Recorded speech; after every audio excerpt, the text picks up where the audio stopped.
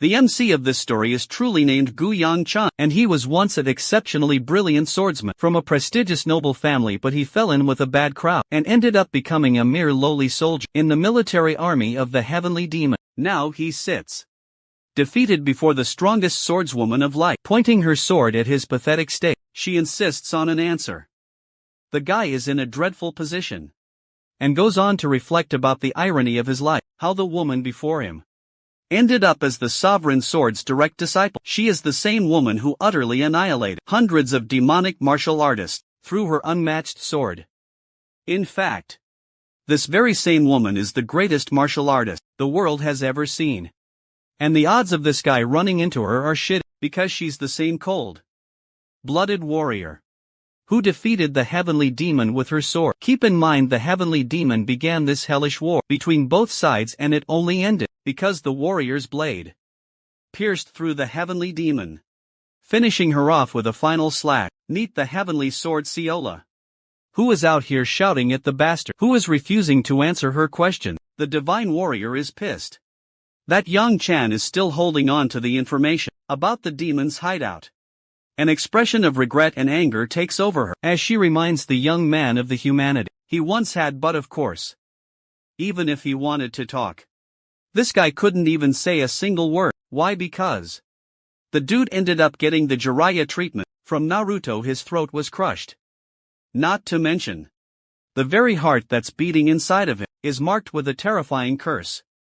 With every breath, the seal is making him live through hell, and also prevents him from revealing secret information. A tear trickles down the woman's face. The same warrior who had downed an entire military army, as well as the feared Heavenly Demon on her own, is currently weeping in front of a half-dead man. She's practically begging the guy to just give a satisfying answer so that Ciola can help him stay alive. I should point out that she doesn't know about his seal or curse, so she's thinking he's concealing information. Her fidgeting body and tear-filled expression, a sorrowful state of her begging, is actually a unique sight for the young man, who begins to wonder if she really hates the demonic martial artist that much. Maybe it's because of her fiancé, Sun Yunjong, who ended up getting kidnapped, which is why she's probably desperate. But the situation makes him let out a slight laugh, reflecting how the strongest woman in the entire world was currently wavering because of a love interest. His reaction causes her to get infuriated as Ciola tosses his ass to the ground like a football. At this point, she is fully provoked. Despite her trembling state, she thinks the guy is being uncooperative for a reason, and regrets not killing him sooner. Her words linger inside his mind as he begins to question when was the first time they encountered each other. From his memories, they met at a marketplace. Both were little children, and she was the first to approach him and offer him a potato. That beautiful little relationship resulted in such a twisted, dark turn as this guy became a traitor who betrayed his own damn people to pursue the path of a demonic martial artist. It's clear as day that he's only got himself to blame in this situation, though. Of course, even now, Ciola is barely able to hold herself together while walking away when suddenly she turns around to see the guy crawling and scribbling something on the ground. Confused, she questions what Yang-chan is doing in his state. Unfortunately, because he chose to reveal information, the seal took a heavy strain on his body, resulting in him vomiting a crap ton of blood. But even then, Yang-chan takes it like a champ and continues to scribble with his own blood, recalling that if he goes against the contract placed on his heart, it will implode and destroy his body. And that's exactly what happens. This dude literally had his heart annihilated as a consequence of betraying the demonic temple. The muffled voice of his long-lost friend is heard in the background. But it's too late. He's lost too much blood and can't even hear her. The beautiful thing about this is the fact that she's already caught on to his condition and is begging him to stop.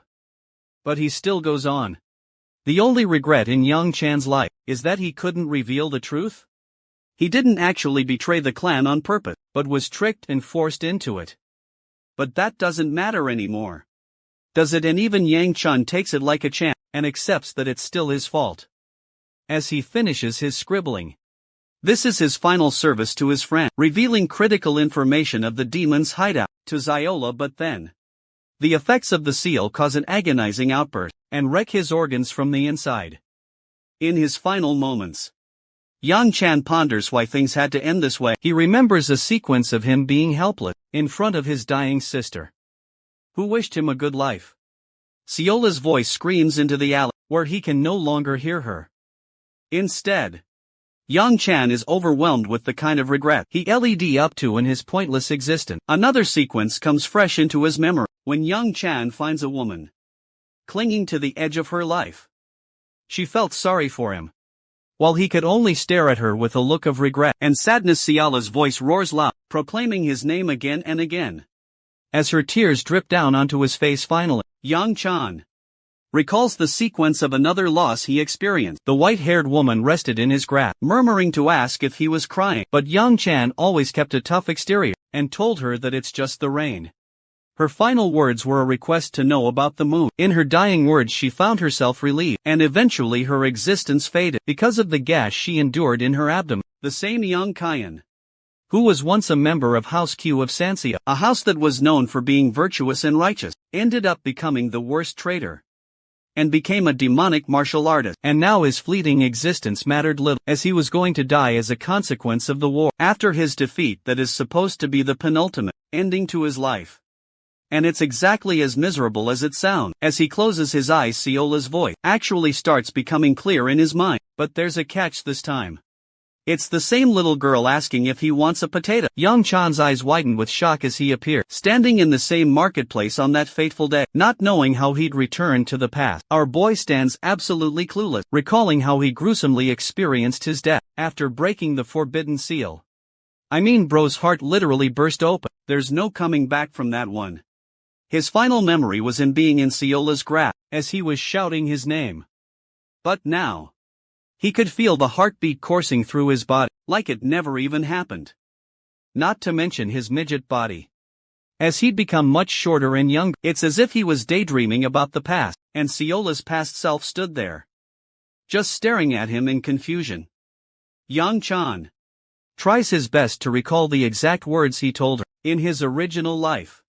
Slapping the potato off of her hand, he shocked the girl as he stomped on it, showing a clear sign of his offense. Yang Chan didn't take pity on the girl's gesture, and ridiculed her in front of everybody anyway. That happened in his original life. But this time, he doesn't hope to make the same regretful choice, letting out a small laugh. He thinks it's time he made up, and actually takes the potato from her grasp, even going as far as to thank the girl. Bro was trying to appear so Sigma in front of her, but the moment he took a bite out of the hot potato, he burned his damn mouth. Yang Chan finds it ridiculous how a dream can stun him with a strong sensation. Seeing him struggle with a mere potato, she laughs at him for burning his tongue. While Yang Chan is stunned, a servant of the House Ku of Sanxia comes rushing to find him. Apparently the young boy disappeared off on his own, worrying this guy greatly. He's supposed to be Yang Chan's personal guard Maya. Unfortunately our boy can't even speak properly because of his burnt tongue, to the point his guard assumes that the girl must have tried to harm the young master, and nearly pulled his damn blade. It's hilarious how this dude is basically ready to unalive a girl, but Yang Chan requests to handle this in his own way, and requests to have the aqua. Apparently there's one last one left, so he takes it from Mayan and actually offers it to Seola, much to both of their shock. The boy simply wanted to return the gesture for Seola, offering him a steaming potato. Seeing the delicious-looking yakwa before her eye, her mouth waters and her eyes glisten. She's always wanted to try it. But suddenly Seola turns away to meet her grandfather, who comes rushing to check on the little girl. Wow, these kids really love being lost anyway. He scolds her for going off on her own, but Seola is okay since she got the potatoes in the end. Her grandpa is really kind, and worried if she got hurt somewhere.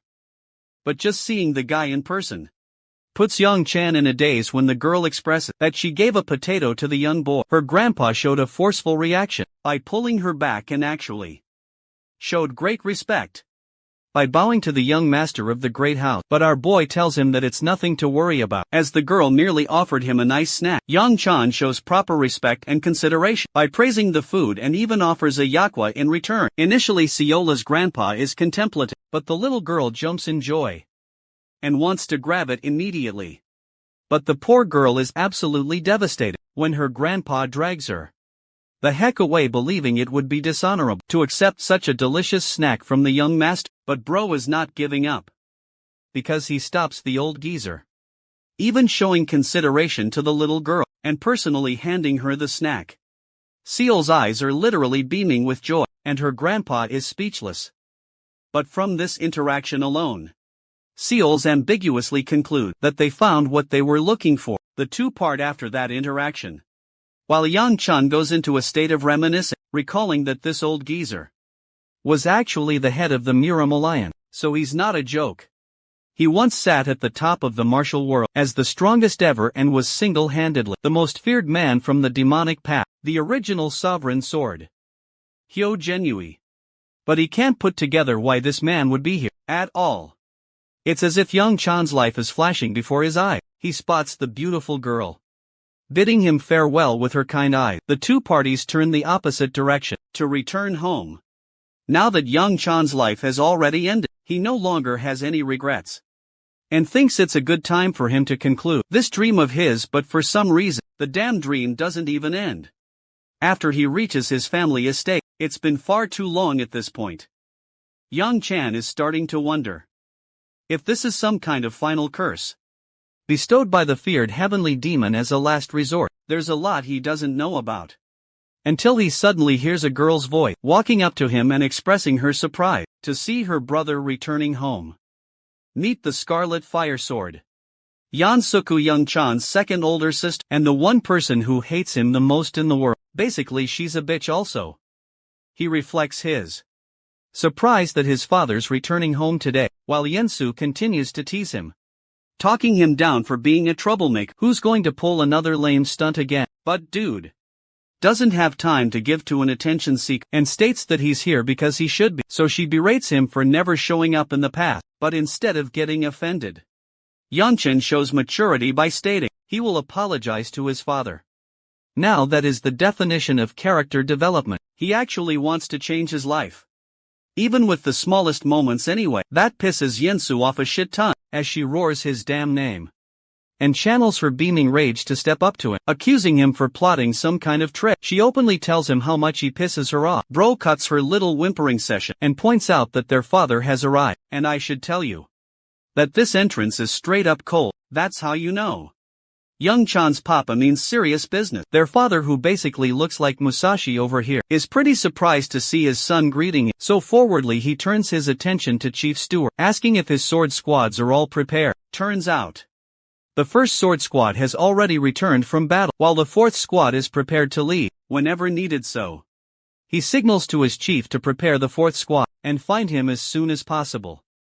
Now let's talk about Yang Chan's perspective, who finds himself completely paralyzed underneath his father's overwhelming gaze. The housemaster leaves a final regard for the boy, requesting to come find him after his meal. Yang Chan is pretty damn shocked to hear that, and asks Mu Yan for a digestive pill because of how intimidating that was. Skipping ahead to the time of his meal, Yang Chan recalls the terrible taste of the food. It's the same as ever, and he's genuinely terrified to see his father. The anxiety is so bad that he's hoping something will interrupt the meeting. The housemaster speaks over their meal, asking Yeonsu if she's progressed in her martial arts ability. She is very happy to confirm that she's reached the third ring only a few days ago, which is quite impressive compared to the other children her age, so he tells her to work even harder. Now Yang Chan actually agrees with his father's word, internalizing how reaching the third ring is pretty damn impressive.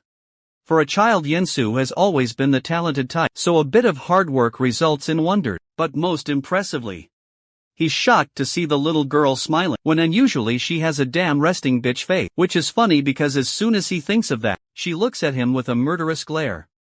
When his father finally addresses his third child, Yang Chun bro flinches from his spot. He heard the report from Mayan about the boy heading out to the market. The young boy confirms, causing his father to stand up and express his urgent leave. This surprises the boy, because he was clearly expecting Musashi over here to actually say something. Well, Young Chan chalks it off to his father's earlier demand of meeting the boy in his office. But even that is postponed, as one of the maids comes to inform him that their meeting is scheduled until tomorrow instead. Again, Yang Chun is pretty astonished. That night, while in his room, He's surprised that he hasn't woken up from this wild dream of his at this point. He's also questioning if a potential time travel or a regression has taken place. But that realization comes with the added anger and a chance for him to potentially kill the feared heavenly demon before things get bad. That thought is enticing at first. But young Chun still believes he's having a dream, so there would be no point. Then there's the fact that he can't take on the same feared heavenly demon who was responsible for annihilating 3 sovereigns by herself. It reminds him of the day he surrendered before her just to live another day and ended up having to endure living a life of becoming a demonic martial artist. Yang Chan's regret weighs down on his conscience. His life is one. That is the definition of living with immense regret. That's the only emotion that overwhelms and burdens him. But at the same time, he'd always thought to himself that if Yang Chan was ever given a second chance, he would definitely do whatever it takes to live differently, knowing the eventual future of Xiao La, defeating the heavenly demon, as well as the demon temple. He thinks his best shot of living a good life is to hide and play the long game of survival. Knowing that this kind of chance won't come again, Yang Chan vows not to fail a second time and to prevent his life of regrets from surfacing again, channeling his energy throughout his body's core. Yang Chan is a bit disappointed that he can't do anything beyond a small grasp of internal energy, but his sister. You guys saw how Yensu was engulfed in flames, right? That's the difference between an ordinary person and a prodigy like her, who has achieved the 3rd ring already. Still, even having this much internal energy is enough for the boy, believing that the generational cultivation technique of the house should be more than enough. The art of the 9 flame blaze wheel is his best shot of nurturing his body, and once he reaches the 4th ring, he'll also be able to showcase a bright flame of internal energy. And right after reaching the 7th ring, like his father, his body will be thriving with this life-changing power. But as things stand right now, Bro is at the dead bottom of the 1st ring. That's why he wants to gather as much energy as quickly as possible to reach the 2nd ring. Add that to the fact that he can't even equip his powers of the demonic art to help aid this journey this time. He has to rely on himself and his family's martial arts. In a state of meditation, he concentrates all of his energy into his core, but that comes with an added drawback of siphoning his body, completely draining him. At his current level, Yang Chan can barely do anything with the skills he's got at the moment. Forcing his way isn't an option either, because it will result in something called chi deviation. However, the one good thing to have come out of this mess is that he's gained an understanding of the 2nd ring, and he's edging really close to tapping into it. Young Sean intends to keep at this level and hammer his way to make new breakthroughs, differently from his past life.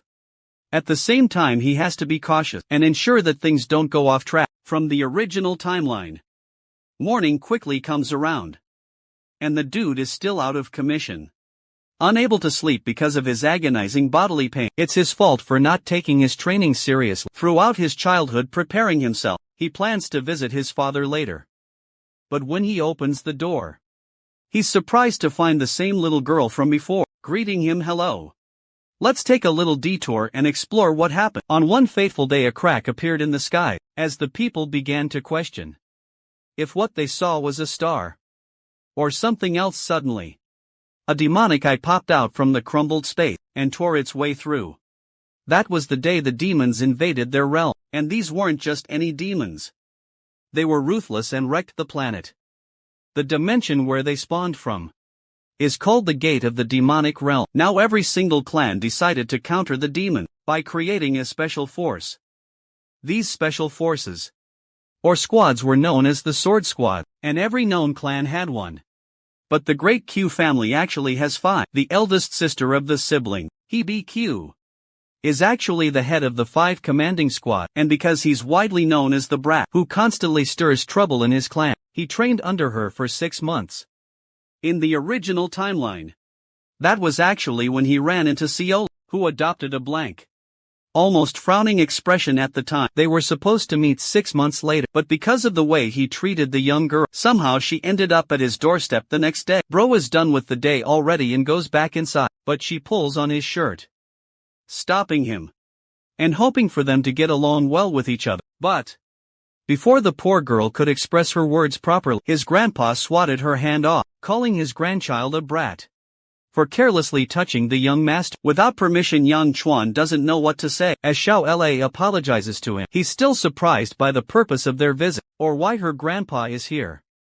To his absolute shock, the man tells him that from now on, he will be serving Yang Chuan according to the orders of the clan head. The fact that this guy introduced himself as Manhwa and not Hyojin Wei is a bit startling to our boy. As for Siola, she's also tasked to serve him alongside her grandpa, but things are progressing way too fast for him to understand what's going on. Letting out a sigh, he's certain that his father is responsible for doing something like this. He shares his gratitude but ultimately thinks his life is fucked from the get-go already. Also, he doesn't really like being addressed formally, so he'd rather they call him by his name. But the old geezer doesn't listen to that either. Later that same day, the old man is dusting the place clean.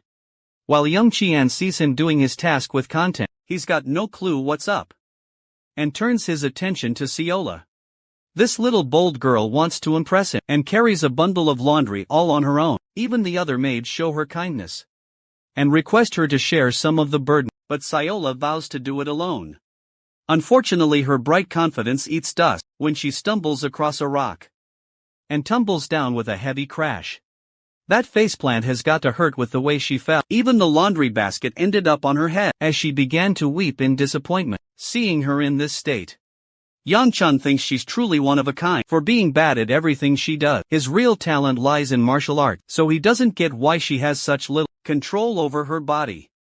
The current state of events is making his head hurt, while the sad Siola walks up to him, still cutely wearing the basket on her head, promising to follow him wherever he goes, or at least that was the order she received from her grandpa. This actually means that the boy's personal and real servant is Siola, instead of the old geezer.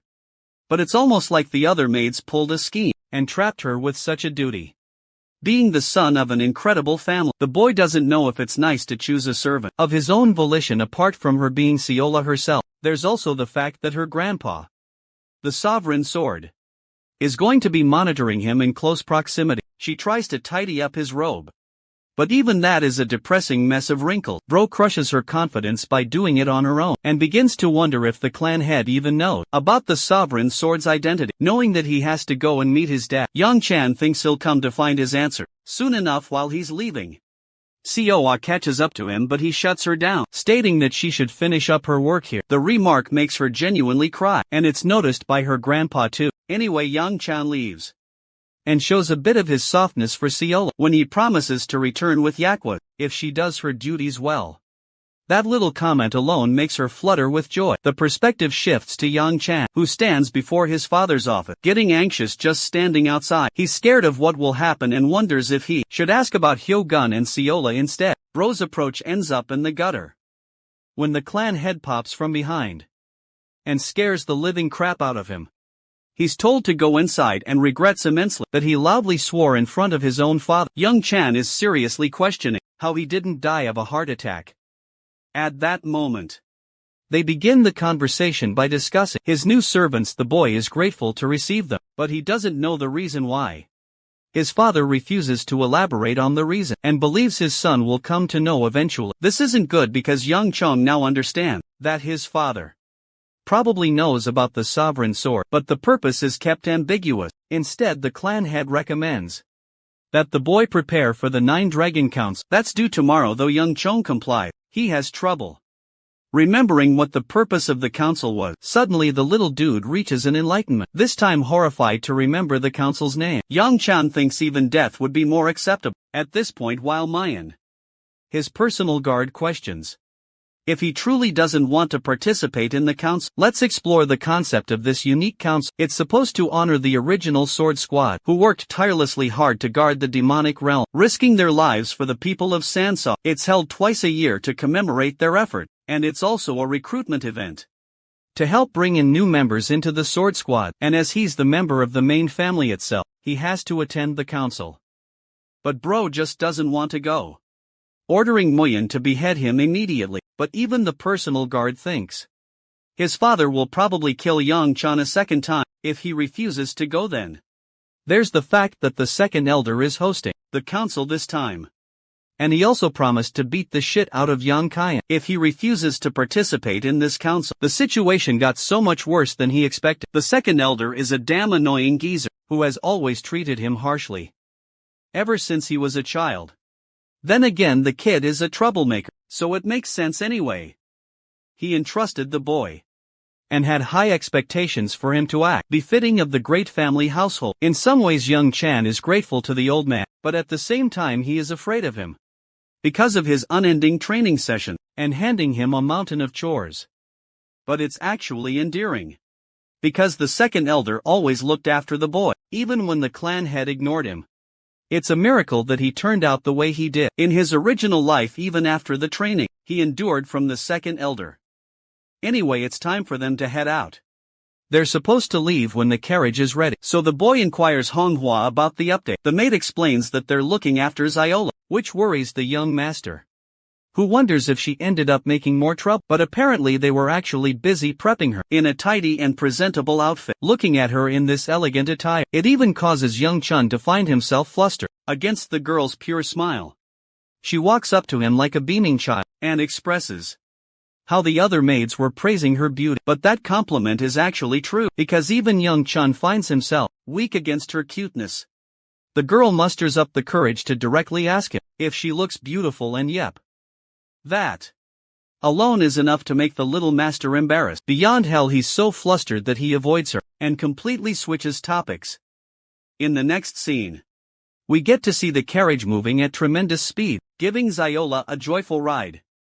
It's actually her first time experiencing a carriage ride like this, so she's quite excited. As for Mayan, he tells the young master that the council is being held in the commercial district of Kiana, known for being the most famous district in their territory. Since it's a long journey of 4 hours, it's going to take a while. So Yang Cheon thinks it might be a wise idea to take a nap, but the annoying and beaming child behind him is talking so loud that he just can't. Young John shoves a yakwa snack in her mouth and tells her to shut up for a while. This actually shuts her up to the point he can drift off into sleep, but his sleep doesn't matter at all, because he wakes up a second later and realizes that 4 hours have already passed and that they've arrived. Yang Kaian exits the carriage and finds the crowded district charming with beautiful lights. To commemorate the important festival, he stretches for a bit and runs into Isel Cheon, the officer of the district, who has been eager to meet the young master. Yang Kaian introduces himself properly and expresses his honor to meet such an important person.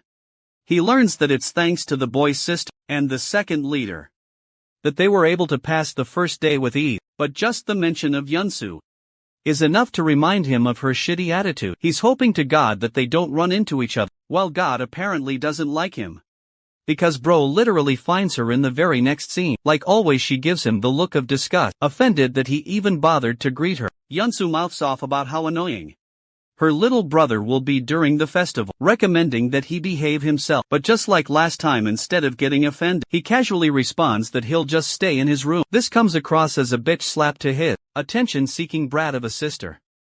Suddenly her attention turns to the girl hiding behind her brother. Yunse disgustingly accuses her brother of engaging in the act of lovemaking. At a place like this she goes away, sharing her lament for the pervert who doesn't know how to control himself. When the door slams shut, Young Chon questions what in the actual fudge is wrong with his psychotic sister. He even apologizes to Officer Cheon for witnessing such a scene. But instead of going to his room, the young master prefers to make an urgent stop elsewhere first. Tagging Siola along, they decide to visit the main arena, which is enormous and decorative in its size. The 5 sword squads were applauded on the first day, and tomorrow will come the selection of new members. It's a good thing that the main family members don't have to compete. Young Sean thinks he's gonna live a chill life until the second elder pops out of nowhere. It's the whole "he's right behind me, isn't he" meme. Because bro's day is about to be ruined, striking him like thunder from the sky. The second elder is proud of the boy for actually showing up to the festival. Seeing his palm reaching out for his face, Young Chan is terrified that he might get his ass beat, but to his surprise, The older man simply pats him and asks what influenced the boy's decision to actually show up. After all, Young Chun made his life's goal to escape the second elder. Every time when the little boy tells him that he received word of the second elder getting pissed, he pretends like he never even said something so horrific. The old man in particular is known for being obsessed with the boy because he's really the only son of the household. Siola, on the other hand, is so excited to meet him, expressing her joy, but goddamn, he looks at her like a demon of death, turning her expression to fear and sadness. She's so adorable and winces away, hiding behind Yang Chan, who tells the geezer to lighten up instead of glaring at people. The old man does in fact lighten up and asks if Siola is his lover, but Yang Chan clarifies that her attire should confirm to anyone that she's just a servant. She goes away into hiding, while the second elder recommends that the child get some sleep for the night. Before leaving, he casually tells Yang Chan that he's going to take his life if he tries to run away from the festival. Yeah, either he really loves him or really hates him. I can't tell anyway.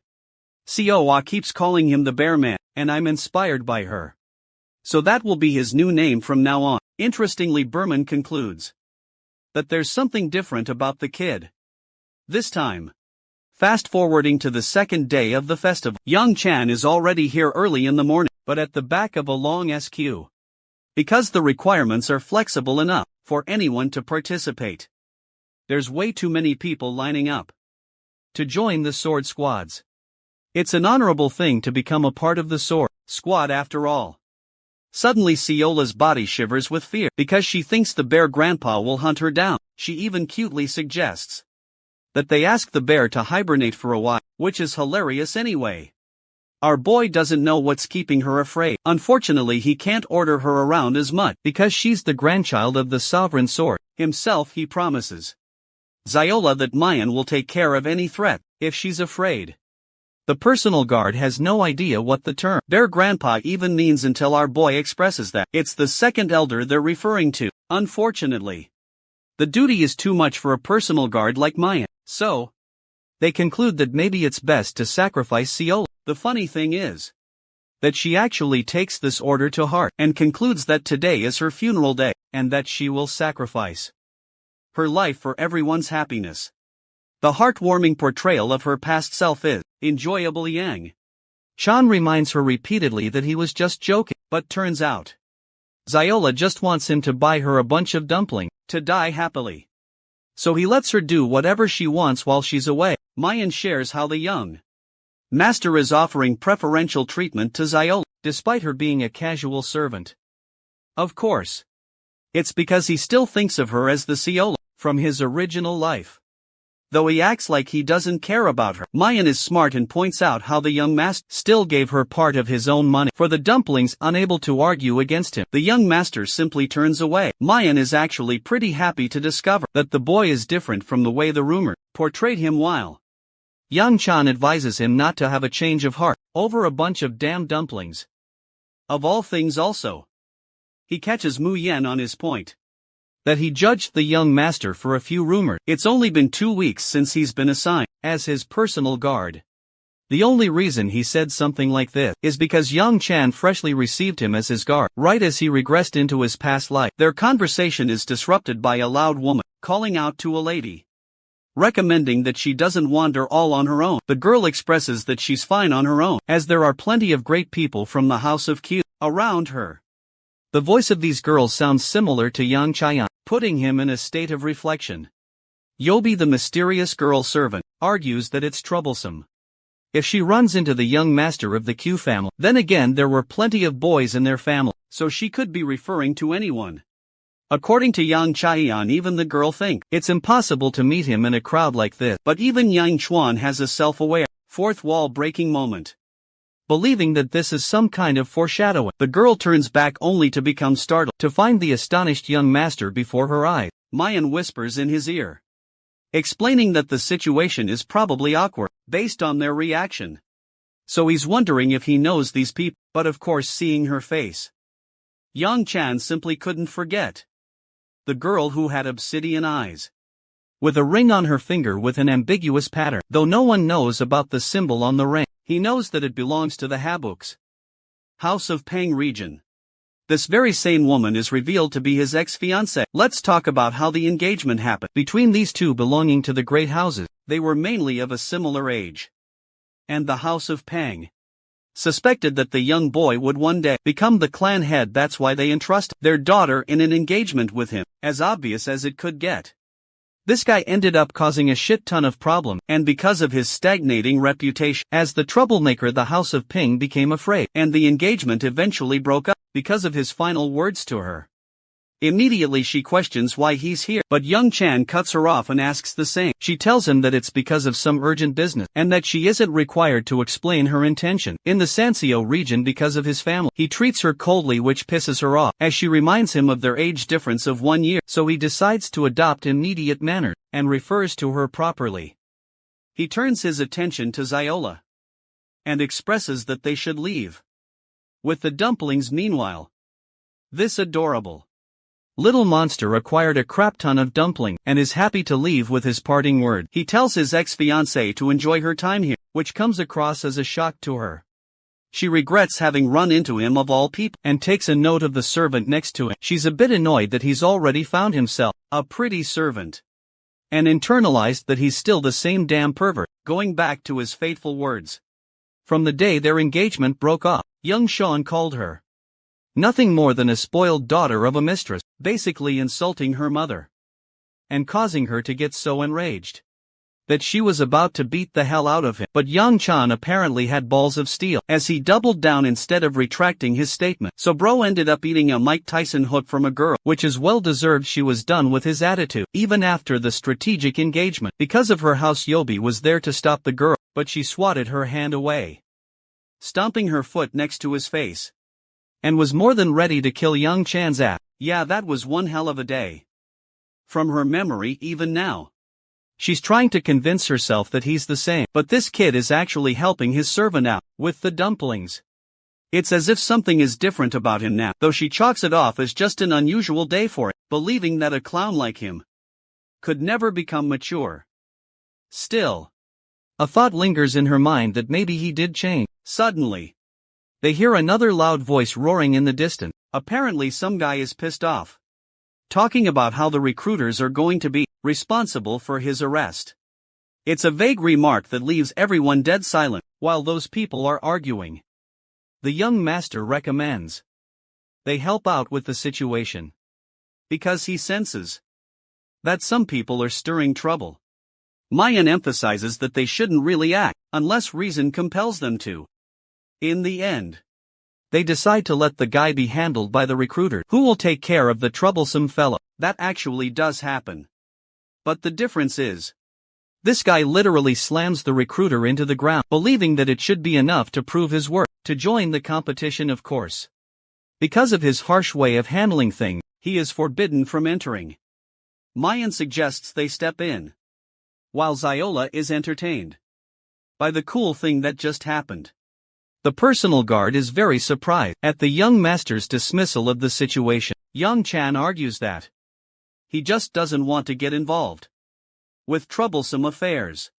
The situation gets even more tense, as the recruiters stand justified in their unchanging decision. Since the man before them isn't revealing his identity, they can't allow him to enter, even after he's proven his skills. Getting seriously annoyed, he finally reveals his identity as the heir of Hao Ping, meaning this dude is actually Yang Chuan's ex-brother-in-law. This announcement grabs the attention of both of them, shocked to see him entering the competition. Let's go back in time and see what led up to this. One day, the girl found her brother awoke early in the morning. She didn't know why he was here. Meanwhile, he was having the time of his life, eating food and getting warm after starting a fire. His sister didn't give a damn about what he was doing, and only cared about the nameplate he's holding in his hand. He joked around that he was going to use it as a replacement for firewood and immediately got smacked with a stone. His sister was done with his shenanigans. She gives us a little fun fact about her brother. He actually graduated as the youngest heir of the house in the history of House Ping.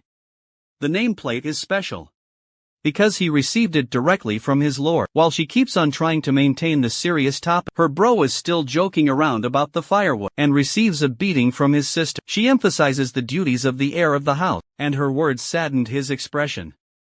It's almost like he doesn't want to shoulder such a burden. His sister takes note of this, and remarks how he's a prodigy who has earned the best achievements in his life, and yet he still seems unhappy. Letting out a nervous laugh, he corrects her, stating his intentions of leaving the house for a while, instead of pushing him around.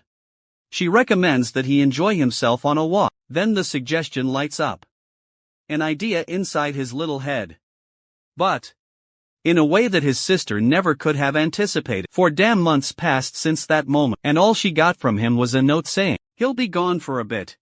She was pissed and complained to Yobi, who actually reported that the Vagrant clan might have a clue on his location. She was dying to hear where her brother had gone, but the region of Sanshao never made sense to her, well, until now. That is, she's just run into that same troublemaker, who was rattling his mouth off to join the 9 Dragon competition, no matter what. Bro was beefing with the recruiter, and explained that he didn't have time to spare. The commotion drew the attention of our boy, and the guard. Both of them heard him yapping about the Black Knight Blade, which is a technique of house ping.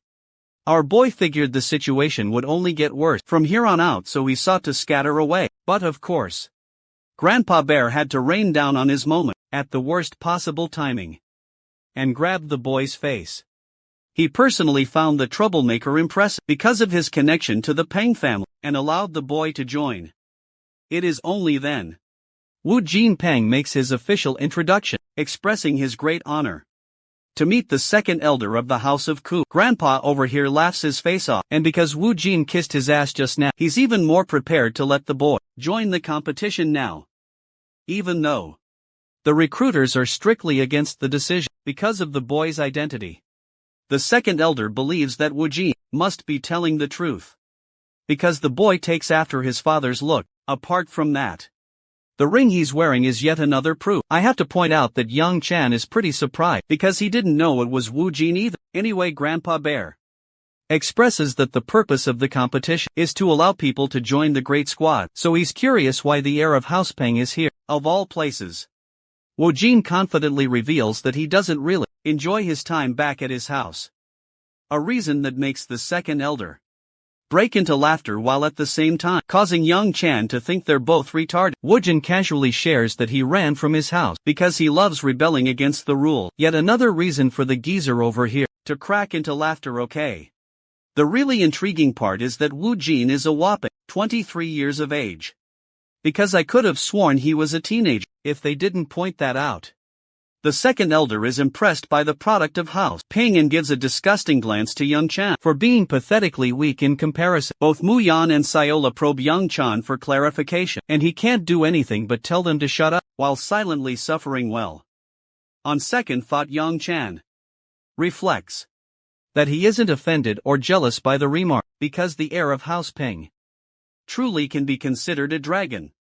After all, this same boy would be known as the Heavenly Blade in the future. Drawing a connection from him, Yang Chan suddenly remembers that he did meet Wu Jin's sister earlier. Speaking of her, Hei Pan comes rushing to find her brother. You might think this is going to be a sentimental moment, but no, she straight up chucks a damn fist in his face and launches the dude into the ground. He is seriously pissed that he ran the hell away right after becoming the heir to their house, with his face caved in. Wu Jin tries his best for a timeout, but his sister is in her John Wick mode, and barely spares him a second before beating the ever-living crap out of him. While beating him up, she talks about how disgraceful he is for ditching his own house just to join a competition for the House of Q. Bro is legit getting pummeled and begs to be saved, like a damsel in distress. He's beaten him so badly that his blood is all over her.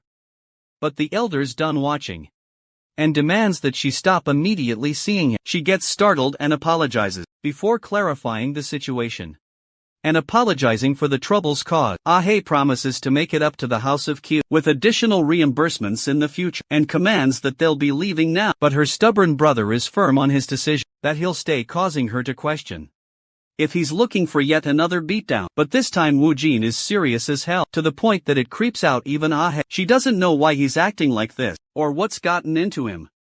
But the boy is clear in his decision. Believing that the house of Pang isn't even remotely fun, he thinks anything is better than the life he used to live. Gently advising him he reminds the boy that he's supposed to be the heir. Now she has got to move on with this kind of thing. But Wu Jin believes that it's his right to have as much fun as he can, before eventually accepting his duty as the head of the house. Escaping the duty will require him losing his limb, or simply dying, and since he's not a fan of either, he's found a third way out. Wu Jin openly declares that he despises the concept of being the head of the family, further adding that the people of House Ping can't even be called human, because of their methods, knowing that he's the only one who has to play the part of the heir. He's accepted the title for his sister's sake too. As for our boy, Yang Chan is questioning Bear Grandpa's decision to let Wu Jin participate, especially since this matter is beyond the scale of the competition and concerns the other houses. Of course, even the second elder believes that there can't be an easy way out for this one, so he calls out to Wu Jin with a sweeping recommendation of fighting him in a one-on-one battle. If Wu Jin manages to beat Grandpa Bear over here, he can join, but of course, this is just an impossible task.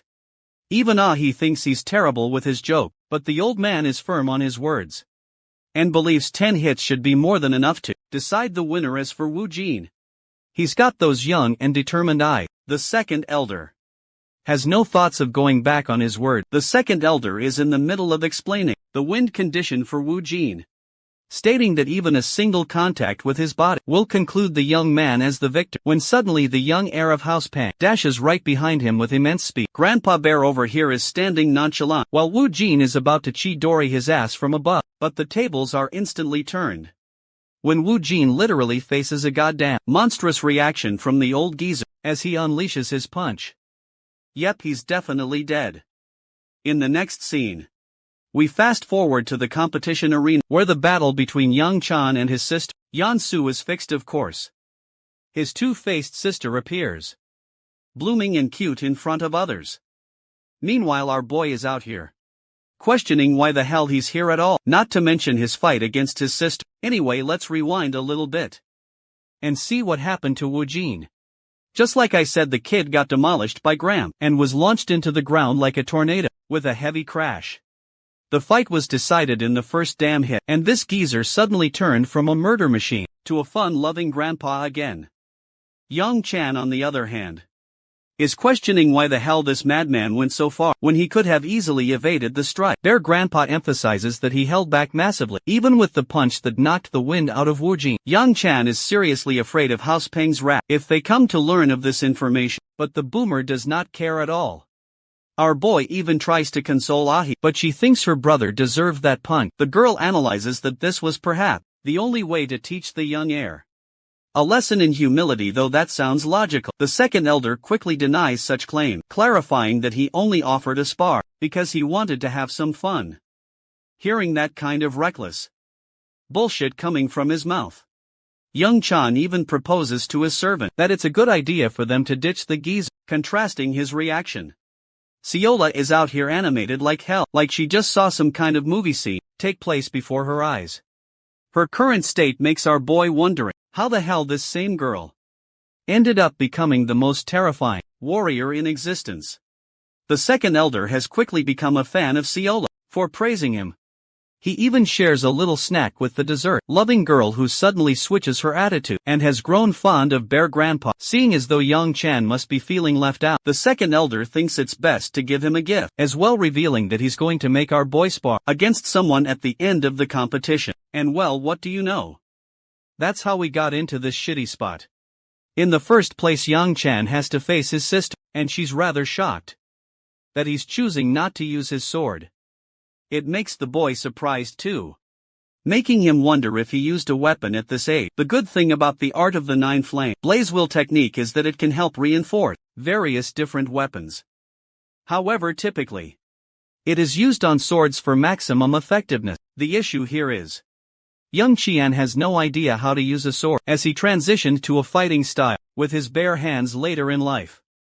Bro.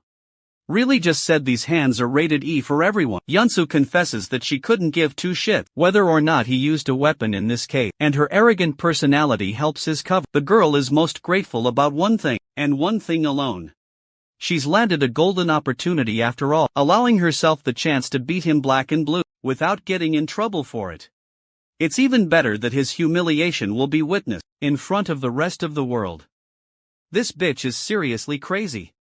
But Yang Chan is genuinely nervous for the fight too. Going back to his conversation with the second elder, he was offended by the mere suggestion of him partaking in a fight against his sister. Their grandpa found himself dropping dead, in despair, believing the competition would be way too boring. Otherwise Yang Chan could sense that this old imbecile only wanted entertainment out of him. The dude even had a nice strategy to forfeit the match as soon as it started. But the second elder literally read his mind and gestured the boy towards Wu Jin's unconscious body, which is a short way of saying, "I'll beat your ass up just like that if you surrender." Young Sean really couldn't digest the fact that he was gonna get defeated in front of a massive crowd. But the old man actually shared a different opinion, questioning if the boy had already made up his mind to lose. His words circle Young Chun's mind. The new life he has been promised is far too precious for him to just let it go to waste like that. It's the reason he doesn't want to fight his sister, to prevent complications. While he's in the middle of his contemplation, Yunsu calls out to him, roaring out her resentment for her brother for being chosen as the heir of the house, simply because he was born a male. The fight begins and this girl goes ballistic on it, unleashing a rapid slash that he manages to evade. Yunsu goes for a second slash that our boy ducks without any problem. Her combo hasn't quite finished, as she goes for a horizontal slash neck, causing him to draw back and duck again. A haunting realization strikes Yunsu: her brother was dodging her slashes, even though he was only on the second ring. Young Chan, on the other hand, reflects that he's barely being able to dodge each hit, but it's starting to take a toll on his body, directly proving that he needs more training. But he hasn't yet decided how he should treat this battle. One way could be for him to take a direct hit and pretend to be knocked out. At the same time, with the way she's attacking it, bro is not gonna be pretending at all. He thinks he's genuinely gonna be put out of commission before he can even chart a battle plan. His sister goes on the offensive again, grabbing his uniform to make sure he stays in place as she launches another sword slash, but he dodges that too and quickly undoes his top, causing Yanzu to slice it down. The boy taunts his sister for having so much bloodlust against him that her attacks are predictable. He recommends they stop the battle, questioning how much she despised him. Even though they weren't even using real sword, she tore his shirt in half with such power. Yensu replies that she had to accept the horrid reality that she would never become the heir, simply because of the system. Even though she trained and gave her life to the cause, and yet the boy, who does nothing and lives like a heap of garbage, is easily handed the position. Because he's a son, that's why she hates him so much and believes that their positions are unfair. Yinsu takes it a step further by imbuing her weapon with internal energy, raising the stakes of the fight with her current level. Yang Chan is astonished to discover that his sister has already evolved. Past the third ring, the onslaught of attacks continue as she does her absolute best to nail him down with at least one attack. She even calls him a coward and a useless clown who does nothing but dodge, because that's all he can ever do. That he's talentless and someone who isn't even determined. She thinks that if her brother is going to continue this lifestyle, then it may as well be fate to get rid of him. Interestingly, the boy quietly listens to her complaint, and in the next attack, we can even see a look of sadness on the girl's face. Yang Chan stands fearless and does nothing, hearing Yunsu's cruel words for his mother too. The conclusion is intriguing, as he actually manages to stop the attack by catching her wrist, returning a demonic glare, as Yang Chan questions what rubbish came out of his sister's mouth. Following a monologue of the girl, John Su openly admits that she holds her big sister in high regard. She was given the title of the Searing Blade at the mere age of 15, and was exceptional by the age of 20 because of her raw talent and effort alone. She eventually became the leader of the Five Swords of the House of Ku. A woman who was acknowledged by everyone with no equal, but even with everything at her disposal, she couldn't be granted the title of the head of the house. That was a privilege reserved for the little boy. Yang Chan Ku, someone born from a mistress, and the only known successor. Initially Jansu really fancied her brother, and though they shared different mothers, Young Chan's mom showed kindness to both. In a way Jansu also loved her back, which is why she didn't feel threatened or disgusted by the boy at the time. That's when it happened one day. The woman was nowhere to be found. All gone, abandoning the two children. The head of the clan, their father, strictly ordered everyone not to look for her. That's why it became a hopeless endeavor to even try. This was actually around the same period of time where the boy became crueler to everyone. He didn't form connections with anyone in the clan until the rumors of his mysterious acts with women began circling around. However, despite what led to this change in event, one fact remained supreme. Young Chan would still be given the position of the head of the house. That's not his fault. It's the system of men inheriting title, and it's not like John Sue could ever hope for that to change. She was nothing compared to the ever-blazing talent of her older sister, which sprouted a deep resentment. Inside the girl's heart she began detesting him for being someone who couldn't even make use of his ability. Let's go back to the present scene, where upon the mention of his mother, Yang Chan gives his sister a fearsome glare, instilling so much fear inside her that she retreats just to be safe. But that won't matter, because this man is now done playing around, as he blitzes behind her, launching a punch right in her face. Witnessing the battle, he is pretty impressed by Young Chan's sister's talent, despite sharing a similar age group. At the same time she can notice the two siblings conversing with each other in the middle of their battle. Unfortunately no one can hear them clearly, strictly because the second elder made it his personal business to coat the surrounding arena with his own internal energy, or at least that's what Wu Jin said. Also, brothers got a swollen face coming out of that spar. I would not be showing my face publicly after that. Even Ahi makes fun of the clown for recklessly messing around. She doesn't want to leave for House Peng because they'll question what happened anyway. Both of them discussed the greatness of Yen Su, a girl who has already reached the third ring, and a blade talent that is quite capable. But here's the intriguing part. Wu Jin isn't even interested in the girl. He's actually impressed by her opponent. This surprises Ahi, while Yobi confirms the relationship between the two siblings. Based on the fight, Wu Jin is impressed that there's more than one talent among the House of Q. Seeing his face experiencing such happiness, Ahi feels devastated that her brother won't ever feel the same after becoming the head of House Ping. Let's go back to the fight. Yansu realizes that she has no choice but to evade her brother's strike. She manages to dodge and returns with an intimidating final swing, believing that the fight is over, as she's exploited his opening. But Yang Chun coldly talks her down. This is how you know you're about to get cooked. It's when your opponent is trash-talking against your final attack. Yang Chan states that he understands his sister's position, so he doesn't really have a right to judge whether or not she hates him. Though he feels pissed off by her last comment, he shows maturity by disregarding it completely. However, Yang Chan hopes that she forgets what he's about to do. Next, drawing his hand back and expending a burst of energy, he punches the crap out of Yensu with a solid hit, knocking her down and out completely. The fight is over, and to everyone's shock, the winner is the incompetent Yang Chun. Shortly after the fight ended, we can see the young boy regretting his decision about the way he handled that situation. He didn't want to win, and it's going to look bad that a second ring was able to beat a third ring fighter with a complete knockout. Yang Chun still feels haunted by his sister's word, and while he's sulking in despair, Mayan and his servant come through to check on his condition. Unfortunately, Mayan has come with some bad news for the boy. Everyone's talking about his grand victory, when they clearly expected him to get dog-walked in that fight. That's why the second elder purposefully had to step in to control the reaction of the crowd. The speech is still ongoing, which gives Yang Chan the opportunity to escape the damn place before Bear Grandpa gets to him. Siola worriedly points out that his hand is bleeding, but what it really means is that he failed to control his internal GI at the last moment. The adorable Siola tries to comfort him by bandaging it up, causing the boy to get flustered. But unfortunately, the poor girl doesn't even know how to wrap it properly. She weeps while gently holding his hand, apologizing for how useless she is. The scene melted my heart, and it puts Yang Chan in a pause. Until Wu Jin cockblocks their moment, with a sudden entrance anyway. Yang Chan greets him properly still, even though he is out here embarrassed like crap and insists on going home, but this dude is so chill. I love him.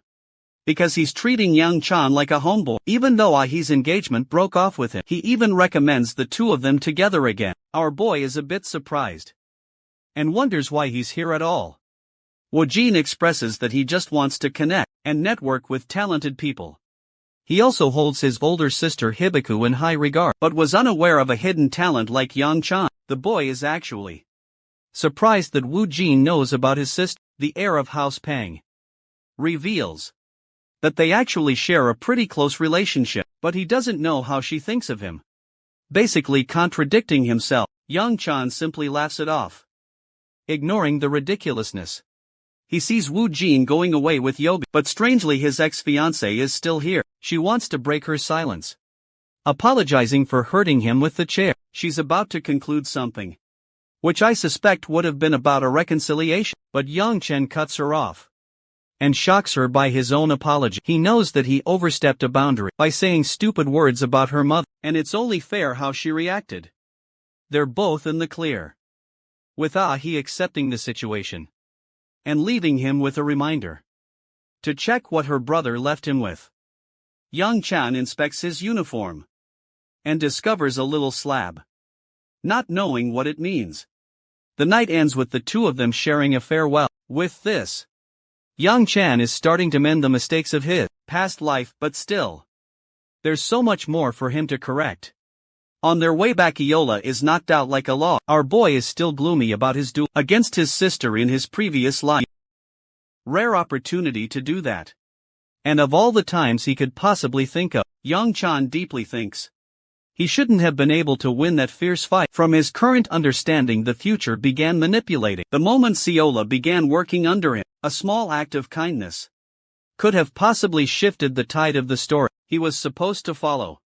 Still, he doesn't get why this is happening, and that he should be careful about updating his plan. Suddenly the boy senses something sharp, and immediately requests Mayan to check the demonic talisman. The personal guard is happy to inform his master that there's nothing to worry about, as the talisman is working just fine. But as Mayan is delivering that news, the talisman lights up, causing him to order an immediate stop. The fact that the talisman reacted strongly means that a demonic gate near them has just opened up. Mayan tells all his men to prioritize the safety of the young master. However, to his shock, the same young master is casually standing outside and stretching for the fight to come. Mayan scolds him constantly, reminding the boy of how dangerous this could get for him. Young Chan tells him to concentrate on what's ahead of them. As if a crack in reality appeared itself, a green gate spirals open, releasing houndish beasts.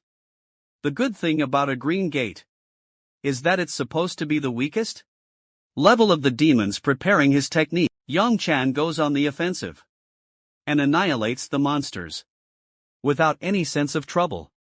Now there is one thing to be noted about all demonic creatures. They possess a special stone inside their body, signifying their hearts.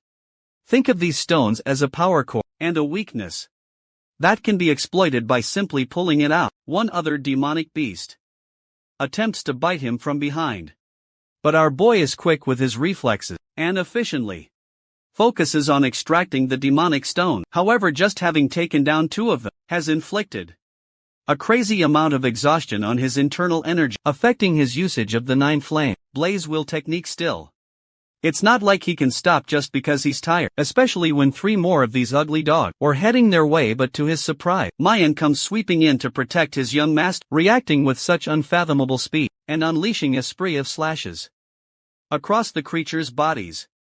Virgil from Devil May Cry must have taught him his judgment, cut, and ability from the looks of it.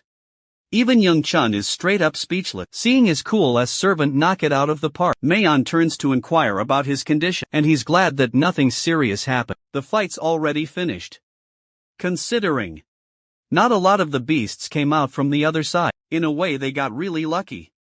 But Mayan is seriously worried about our boy's decision to jump in so recklessly. It could have ended in a disaster. Yang Chan states that it's all fine in the end. Well, it's not exactly fine at all, as his hand begins to burn in a purple flame, giving him unimaginable amounts of pain. Even Mayan's got no idea what's happening to his young master. Yang Chan curses in frustration and fear, questioning why the hell the heavenly demon's martial art is activated. All of a sudden, this technique of the heavenly demon is officially known as the heavenly absorption ability. Let's take a look at a cool flashback from the badass demon martial artist Yang Chan, who had single-handedly severed down an entire battalion of fighters. The broken warrior before him questioned why he was so merciless and why he slaughtered them when he had no reason to. About to finish the guy off, Yang Chan questioned if those would be the man's last words. The man looked at the deceased elder's cut-off head and screamed in despair.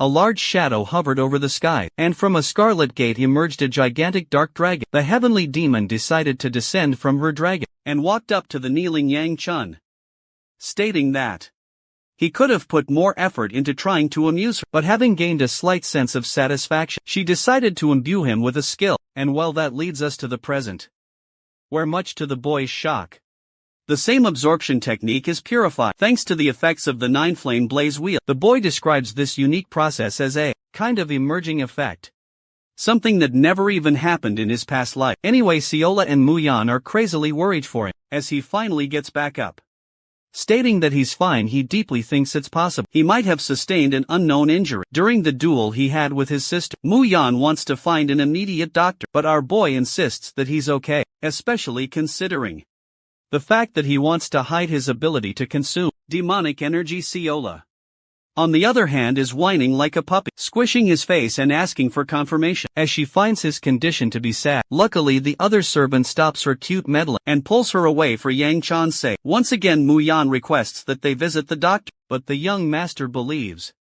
it would be better if they just returned home, and if he slept to cool off the exhaustion, while his men are gathering around and preparing again for the journey. The boy enters a contemplative state, noticing how he doesn't feel an ounce of demonic energy within him. This means that his family's generational technique must have done something interesting. He also takes note that the color of the stone faded, which confirms the absorption of the demonic energy. Deciding not to dwell on the matter for too long, he crushes the stone within his grasp, believing that he should urgently work on his plan. The following morning, Siola's eye for sweet snacks is acting up again, but our boy actually ignores her pleading request and betrays her from her expectation. Yang Chan reminds the girl that she was the one who keeps tagging along, for no reason at all anyway. Mayan is pretty curious why they've come out here, of all places, especially since the boy is still in the process of recovering from what happened, so it doesn't make sense why he's out in the marketplace when he should be resting.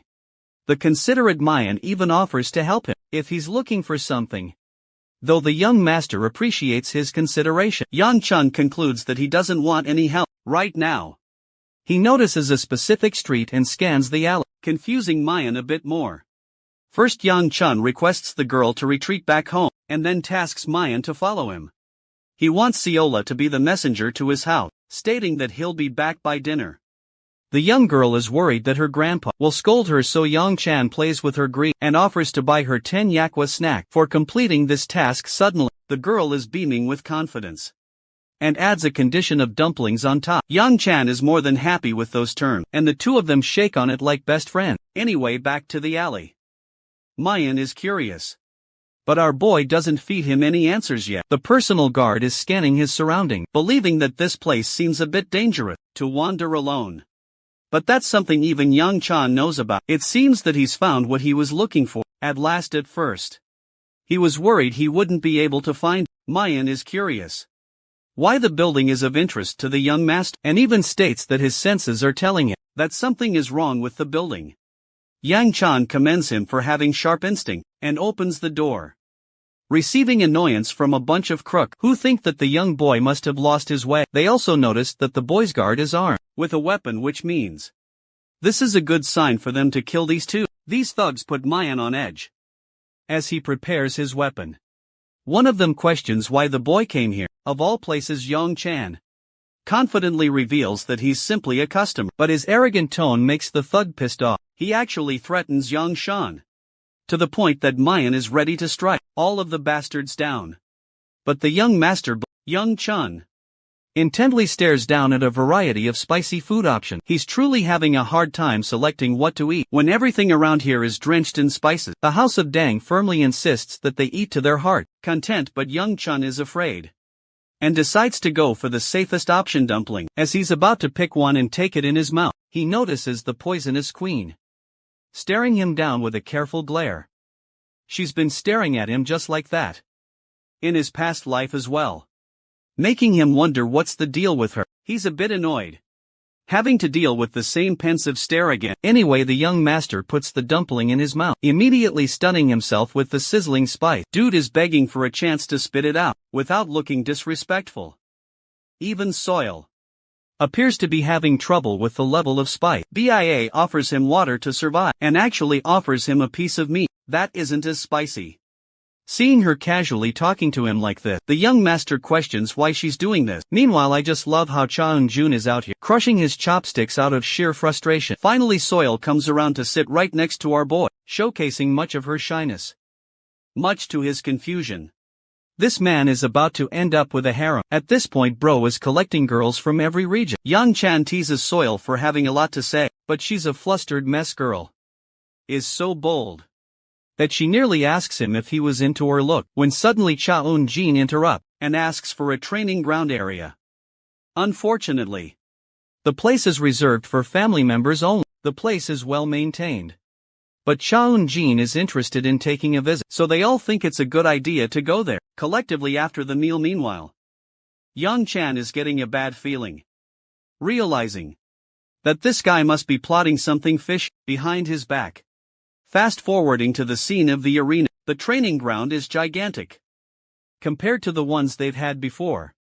To this day, not even the successors of the Dang family have any clue why their ancestors made it so big. Cheon-jun laughs it off, and they all learned that Soya personally grew up training in these grounds when she was still interested in sparring. Hearing that much about her, Yang Chan is glad that he's not in Soya's brother's position, because he wouldn't want to deal with her.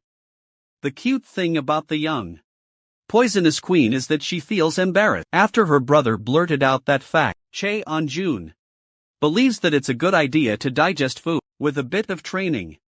He's been waiting for this opportunity after all, and straight up challenges Young Chan for a spar. This bastard's smiling face just shows how much he wants to beat up our boy in a fight, but of course he's not stupid to comply so easily. Young Chan confesses that he's merely a third-rate martial artist, so there's no point in fighting. Soil roars ahead, stating that it would be terrifying if Cheonjin ended up hurting our boy's pretty face, especially considering the age difference between the two. I just love how she's down bad about it, and not even pretending to hide it. Cheonjin expresses that neither of them will use internal energy, and this will be more or less an instructional battle than anything with this new proposal.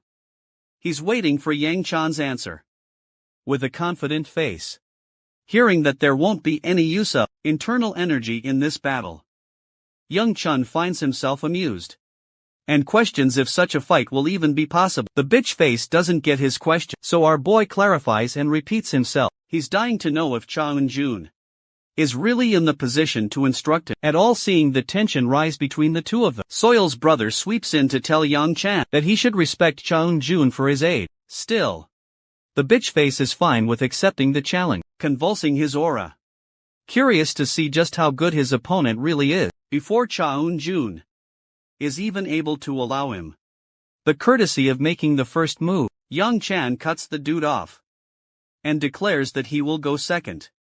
This makes Cheon-jun seethe with his blood boiling as he rages on ahead for a first strike. Yang Chan casually evades the slice. It's a heavy blow, but Cheon-jun isn't stopping there. He follows up with a piercing or a jabbing motion, causing our boy to draw away from the way this fight is going. Yang Chan notices that he's facing an opponent who plays with feints and fake strikes. But it's a good thing. He knows exactly what Cha Eun-jin's intentions are, allowing him to maneuver against his blade without much trouble. Soil witnesses this battle take place, which gives us a good opportunity to take a look into her past. She was different from her siblings from the very moment she was born. The children loved chasing after normal pets, but she was comfortable around wolves and tigers alike. The girl was fearless, around creatures that opposed each other. These creatures stood at the top of their respective food chain, but these strong animals were much more beautiful to her than the ones that became their prey. It's actually this very reason that made it difficult for Soil to be attracted to someone.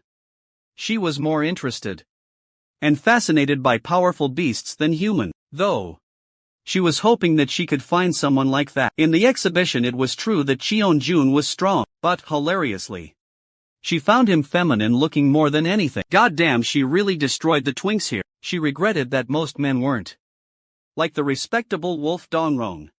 But in the end she did end up encountering someone. She was fascinated by a boy that had her in a chokehold from the moment he was in front of her.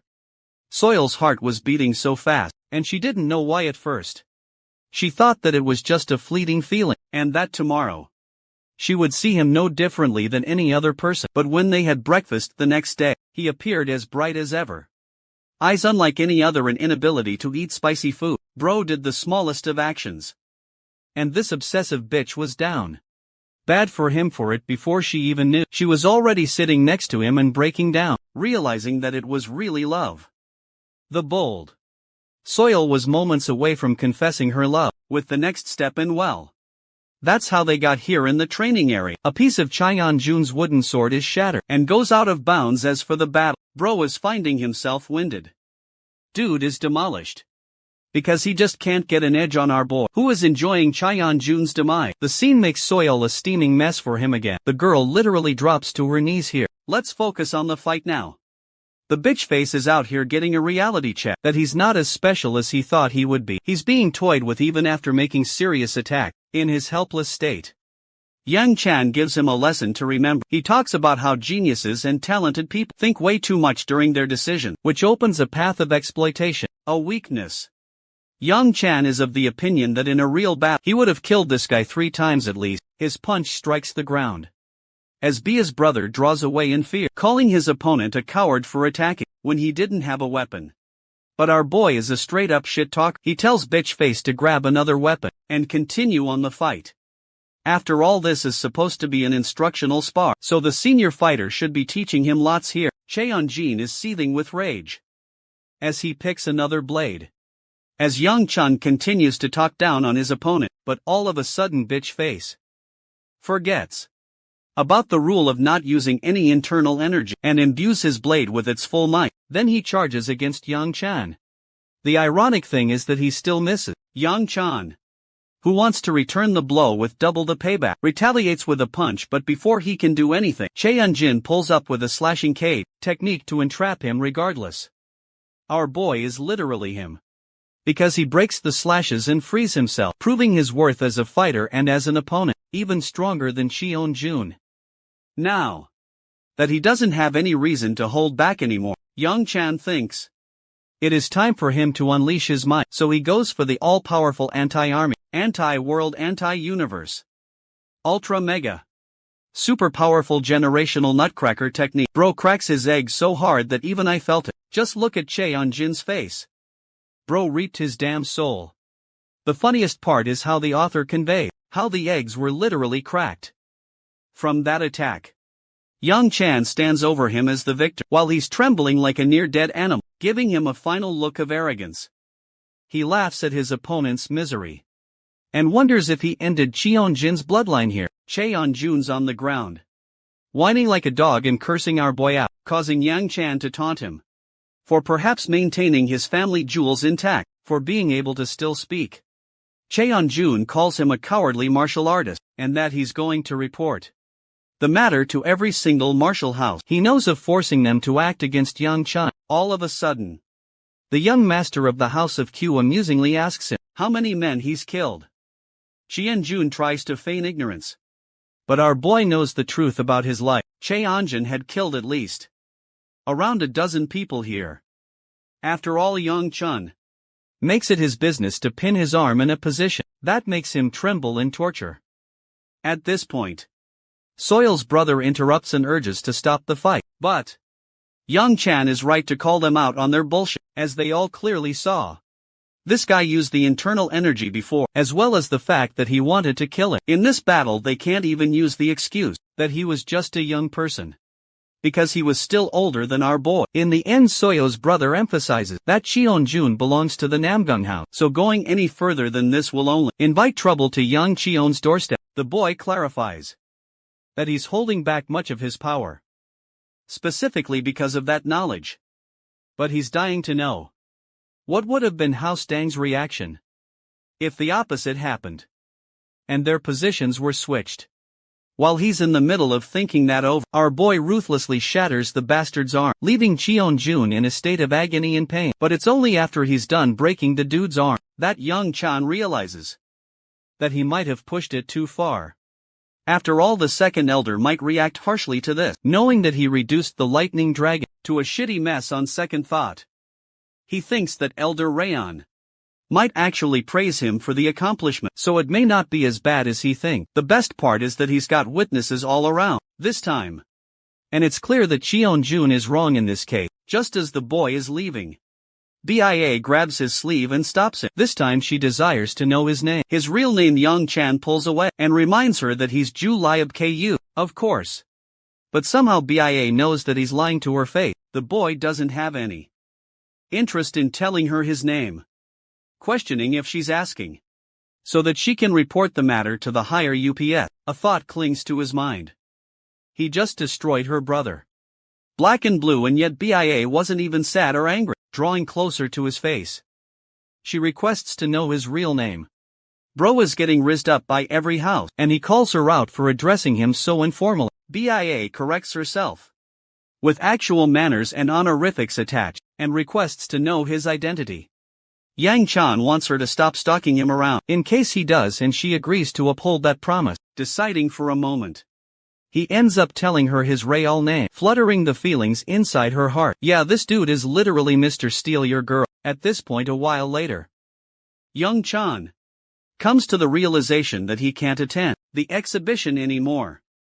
But he's still okay with that, since it will only give him time to look for the secret treasure room. But for now, he's got to rest after that tiresome battle. Also, he's not exactly having the most pleasant thought, wondering how Myun's reaction will be after hearing the news. In the next scene, Seola's all by herself looking at the view. Myun rages inside to find the young master, and asks if the girl has seen him somewhere. She states that he's nowhere around. But this guy is suspicious as heck, and scans the entire room. Myun expresses that Young Chun has yet to return from his breakfast with the House of Dang while he's out here, losing his mind, and learning about the news of his victory against Cheon-jun. Seola is busy scanning the city again. The scene drifts off to delve into the Haosyeon of Gumcheon region. At a certain point in time, they were once known as the strongest and wealthiest house. They were responsible for the creation of powerful martial artists and ruled over many large companies. But in the end, their glorious reign came to a tragic end, with a family massacre. No one knows who caused it. Based on the records of the family, it came to people's knowledge that their family treasure hid under a white maple tree. But that same dang tree has become a pain in the ass for our boy to find. Young Chan can't even find a maple tree, let alone its color being white. He's been searching all day, and there's just no way of finding a tree like that. At this point, he thinks it must be a ridiculous rumor that caused misinformation. While he's resting, Young Chan finds himself exhausted. Not only did he barely eat breakfast because of the spiciness, he also had an exhausting battle. And the next thing he did was climb a mountain all day long from out of nowhere. Seola catches up to him and offers him a yakwa, causing him to appreciate her in his own way. He's also pretty surprised that she packed a shit ton of food along for the journey. The funniest part is that Young Chan doesn't even realize until a minute later that she's not supposed to be here. They lay out dinner and discuss important matters. Young Chan learns that people are looking for it, so she naturally decides to do the same. The interesting part is how she knew he was headed for the mountain and managed to track him down. To that, she proudly declares it was just her gut feeling. It's a good thing she brought food along, because Young Chan can survive with this. Still, he's worried about his search, because there's no white tree in sight. The food she's brought is actually for 3 days worth of sustenance, but it's still unclear whether or not he'll be able to find the tree or not. He wants to give up and talks about how The white tree must have been a damn lie. Sayola casually admits that the tree was actually pretty when she saw it. Yang Chan has a sharp moment of realization as he jumps all over her asking where she saw it. The surprising part, she actually saw it with him, which blows his damn mind. Yang Chan is brought to the place. That is supposedly where she saw the white tree, but to his eyes he can't see anything. It's just a dead tree. Without anything remarkable about it. Sayola, for some reason, is able to consider it a maple tree, and one that is white in color. Bro is so done with her, he thinks they'll have to get her eyes checked for a doctor next time. But the adorable potato argues that it's actually him who needs to get his eyes checked, because she can see the tree clearly. Yang Chan doesn't want to argue with her, and thinks it's just his fault for believing in the girl. To that the potato finds herself disheartened, stating that she's not on the list. Here comes the interesting part. There's a voice inside of her head that is commanding her and confirming about the tree's existence. But Yang Chan is still all the same, realizing that he's back to square one, with nothing solved for him. With an entire mountain left to scan, things aren't looking too bright for our boy. He's really starting to consider asking help from the second elder to focus on his training, instead of meandering around in a place like this. Still, he has little faith in the old man's teaching, when suddenly the young master hears something in the distance, and spots Sayola doing something. She's found herself interacting with some kind of energy crack. From this distance alone, our boy senses that something dangerous is about to happen. As she's tackling the unknown, he demands that she step away immediately, but something comes over her. Sayola, as she reaches her hand to interact with the crack of lightning, Yang Chan dashes forth to stop, but it's already too late. As she ends up interacting with the blue spatial crack, after forming a connection, it sends ripples enough for Yang Chan to fall back, but when he opens his eyes again, he is utterly starstruck. The same dead tree with nothing remarkable about it was now glowing in impossible white color, shimmering in remarkable beauty.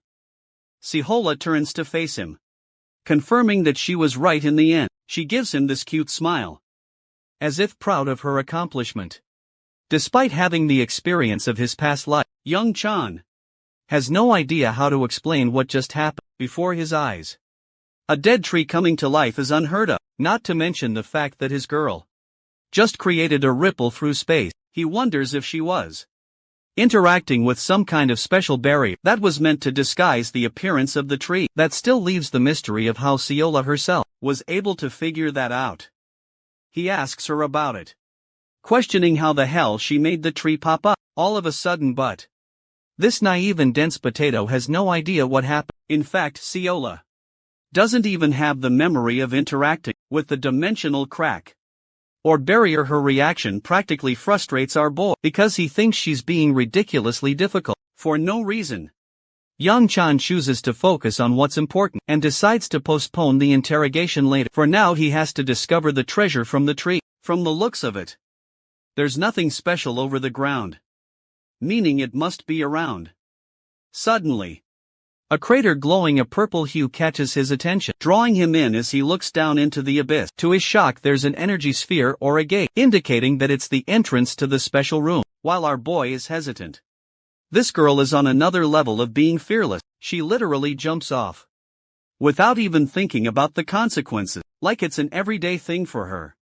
Sayola tells her master to come join along before she dissolves into the entrance. Yang Chan is frustrated, but he trusts the process and takes the lead. I find it really funny to imagine that, if they were wrong, both would be dead from the fall damage anyway. The sudden appearance of the glowing white tree catches the attention of a passerby. This random dude is rather impressed that the kid managed to bypass the barrier back to Yang Qian, who finds his footing and thanks the heaven that the fall damage didn't kill him.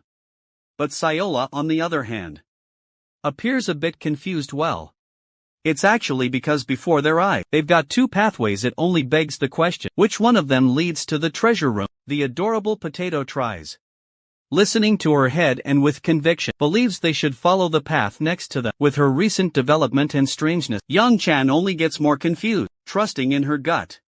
He takes the shot by following the advice. As for the random dude from earlier, he's also seen popping from the entrance. and tailing them along the way. Siola's little hair antenna is out here, giving her signals like a goddamn GPS, while our boy is starting to question if she was truly right this time. As apparently there's no end to this pathway in sight because of the fact that the lights are diminishing with the more they carry on. He's having a difficult time trusting her. Siola is still assertive and confident, and follows through. Until finally concluding that they've arrived. Well, it's not exactly the most pleasant sight, as there's nothing here. Yang Chan smacks the sweet potato, and observes his surroundings. Noticing how all the self-illuminating orbs are off. There's also the fact that there's just nothing here, when he clearly expected mountains of treasure, as he's beginning to doubt his decision. The little girl worriedly alarms him of someone following them from behind. Siola finds herself startled by the sound of a snake slithering and making its way around them. The reveal is grand. It's a beautiful white snake, more monstrous than anything else we've seen in the series. Besides Young Chan's massive ball, both of them shit their pants at the sight of the gigantic demonic creature. Seo is out here crying, while Young Chan is trying his best to keep his shit together, questioning why such a gigantic monster would appear in a place like this, not to mention the fact that this place was abandoned and empty only 1 second ago. There's just no way they missed a beast of this size and appearance from the looks of things. And according to the monster's scaling system, Yang Chan is terrified that they're facing a blue-class creature, which ranks the third lowest in the system. The good thing is that the creature has yet to spot them, because it would have started attacking already. Otherwise, our boy is of the opinion that it might hibernate, so it's their best chance of escaping. But right as he looked back, the white snake breaks free from its hibernation, locking its eyes with the humans. While our boy is contemplating his chances of survival against a creature like this, Siola's eyes are gleaming. A confident gold resembling the same eye she possessed in her past life. Young Sean internalizes that he doesn't see a fair chance of winning this battle, especially not at his current level. Their chances are slim. And an aura of frustration looms over him. He'd worked so hard to get to this point, so there's just no chance in hell he was gonna let it all slip against a creature like this. Yang Chan believes that if he's gonna go down, he's gonna go down fighting. But as he's charging the attack, the creature actually speaks to the boy, demanding that he stop charging his energy. The fact that a demonic creature spoke to him is shocking enough. Yang Chan learns that the snake has no intention of harming them at all. To that he questions how a demonic creature can even talk to human. Hearing the word demonic creature makes the snake laugh, before counter-questioning Young Chan how an unrelated outsider was able to enter the bounds of the Yan family's treasure hold. Our boy simply states that he's been doing his digging. This answer excites the creature, imploring it to ask the young boy why he came in search of this place. Young Chan comes up with an excuse, stating that it was merely by chance. It's actually an intelligent reason, because even if by chance the snake serves the House of Yen, it would actually kill him right here for trying to steal their treasury. The funny realization is, when Yang Chan catches himself calling a literal snake as Sir anyway, the creature expresses that the boy has come at a loss because there's nothing of value for him here. He addresses Young Chan once more, drawing near to the boy's face and asking if the boy has any idea of what fate truly is. It's quite an open-ended philosophical question, to the point. Young Chan nearly curses at the mention of it. It's funny, because the snake was somewhat expecting a rich answer, and not exactly what the boy responded with. It reduces the monster to a hearty laughter, satisfyingly enjoying the hilarity of the situation. Even Young Chan is questioning if the damn snake is on drugs or some shit. The snake confirms that he might have asked a strange question, considering their conversation. He always knew that the House of Yen was no more, but for some strange reason, the monster still stayed here in this place, unsure as to why. Perhaps it was some kind of regret, a form of punishment it gave to itself. Yang Chan doesn't want to listen to his yap session, and tries to exit the situation.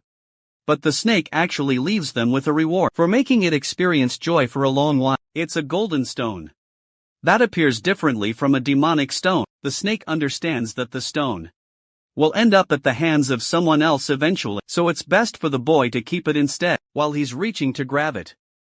The creature remarks that the boy will be able to consume it more responsibly, and easier than anyone else, if he bears the burden of the stone. He's speaking in riddles, and Yang Chan has no clue of what this burden is. The golden stone illuminates a bright yellow color, alarming the boy. As it begins activating its effects on him, Yang Chan is startled and confused. He can't sense an ounce of demonic energy from this stone. His absorption technique is kicking in, but only this time. He doesn't feel like absorbing demonic energy. It's quite different and frankly agonizing as he struggles to contain the stone's power. Then a hand reaches out to him, gently patting his back at Seola, and before he's even able to recognize what she's doing, Yang Chan is knocked unconscious on the floor. And now for the grand reveal. The snake was actually extending so much of his kindness to please Seola. Even though she regrets handling things this way, the girl is illuminated with a heavenly aura, her expression appearing different from the adorable potato she usually is actually. It's because of this aura alone that caused Yang Chuan to fade in second, and it also runs the risk of killing him by overwhelm if she doesn't stop. The snake advises him to tend to her matters quickly if she wants the best for him. He's also quite amused that Seola is doing far too much to bend the bounds of reality. She wonders if her reasoning is difficult to comprehend to someone like the creature. To that the snake expresses that it's quite the opposite. But it's also why the creature pities her. With all of its heart, Seola counters and asks why a creature like himself willingly chose to hand over an invaluable pearl to a boy that he just met for the first time. In response, the snake states that it was the will of his heart that led to the decision. In the end, he's waited far too long for the Yan family to come and retrieve it. But the reality is they will never come. So now it has reached a state of acceptance. As its body withers away, a reminder to us all that we should let go of the things that we can't change and just accept reality. In its fleeting state, Seola shows a look of concern, reaching to the embers of the snake's skin, questioning if the creature meant so much as a meaningless fate. But when she looks at Yang Chan, something happens to her. She thinks he's a stupid clown who, despite holding his second life as the most precious, still ended up stepping in for her. This means that he valued Seola even more than the second chance he got. His action alone melts her heart. But a voice inside Seola demands that her body be returned, wiping away her tears. She apologizes to the little girl version of herself and begs to keep the body for just a while longer, as there's still danger. The random dude from earlier ended up finding his way here, and he's impressed that the girl noticed his presence. Seola calls him a bitch of the Namgun family, just as she considers the rest of them. This pisses the guy off as he readies his blade, stating that these kids were truly reckless for climbing a mountain in the middle of the night, not knowing the dangers. He's also disappointed that Cheon-jun ended up losing to such a sorry state of the House of Ku when he can't even handle a mountain climb anyway. They came here for Young Chan upon order. Saying so, he puts a blade against Seola's neck, who fearlessly asks if this is upon the orders of the Namgun family, or just Cheon-jun the bitch face is bidding. Turns out that it's the latter. Having confirmed this, Seola gently taps the blade, and before the dude is even able to finish his damn sentence, his arm fucking hits the floor. This girl is a literal monster. He roars in pain, and all she does is order him to be quiet. She then invokes the same heavenly blade that her grandfather also used, her hair turning into a golden color, resembling the same in her previous life. Seola wants to end this fight without waking up her precious Yang Chun earlier that same night. The scene cuts to Cheon-jun. Let's just say bro is not having a good time, as he smacks a fist down in frustration. I do have to admit that he's ripped, but that doesn't change the fact that he took an embarrassing L in front of the ladies. Dude is literally such a sore loser that he still thinks that Yang Chan must have used some kind of trick to get one up on it. There's just no way otherwise that a fool like him was able to get the better of it, or at least that's what this arrogant prick thinks. He can't swallow getting his ass beat so hard that even punching shit in frustration causes him sheer amount of agony, especially the arm that was broken. Finally pissed off, Cheon-jun decided to demand his personal guard for a task. Walmart Gojo asked him if they have been successful in any way of exploiting an opening material. The guard expressed that Mayan was incredibly strong, and he's someone they can't take lightly. But for whatever reason, they've spotted the young master to be away from his guard. For an unknown reason, this means they've got an opportunity to strike the boy down while he's without any defenses. Che Anjin let out a sinister grin, entrusting Machiel with the duty of killing the kid and returning with satisfying news. However, Michael couldn't help but remind his master that they were dealing with a member of the House of Ku. So there could be repercussions for going too far. Cheon Jin let his emotions get the better of him and ordered a full-on assassination on Yang Chan's head, believing that it was only a fair exchange for the troubles he had caused. Armed with his blade, Michael set off to execute the order. Lo and behold, back to the present. Brothers just lost his arm against a divine warrior with no equal. He wants to know about her identity, causing Ziola to playfully ponder before answering that a shit piece like him doesn't have to know. Before he's even able to say his second question, dude's second arm is slashed off, and he's put on the ground like a whining dog. Seol is done answering pointless questions and glances softly at the unconscious Yang Qian, believing that it's going to be troublesome if this keeps on any longer. Meanwhile, Michael is starting to realize this job is way out of his pay grade and that he's got to run for his damn life with what strength he can muster. He tries to take a stand, knowing that the girl is distracted by Young Chan. For now, dude literally makes a run for it. Despite his arms bleeding out like hell, he thinks it'll be a good idea to return another time, his legs running as fast as he can. Michael reflects that he'd never faced a monstrous opponent like this before, but just like last time, before he's even able to finish his thought, his body hits the ground. But only this time his head is severed from a brutal killing. Something you could never expect from a warrior, shining so brightly like Seola. The future version of Seola apologizes to the past version, stating that she feels sad for murdering someone in her body, but it was necessary in return. The sweet potato simply demanded control of her body, again apologizing continuously. The future Seola apologizes and makes one final request: to stay for a while longer with Yang Chan, while she can just enough for her to admire him more. But the past self inside her is infuriated and demands control of her body again, causing her future self to pull her hand back, promising that she won't make any interruption. Beyond this, the interesting part is that the snake's withered body is still communicating with the future Seola, questioning if she's already leaving.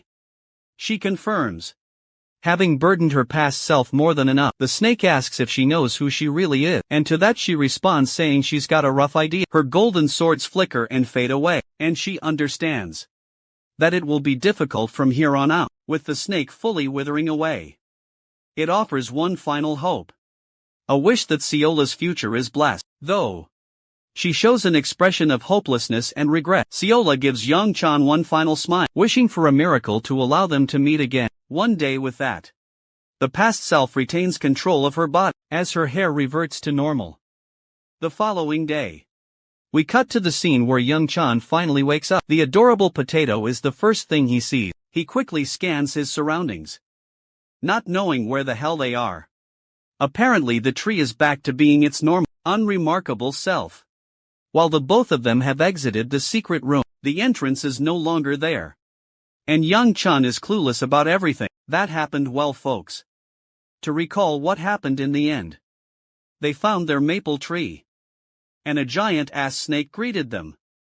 Hello there, like Obi-Wan Kenobi. The boy interacted with the snake's pearl and absorbed it fully before getting knocked out. He's trying to tell this entire story to his clueless servant, who just, has no idea or recollection of whatever happened. Young Chan tries his best to explain and is starting to think that she's actually gaslighting his ass, because there's just no way she missed all of that. Seola gets irritated and mouths off the ridiculousness of the whole situation. There's just no way she was able to discover a white maple tree and talk to a giant snake. After all, in some way, even Young Chan thinks that it's a bit of a jump for someone like her anyway. This begs the question how they exited the secret room. Seola expresses that she has no clue, and that she just found them both lying here after waking up. A sudden aching stuns our boy in his chest, but he tells her that it's nothing to worry about. It's just that his danjian is aching. At first it's nothing to him, But then he realizes something. Entering a state of meditation.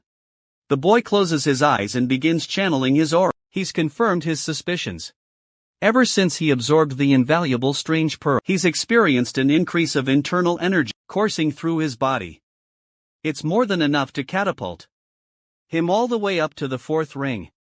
The very fact that his body experienced a change means that he wasn't just hallucinating those events. They really did happen, and it makes him wonder if the snake shifted them up here and tampered with Siola's memory alongside it. Well, he doesn't care anymore and recommends that they leave to find Mayan, as things will only get worse if they stay here for long. The boy thinks of an idea. Deciding to try something, he lowers his body, extending his arms back, and tells Siola to hop onto his back. The idea is that it's going to be way faster if he carries her all the way down, instead of walking slowly. The cute servant finds herself embarrassed because she ate a lot and feels like a burden to carry, but this only frustrates him even more, so he forces her to just get on. Siola agrees in the end and asks if she's heavy, instead of denying like a gentleman. Bro straight up says that she's definitely not like, for sure. Channeling his blaze wheel of 3 rings, he allows an ample amount of internal energy to course through his body. His body erupts with incredible speed, like a projectile taking off to meet its destination, lunging from one location to the other. Yang-chan expresses just how light he feels, even with the extra weight. It's almost like he's flying with how fast he's going. The majestic view of the sun makes both of them happy as they continue their way back. Let's cut the scene to Mayan. While things may appear to be happy and chill for our duo, this dude is out here biting his nails and worried. He's worried like crap for the young master, who has been missing for an entire day. If something happens to him, bro is getting killed. To his surprise, he casually hears the same young master from behind. They've arrived home, and Yang-chan is surprised why Mayan is here. The guard roars out his anger at the boy, who didn't even leave a letter or a note to inform him of his journey. Yang-chan plays it off casually, stating that he did return in one piece, and yes, One Piece is real. Mayan sobs his eyes out. He'd assumed that the worst had happened. To his young master, wiping away his tears, he inquires for more information. Just where was he and why?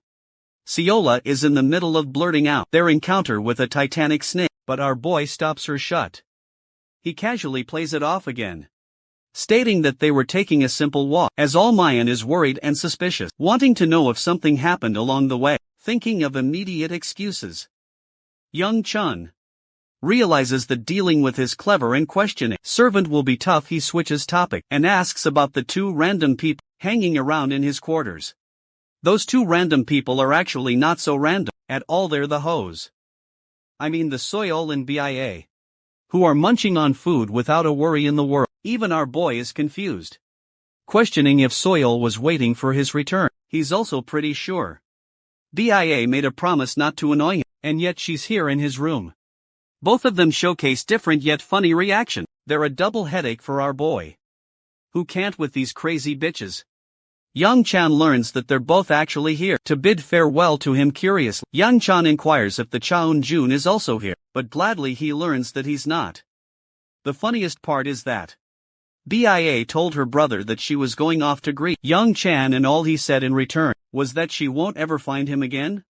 Neither Yang-chan nor BIA know what that means, but anyway, she raises her hand casual to ask a question regarding his situation. She wants to learn about where he went. Yang-chan is really bad at coming up with excuses because he can't even say anything before her. BIA has a request, releasing a hint of her electrifying aura as she challenges Yang-chan for a duel. Immediately our boy acts like a damsel in distress who is so tired that he feels dizzy and wants to rest. Mayan is initially worried, but then our boy shoots him a menacing glare to follow the fucking script. This leads to Mayan kicking the annoying hose out of his room. Before leaving, Soil has something to give him as a token of their meeting. It's an actual invitation to join the weaponry exhibition held next year. Being that Sundara that she is, she pretends not to care whether he'll come or not, but it's a good thing for our boy, who has no interest in coming here again anyway. He simply thanks her, causing Soil to clarify that she's doing this only for the sake of both their family. Saying so, they leave his room. The future poisonous queen remarks that he looked normal in his reaction, But she notices something about BIA. This girl has an unusual smile on her face, which complicates things. She decides to teasingly ask BIA if she has fallen in love with the honorable young master of House Q. The scene cuts there and guess a few days before the night. Xiao is seen jumping like a rag doll on the mattress, saying all sorts of childish and cute things. Young Chan, on the other hand, is questioning if she's suffering from some kind of mental illness. Soyo deep dives on the tradition of Thanksgiving, called Chuseok in their culture, which is basically celebrated as a feast for the guests. The yakwa snack that is Seola's favorite was actually derived from this tradition. Young Chan looks towards his annoying servant and tells her that there's no point trying to celebrate a tradition that isn't even one of their own. Poor girl is reduced to a crying puddle again, but BIA breaks her silence and expresses that there may be one way to celebrate it. All that is required is to make a wish to the moon, and then it shall grant them a wish, allowing everyone to celebrate the wonders of Chuseok. I have to remind you all that this is supposed to take place sometime before Yang Chan went on his search for the white maple tree. Focusing back on the main storyline again, we resume from the part where Soya questions BIA, giving it a thought for a moment. The Namgung girl questions what it really means to like someone. The future poisonous queen turns into a cute mess and ends up being unable to put it into words. BIA switches topics and asks about the thing that Soyeon wanted to bring along. The funny part is that the invitation was originally meant for BIA, but her feelings got the better of her, and Soyeol instead gave it to her crush, Young Chan. But BIA doesn't mind and pats the little girl, stating that she did a good job for that. They both share a very sweet relationship and continue on. Suddenly, BIA experiences a shadowy allure as her vision staggers for a bit. She strengthens her resolve and expresses that she and Young Chian will run into each other someday again. That night the scene cuts to the Namgung family, where the clan lord learns of the things that went down in Sekian. He remembers tasking his son to only look after his sister, and because of his reckless decisions, they lost a trusted guard. The clan head calls his son a damn fool, but not even Cheon-jun has any idea of what the hell could have killed Makil. In his mind there's just no way that his trusted servant was done like that. Especially when he was considered one of the best martial artists around, and yet that same reliable guy is missing. All of a sudden his father addresses Chanjin, unleashing a ferocious crackle of lightning with every step, forcing his son's entire body to shudder in fear. You see, there's a reason why he, as the clan head, is disappointed in his son. It's not because of the boy's failure, or that he tried murdering his opponent in that match. The only thing that bothers the ruthless Namgung clan head is why his son failed to cover his track and couldn't finish the job. For now he doesn't want to punish Cheon-jin for the mistakes he made, but he will be facing extreme training for an extended period of time. Cheon-jin musters up the resolve and agrees to his father's orders. We can see him appearing breathless just in his presence. The clan head emphasizes that Cheon-ju should forget his encounter with the son of the KU family for now. This comes as a shock to the boy, who was clearly looking forward to his father's approval. In return, the clan head simply shoots a menacing glare back at his son, forcing him to avert his eyes in disappointment. He tells his son that it's only after he will take on the mantle of the clan head that he will understand why he means this advice seriously. For now, there will be no conflicts with the House of Ku. Cheon-jun agrees, and to his utter despair, his father leaves a note that it's possible they'll end up sharing families with each other. Oh man. If I was Cheon-jun here, I would just jump off a cliff after hearing that. Back at the House of Q, our boy shares the exact same reaction. Actually, Yang Chan is fucking shocked by what the second elder said. His new engagement date is already set up. The boy offers his complaints, stating that he literally just got back from a dangerous trip to Sakhan, and he's now dealing with an engagement, not to mention his previous broken engagement from the House of Pang Elder. Ryan knows about that incident, and yet he still wants to send the same dude to yet another relationship. I have to say he's kind of the ultimate wingman here, because he doesn't want Yang Chan to remain single and believes it's best to get engaged. Seola finds herself worried that he's getting in a relationship with another girl, but our boy promises her that nothing of the sort is going on. The funniest part, She doesn't even know what a damn engagement is. She thinks it's a food item anyway.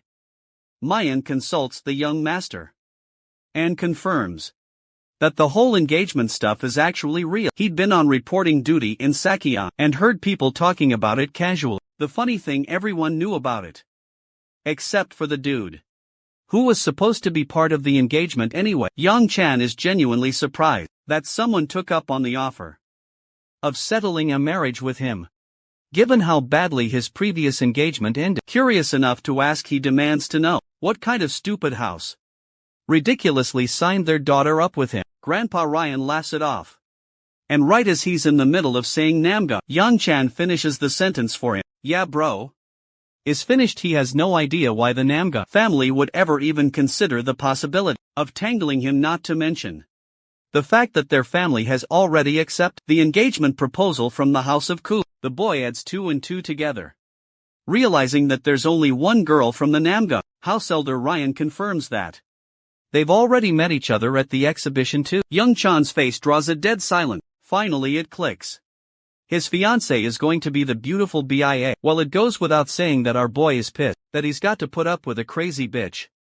Elder Ryan reminds him not to say such words against his fiancée. Unfortunately, the boy can't even control this situation, as his family ultimately already decided if he has complaints, he's gonna have to deal with the head of the Q family. To top it off, there's an even more urgent matter that needs to be taken care of, while Yang Qian is wondering what could be more problematic.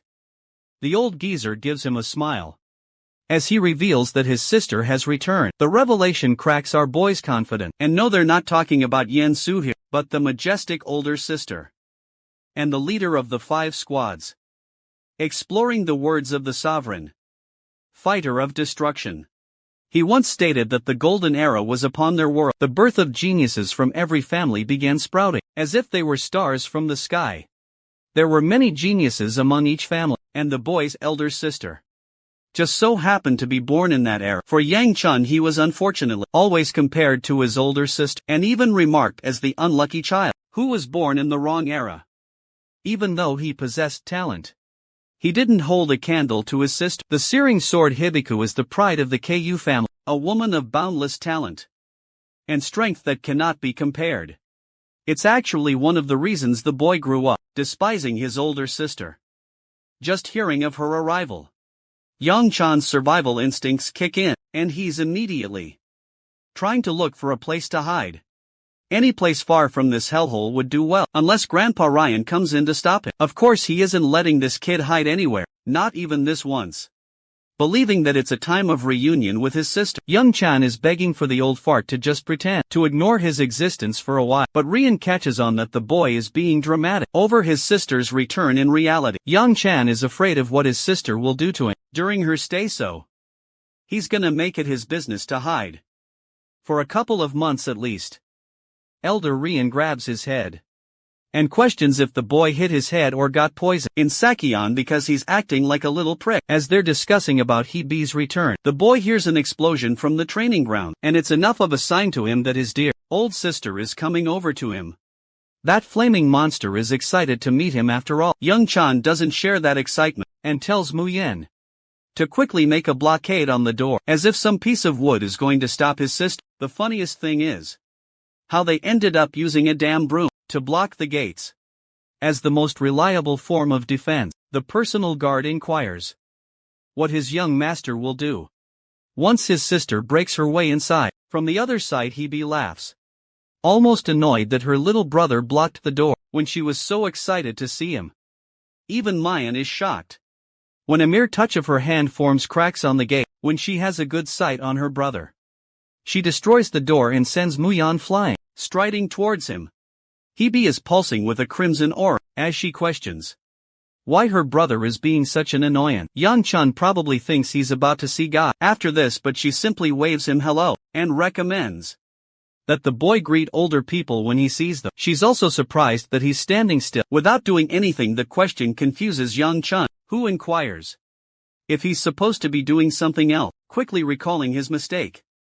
The boy kneels in front of her. Respecting her rank, Hebe doesn't demean him or anything, and simply pats his head. She's glad to meet the second elder as well. After a while, Grandpa Rayon tells her that he's amazed to see that she's still maintaining her reputation as the leader of the sword squad. Hebe isn't the egotistical type and humbly offers praise to her hardworking squad members while our boy is hoping for a plan to run from this place. Hebe addresses her little brother and wants to know if he knows about the two mistakes he made. Young Chan confesses that he tried blocking the door and running away, which is funny because she only thought of the first thing and not his plans of running away. Suddenly a thought clicks in his mind, and he asks if he made a mistake defeating Yensu. The news of him defeating Yensu in a battle baffles Hebe. She clearly hadn't heard the news, so it comes as a shock, but seeing her being unaware, Young Chan doesn't get why she's so mad at it. Placing her hand gently on his head, she points to the boy's engagement. Something so important that he didn't even mention one. It really pisses her off that he got engaged without even consulting her, as she's about to murder our boy. Young Chan desperately tries to explain that he too was unaware of his engagement until today, and that he doesn't require her approval. Hebe is shocked that he's mastered the ability to talk back to adult. Bro asks Mayan for help, but with one serious damn blade, she literally scares the soul out of him. The same personal guard who swore to protect his young master until his dying breath is out here, giving up with a one glare. Hebe returns her attention to her annoying little brother and thinks it's a good time to beat his ass, but out of nowhere Ciola comes rushing to grab her arm, shocking not only young Kyan but also Hebe herself. The young master understands that her servant made a mistake. By intervening, he tells Ciola to stay in her place, and even defends her in front of his sister. But that's not all. Hebe notices just how devotedly the servant is trying to protect young Chan from getting hurt. She leaves him for a moment and unleashes a wave of fiery aura. Things can take a really problematic turn, as his sister has just unleashed her aura. Hebe addresses her little brother about the child, squeezing her arm tightly, and questions what's happening. Young Chan is deathly afraid of what she'll do, and explains that she's just a servant who is new to her job, but to his horror, Hebe commands a flame strike and is prepared to hunt Ciola down. Young Chan calls her a psycho bitch and decides to step in to save his servant's life. Ciola, on the other hand, is prepared for the consequences.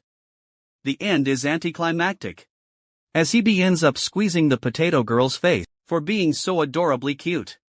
She can't believe that Ciola's face is so squishy and playful. Young Chan is freaking shocked that his sister activated her internal energy just to squish Ciola's face in the end, but Hebe is annoyed that her brother hid Ciola's existence from her. Actually, she's such a fan of the little girl that she wants to claim Ciola for herself. Bro is not ready to give her up and declines strongly. Hebe finds the boy's reaction rather intriguing. After all, he never once in his life refused to give something to his older sister, and yet he's possessive of this particular servant. Young Chan is told to sit back down, while Hebe notices a striking development in the boy. His internal energy is so different that she's curious if the elder had any involvement in his growth. Our boy thinks that it's only logical for her to figure this much out. Grandpa Ryan clearly states that he didn't do shit, but Hebe is still unconvinced how the boy was able to undergo such a change in the span of a few months alone. She turns to him and orders the kid to meet with the clan head right away, much to Young Chan's confusion. At first she wanted to beat his ass up, but thankfully she's no longer in the mood to do that, so our boy gets to live another day. Young Chan, Mayan, and Ciola bid farewell to his older sister to meet with the clan head, but she stops him and tosses a little stone in his hand. Young Chan has trouble figuring out the properties of the stone because he can't sense any energy expelling from it. She reveals that it's just a souvenir. She bought it from a merchant who offered it as a good luck charm, so maybe it will help him someday. Basically shit his ass with nothing good for it, so she's passing it down. Hebe reminds the little brat that if he ever dares to lose it, she's going to show him more of her so-called love, and well, that's more than enough to show Young Chan that he's got to protect that charm with his life. Cracking a sincere smile, Hebe is so proud of her younger brother's effort for working so hard lately. The scene is reminiscent of the time he lost Hebe in his previous life. Even in her final moment, all she wanted was for him to live happily. That's a true sibling right there. The boy is lost in thought for a moment, and continues on his way to meet his father, confronting the second elder. Hebe is curious about Grandpa Ryan's involvement. She's concerned how her little brother was only at the first ring last year and was unable to release his internal energy or make precise movements. But at his current, not only is his energy stabilized, his internal energy has also doubled, and his body is precise and controlled. She initially had suspicions about what happened between him and Yensu after their battle, but the fact that her brother was able to evolve at such an alarming rate is nothing short of amazing. Even Grandpa Ryan admits that it's incredible that the boy unleashed his potential like this. Hebe didn't bother prying her little brother about how he grew so fast, knowing that he's the stubborn type who wouldn't give her a satisfying answer. She can read him by the look of his eyes alone, so that he won't comply. Apart from that, she has one other matter to address. Hebe remarks her concerns regarding the servant hovering around the boy. Grandpa Ryan clearly knows, but he chooses to hear Hebe's side of the story first. Hebe tells him that she could sense as if something was wrong with that child. Particularly, she was unsure of her bodily composition, so she tried squishing her face just to check. Things appear to be normal. Sweating bullets. Grandpa Ryu feigns ignorant and acts like there's nothing wrong with the child, that she is a servant at the end of the day, like any other. Hebe is successfully manipulated by the old geezer's word. She does mention that maybe her senses are overreacting after facing hordes of demonic beasts for many months on end internally. Their grandpa is actually pretty happy that she was able to notice the oddity within Ziola. It makes him believe that both of them have immense potential for growth. Patting the girl's head, Ryan expressed his true gratitude. The thing about their family is that they're closed off and distant people who even turn their backs on their own blood, despite the narrative set against young Sean and the whole clan disrespecting him. Hebe remains to be the only person who has consistently cared for the boy and showed consideration to that. Ryan is really happy that someone is looking after the kid. He's happy because now he won't have to worry about the boy's safety. At the same time, the second elder thinks that her reaction over the engagement was a bit too much, and that she could have controlled it a little. Speaking of the boy's new fiancé, Hebe is ignited with rage at the mere thought of a bitch trying to get with her brother. I love how she's overly protective of young Chun, even if it's against his lover. Let's cut to the chase. With the meeting with the clan head, Lord Q expresses that news reached his ears about the boy shattering the arm of the lightning dragon. Yang Chen tries to save face by stating that he merely tapped his shoulder a little. His answer draws an empty silence between the two. Lord Q takes a sip of his drink and switches up the question, inquiring why the boy would have to go to such length to break someone's arm. Yang Chen isn't exactly pleased to be asked such a tough question. He takes a breath to collect himself and reveals how the situation escalated. He was told to spar lightly, but when he saw his opponent's intent of actually trying to harm him, that's when he took serious action. This revelation surprises Lord Ku, and he asks if there were any witnesses nearby. Gladly, Yang Chun states that multiple people saw the fight go down, impressed by the boy's abilities. Even Lord Ku admits that the boy has grown stronger. It's a good thing, because it pleases him to see his son's progress. Young Chan internalizes his thought, even though his father not only learned about his battle against the lightning dragon and his recent development, reaching the third ring, he still appears unfazed with a blank expression. Musashi's all about that stoic life apparently. Apart from that, Lord Q believes that there's no way the boy couldn't have bumped into his new fiancée when dealing with the Namgung family. And this is the moment that young Chun was dreadfully waiting for. He counters his father with a question, inquiring about the details of the engagement and how it was arranged in the first place. Lord Q expresses that it was actually decided by the elder, but it's not exactly the worst proposal for the kid. In this case, even though Yang Chong thinks it's a terrible outcome for him, his father already knows about the mishap that occurred with House Ping, and he's hoping that the boy won't spoil another engagement this time. It's a long way of saying, you won't be getting another chance if you fuck this up. Basically, Yang Chan is in a tough situation because of his track record of handling the previous engagement. Lord Q takes out a letter and alludes to the fact that summer is reaching its midpoint, and that means the Hua festival is going to take place at Mount Hua soon. By the way, it's the same mountain where Yang Chan slaughtered the entire clan in his previous life.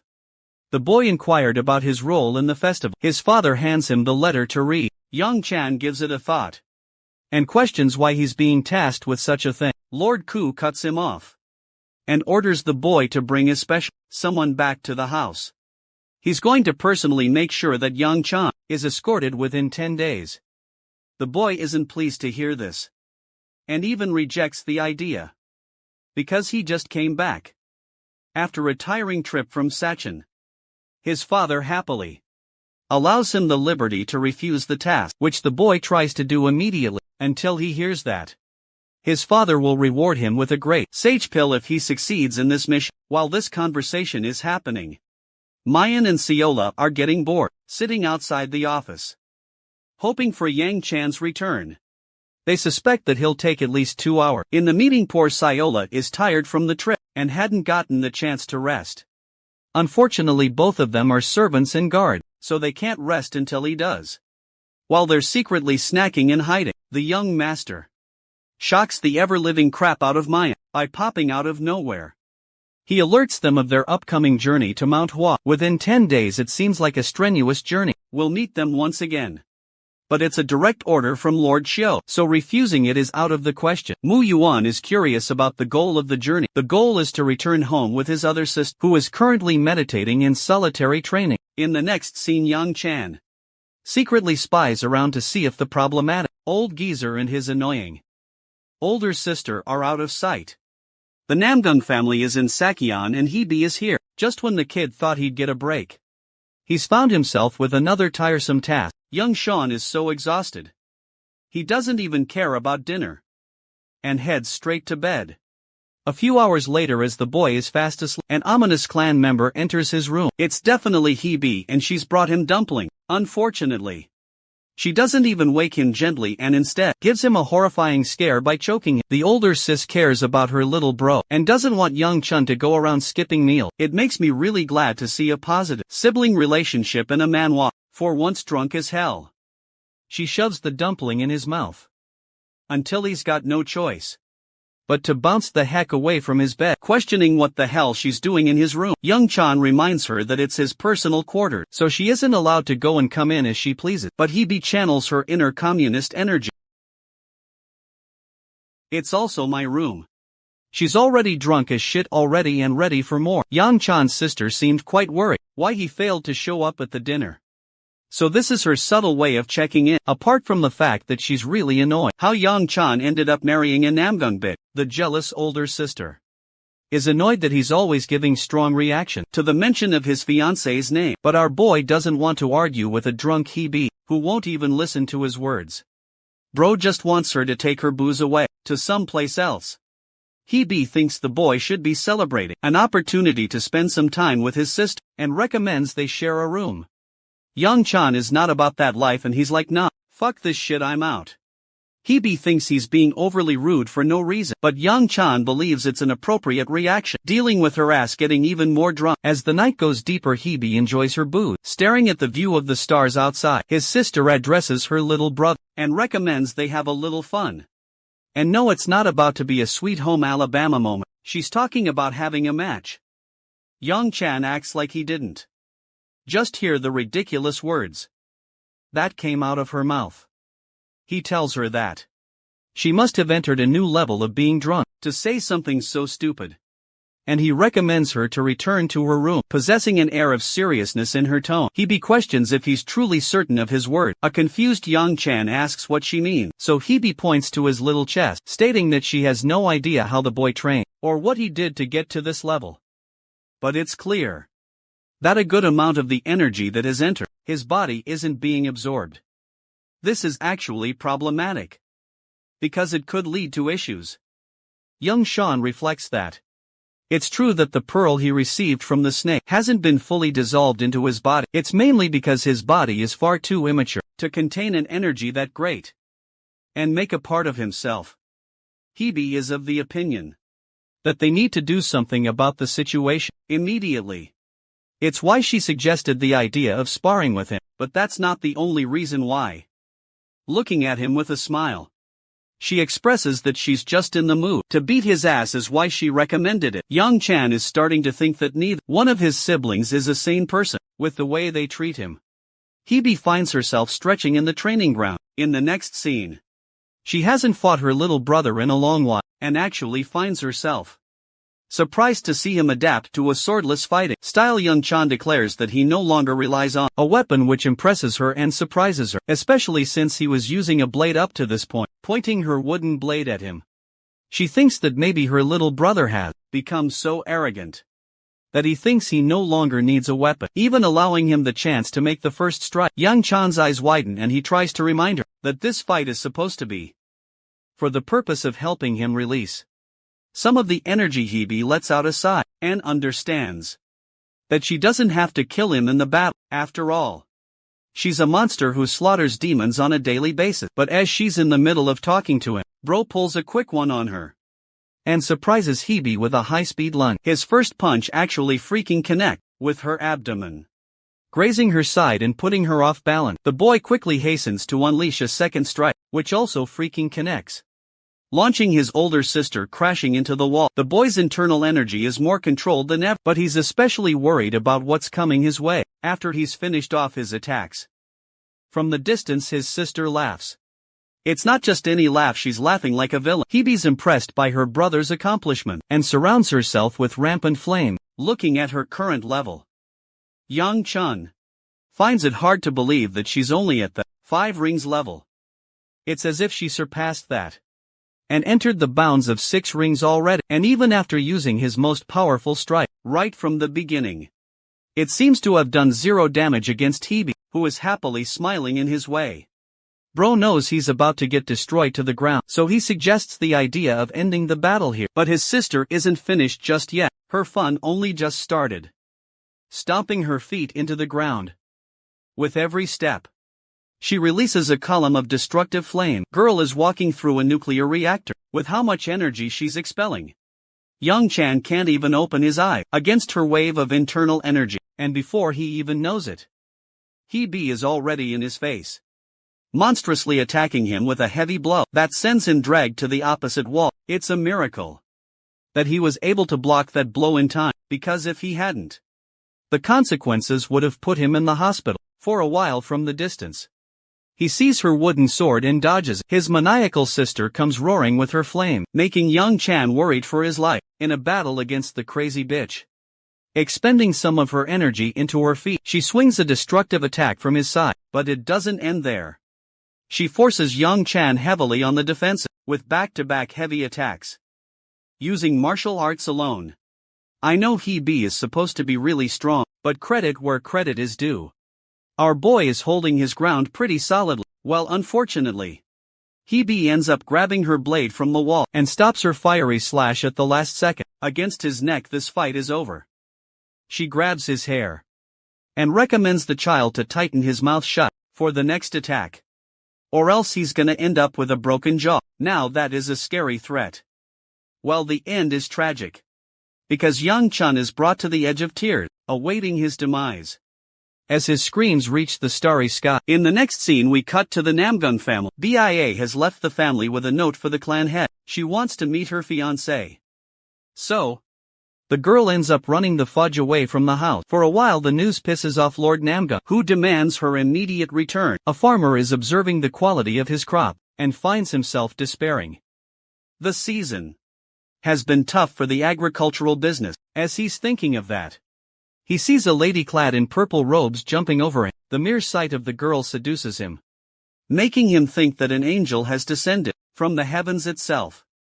BIA says hello and asks for directions for the Shangxi region, especially since she's terrible with navigation. She learns that it's in the east, so she quickly leaps away. Before leaving, the girl seemed to have dropped a silver ingot, which is precious enough to feed any family for months on end. The farmer is grateful for the beautiful angel's kindness, but he's really not sure why. The girl ended up heading west instead of east. Yep. She's one of those people who can't survive without a GPS. Where she's currently headed is Manhwa in the west. Which brings us to the second elder. Who speaks with the Sword Sovereign? Regarding the Divine Doctor's stay at Manhwa, the Sword Sovereign explains that the Doctor is known to move around a lot, never staying in one place. But he's rather surprised to find the Divine Physician is staying in Manhwa. Of all places, Elder Ra Yun doesn't get why there's an urgent need to find the guy anyway, but he recommends it's a good idea to send Young Chan for a confirmation call first. After all, the Sovereign Sword has been doing so much to hide his identity that if he reveals himself now, it would be a problem. He agrees with Ryan's approach, but with a little twist. So when the time of their departure came, the Sword Sovereign told Yang Chun that he's going to be accompanying them on this journey, and well, bro was just speechless. Just as much as his baffled second elder, the fact that their main coachman is suddenly gone for a vacation, and that the Sword Sovereign himself has taken his spot, means there's more than what meets the eye.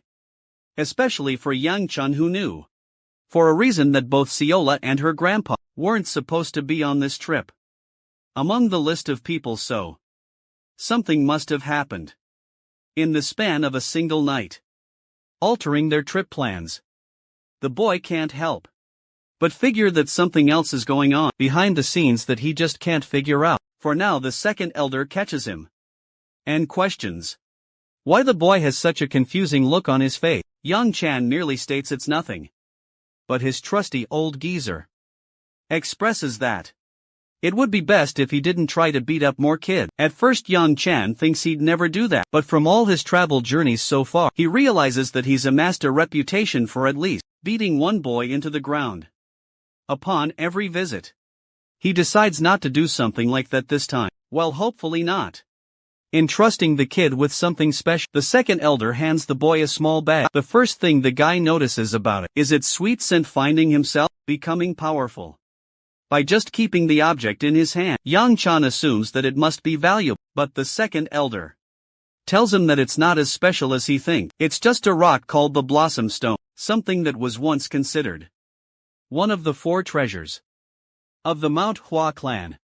A sudden realization comes over the boy as he stares deadpan into the old geezer's eye. It's definitely more valuable than he thought, but Bear Grandpa doesn't think much of it and entrusts the object with the boy. Young Chan has no idea why he's being given something so important. Turns out the old geezer doesn't really care much about the Blossom Stone, as he won it over a petty bet. So to him it's next to nothing. Still, Young Kian thinks it's reckless to casually hand over an object like this, so out in the open, but the second elder strongly believes that he made the right call, entrusting it to someone reliable. Yang Kian fails to comprehend the message until he glances over to Seola's grandpa, who is basically the definition of getting the best bodyguard there is. Yang Chan understands that Ryan must at least have some kind of idea about the Sovereign Sword's identity, which is why he's so carefree about this trip. Mayan informs the young master about their finished preparations. The boy, unfortunately, doesn't have a good enough excuse to refuse an important gift and ultimately decides to keep it. Inside the carriage, he bids farewell to the old geezer, who plans to inform Hebe of his departure. Young Chan is curious where his sister disappeared off to, and learns that she's actually whining at the fact that her little brother is going away. She sounds like a sweetheart for her brother's sake, in a clan full of maniacs. As he's departing, Yang Chun wishes the second elder to bid farewell to his sister on his behalf. This means he actually really cares about her too. As they're leaving, Ryan turns to face Hebe, who was spying on them, and asks why she didn't just come out to meet him directly. The conflicted sister is seen hiding and crying her eyeballs out. She didn't want to show her pathetic self in front of him. Ryun reminds her that the boy is no longer an infant and can be trusted with these travels. But Hebe, being Hebe, thinks of him as a precious little puppy who needs constant care and attention at all times. The carriage is steadily moving when the young master decides to ask Mayan a question. He wants to know about the travel time for reaching Mount Hua. Unfortunately, it's a question that the boy has repeatedly asked for a while now, signaling his impatience. It doesn't make it any better that they're gonna have to take a long while to get to the location, compared to all the recent journeys they've taken. On the way, Zhao's grandpa teases the young master for feeling uncomfortable. Already the boy says that he's doing just fine, but internally young Chan thinks that the most worrisome part is regarding the Sword Sovereign's personal involvement. He simply can't act normal in the presence of the strongest sword user in the world. Meanwhile, the same Sword Sovereign's carefree granddaughter is out here munching on snacks as her only purpose of existence. Seola acts like a villain, plotting a scheme who requires immediate food to act normal. Things get much worse for Seola when the other servant drops the bombshell regarding the little girl stealing all his honey cookies. Instead of getting mad at her, young Chun simply takes one for himself and stares at the boring view, already wanting to go back home. The scene cuts to the house of Q, where Hebe inquires the identity of the girl of Namgung B. Somehow managed to end up at our boy's place, despite looking like a complete mess. Just hearing Bia's name is enough to trigger every nerve inside Hebe's body, but to her shock, Bia is actually pretty damn hot, much prettier than she thought. Hebe complains why she looks like a total loser and a mess when she was supposed to meet her fiancé. Bia replies that she made a few wrong turns and well, shit happened in between. So then, the Searing Sword questions why she took the trouble of traveling long distances just to arrive here. To that, Bia reveals that she is here to meet her fiancé. Hebe reminds the girl with a teasing statement, telling her that nothing is official for now, not to mention the fact that young Qian isn't even here. What Bia didn't know is the fact that she was speaking to her fiancé's older sister. Hebe proudly introduces herself as the brat caretaker. She looks so proud of herself that Bia adjusts her hair and properly shows her respect by sitting politely. She then inquires about where her fiancé went, but Hebe is again proud to reveal that he's way far off, traveling to Manhwa, which means they won't be meeting anytime soon. But the mere mention of Manhwa makes the girl happy. Instead of wasting another word with Hebe, she dashes away into the skies with speed. The act confuses young Chan's older sister, making her wonder if she's disheartened enough to go home. She's also pissed that Bia didn't even stop to say goodbye, which is disrespectful. That aside, the scene transitions to young Chan's group. They're resting after a long day, but Seola's grandpa is up and away maintaining the fire. He senses the boy's energy from nearby. The perspective zooms into Yang Chan, who appears to be confident in his ability to conquer the fourth ring very soon. However, he's finding it difficult to circulate his energy in his body. The control of his energy is the opposite of what he intends to do with it. That's why he desires to break free from his current level compared to his sister, who was explosively wasting away her internal energy without any problem. He can't even channel normal energy that well. This comes down to a difference in talent between the two. Still, Yang Chan refuses to whine like a bitch all day and decides to double down on his training process. The first act of training is to breathe in and then concentrate on his energy. Moments after, energy begins channeling all over him, expelling aura well. Apart from that, the scent of the blossom stone distracts him. Unfortunately, he can't even toss it away as a valuable item from the old geezer. The scent of the stone appears to be much more potent now than before, and it hinders his concentration because of that. Faced with multiple hurdles in his training, the boy concludes that he should end his training cycle for the night. It is then he spots a sudden wave of blossom petals erupting out of nowhere. They're not supposed to be here in the middle of summer. After all, suddenly, a strong voice declares him an outsider, rather than a child of Mount Hua.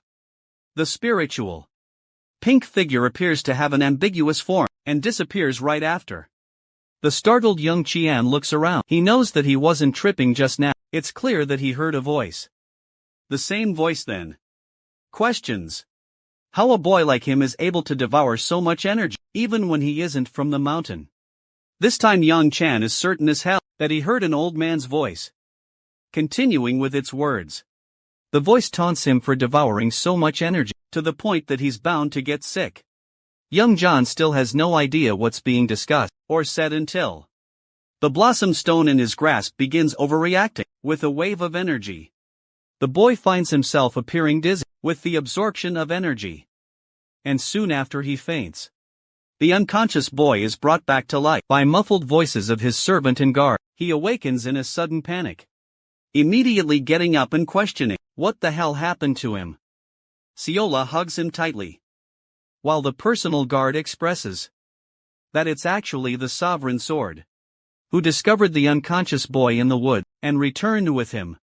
Seola's grandpa acts like it's no big deal, as he's only doing his duty as a servant. However, he seems to be in a pensive state, to the point Young Chan is alarmed by it. Mayan is curious to know if something bad happened, or took over the young master last night. To that, Young Chan tries recalling his training session, and remembers witnessing the stone's bright, shimmering light. However, now that it's in his hand, nothing appears to be changed regarding the stone, but upon unraveling the stone, he discovers an unexpected change. The crystal no longer has a scent and it looks glossy. The absorption technique ended up absorbing the stone power and resulted in him losing consciousness. He did have high expectations for the treasure of Manhwa, but not to this level. The fact that his body has absorbed it presents another situation to him. Sensing his internal energy, the boy is extremely happy to conclude that he's actually stepped into the domain of the fourth ring level. Later that day in their travels, Young Chun is seen resting inside the carriage, collecting his thoughts. He still has no idea how the development from 3 rings to 4 rings happened overnight. Both Mayan and the Sword Sovereign seem to be keeping an eye on the boy, so he's getting uncomfortable. Seola, on the other hand, is busy sniffing him out. Young Chan is shocked that he has a scent, even though he switched out clothes and even bathed. But only this time Seola surprises him by saying that he smells like a flower. The boy tries to blame their surrounding, believing it must be from the window or something. However, Seola is unconvinced. She is firm on her opinion that the smell is a part of him. The fact that Seola has been able to recognize this change means that his internal energy did, in fact, increase for the good. At the 3rd ring even, he could at most expel heat from his body, but from this point onwards, he thinks it should be no big deal for him to shoot out fire attacks without any hurdles. Bro was hoping to become just as much of a monster as Hebe became in their last battle. Either he's a fan, or he's still terrified from the experience anyway. It's a long shot from using it. But Young Chan is confident that later down the line, he'll find a victim to experiment his new strength on. Both Seola and Young Chan find themselves distracted for a moment before the carriage takes a sudden bump. They crash with a heavy thud, as the other servant inquires if the young master is doing okay. The boy immediately gets up to ask Mu Yan what happened, but for some reason, he's non-responsive and dead serious, staring something down. Young Cheon looks out of the carriage and discovers an unknown man in a white robe. The man respectfully apologizes, and based on his blossom emblem alone, Young Chan figures out that this guy must be from the Manhwa sect. The guy introduces himself as Young Fong, a disciple of the 3rd generation, with a bunch of questions to ask. To top it off, he's the same dude who ended up getting severed at the hands of Young Chan in their previous encounter. The boy faces guilt for the actions he committed in the past, knowing that he slaughtered someone so ruthlessly from the Manhwa sect. Mayan, on the other hand, finds it an offensive gesture for the Manhwa sect to send one of their best martial artists to stop their carriage. Young apologizes once more, emphasizing that his goal wasn't to stop the carriage, but a means of verification from them. He desires to know if one of their disciples is actually hiding in the carriage. Young Chan is desperately hoping that he isn't this mysterious disciple. All of a sudden, the Blossom Sword Dragon strides ahead, stating that he sensed a peculiar aura, and that's why he wanted to check for himself. But Mu Yan is seriously on guard, and warns the guy that if he takes another step, they'll have to take action. Yang fearlessly turns to face Young Chan, before excitedly asking the boy why he is covered in the aura of the mountain. The question immediately makes Young Chan shit his pants. Bro knows he's fucked without answers. Strangely enough, a voice agrees with his opinion. This voice is the same old man, the spiritual being that was haunting him last night. The old geezer is shocked that Young Chan can see his miniature self. Rubbing his eyes, Young Chun is having a hard time questioning if what he's seeing is really the truth. But apparently the floating elder before him is, in fact, real and talking to him. Seeing him distracted, Young asks for the boy's attention. Young Chan is out here, confused as hell if he's on drugs, or if this is a result of overtraining of some kind. The little elder is offended, and reminds the boy that this is very much real. Yang is concerned about the boy's condition, while the young master inquires if he can see the floating figure next to him. The insect-sized old man Yang apparently doesn't see crap and looks at the boy weirdly. Even Mayan is clueless when asked the same question and thinks the young master must have lost it. He pretends to play along as some kind of gimmick before realizing that young Chan isn't messing around but actually being serious about his question. At this point no one's going to believe in it, and the mini old man thinks he's only making a fool out of himself by asking others young Chan lost it and thinks he's being possessed by some weird kind of ghost. The mini old man reveals that he's not possessed, it's just that he forgot what he ate earlier. At first the boy doesn't get what he's talking about, until he remembers that he absorbed the energy of the blossom stone into his body. The pieces fall into place as the old man refreshes his memory, reminding young Chuan that the idiot ate the sacred treasure when he didn't even belong to the Manhwa sect. Furthermore, the mini old man helped him right after. The boy ended up in a state of blockage after consuming immense energy. And yet he's being called all sorts of things, like insect-sized man over here. Confused, young Chan inquires for the mini old man's identity. The floating spirit is surprised that the boy really can't tell him apart because of his cluelessness. The spirit calls him unaware of his own surrounding. Well, while this is happening, Mu Yan and Young are confused as shit because from their perspective, the young master is talking to himself. The floating spirit decides to do an act of courtesy and properly introduces himself. He's actually the renowned 8th leader of the clan, Shin Chael the Immortal Sword. In order to understand the significance of this character, we must first explore into the depths of the greatest war that occurred before the arrival of the heavenly demon. The great demon blood war was safely fended off by 5 notable figures, expert martial artists, whose names were etched into history even long after the war ended. Shin Cheol just so happens to be the greatest ancestor of the Manhwa sect, sharing no equal in his reputation, and that same guy is now just a tiny old man that no one else can see except Young Chan. The funny thing is, young Sean can't even stay quiet in his thought because the old man hears everything he thinks about. Now that the kid has come to learn of his awe-inspiring reputation, Shin Kyle is hoping that he'll be respected now. But Young Chan, being Young Chan, proves to be the opposite and is still stuck up. He questions why the old man was stuck inside the stone. Unfortunately, the little guy doesn't even know that about himself. It's more like he was expecting Young Chan to be the one to fill in those gaps for him. So they're both at a loss with the way things are going. The most curious question for Shin Cheol is, why an outsider from the Mount Hua sect was able to absorb the powers of the Blossom Stone, when it shouldn't even be possible? Faced with a question like that, the boy goes speechless.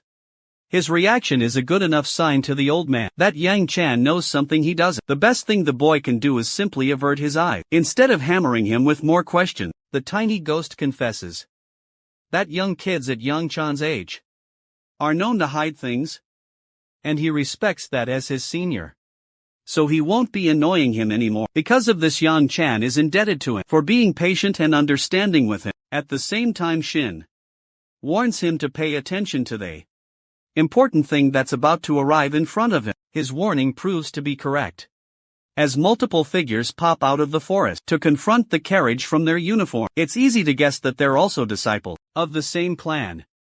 Yang emphasizes that they've got nothing to worry about, as these people aren't a threat to them. However, Mu Yan's done playing around and knees the guy down, pinning a blade against his neck, as he's cautious of the men. Mu Yan strongly believes that this is actually an ambush, rather than a greeting put in a position like that. The disciples of the Manhwa sect are on guard. Even Yang Chong believes that maybe his guard is pushing it too far, but Mu Yan argues otherwise. He can sense their sheer hostility from the second they appeared on the battlefield. Yang begs them to stop and listen to him for a second. He has no idea why the members of his clan are so furious, but he also thinks that it should be possible to resolve the issues if he can just communicate with them properly. Mayan is alarmed and asks to confirm if they're truly warriors from the same clan, but just seeing the symbol on their clothing, it's enough to verify that Yang isn't lying, and he sincerely requests that they let this issue be handled by him. Yang Chan is convinced and tells his guard to stand down, so he frees Yang from his grasp, who promises to settle the matter properly. With a little talk, they can see the guy quickly going up to his men and discussing things. But before he can say another word, Bro gets dismantled by warriors of his own clan. Much to Yang Chun and Muyan's confusion, the warriors step forward to apologize and properly introduce themselves. They also think that it's Yang's stupid interference that caused them to believe that this was some kind of ambush attempt.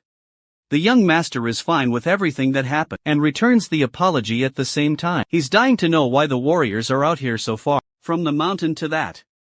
The warrior apologizes, stating that their mission is confidential. Well, until Yang blurts out crucial information about their clan members suddenly going missing. All of a sudden, the strange thing about this incident is that, under the command of the Blossom Sword Squad of the Manhwa sect, it doesn't really make sense that so many of them are missing all of a sudden anyway.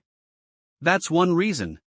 They were actually patrolling the area, and Yang stupidly ditched them all after sensing energy from the carrot, and ran ahead. Yang Chan realizes that it must have been because of his familiar energy that drew them all the way here.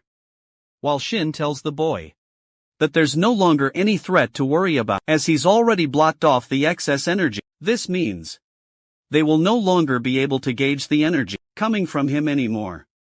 When Yang points to Yang Chan, stating that they can sense one of their own energy from him, the warriors end up confirming that they can sense a hint of their power within him. This shocks the boy greatly because earlier, Shin just told him he blocked it off.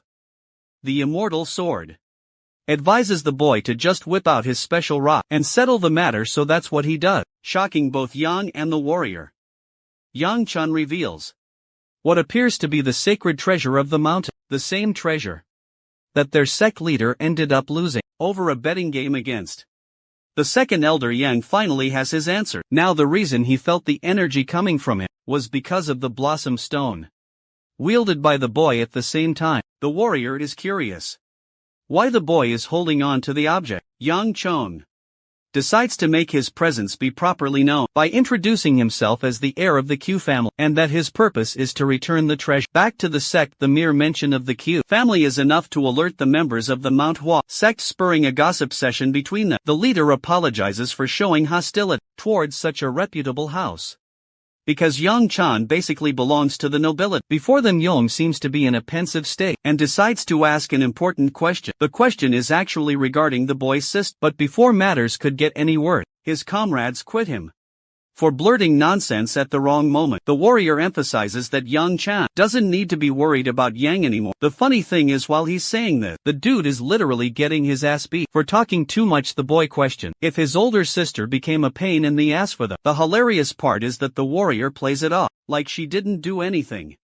but inside bro is genuinely tired of her. The kid consents that his sister must have given them a serious rough time, so he not only apologizes but also promises to bring her back to the clan. Upon his arrival at the mountain, the warriors are baffled to hear the news that Yang Chun intends to bring his sister back to his house. Funnily enough, they all get so happy hearing the news that they're ready to offer him a proper walk, respecting him for the choice he's making by taking responsibility for his sister. The action leaves both Muyan and Yang Chan speechless, because it only makes you wonder just how much trauma she inflicted upon these poor warriors that night. The scene cuts to Yang Chan's sister, who is standing at the door of her teacher. Before coming inside, the senior lady is impressed by the little girl's vigor and bravery. It's so late at night, and yet she fearlessly arrives to visit her every night. The disciple walks heavy steps before crashing right into her teacher's embrace. They talk about the woman's condition and how she's feeling a bit better seeing the moonlight. This gives the girl an air of relief. The senior lady considers it a pity that the little girl's visits will soon come to an end, as she'll be returning to her family sooner or later, but the mere mention of returning causes her to grow tense and silent. Her reaction signals that she's still uncomfortable and dislikes her family adopting a menacing tone. She declares in anger that she doesn't consider those people as part of her family. This harsh confession leaves her master in a thoughtful mood, but she's not the type to invade into the private matters of others and doesn't probe further.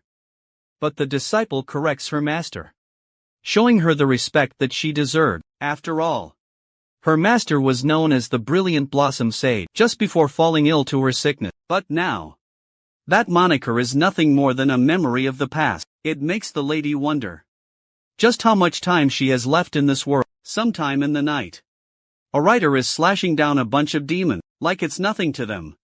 This is Bia Namgung, the lady with a blank expression, despite having slaughtered a group of monsters, without any problem exhausted.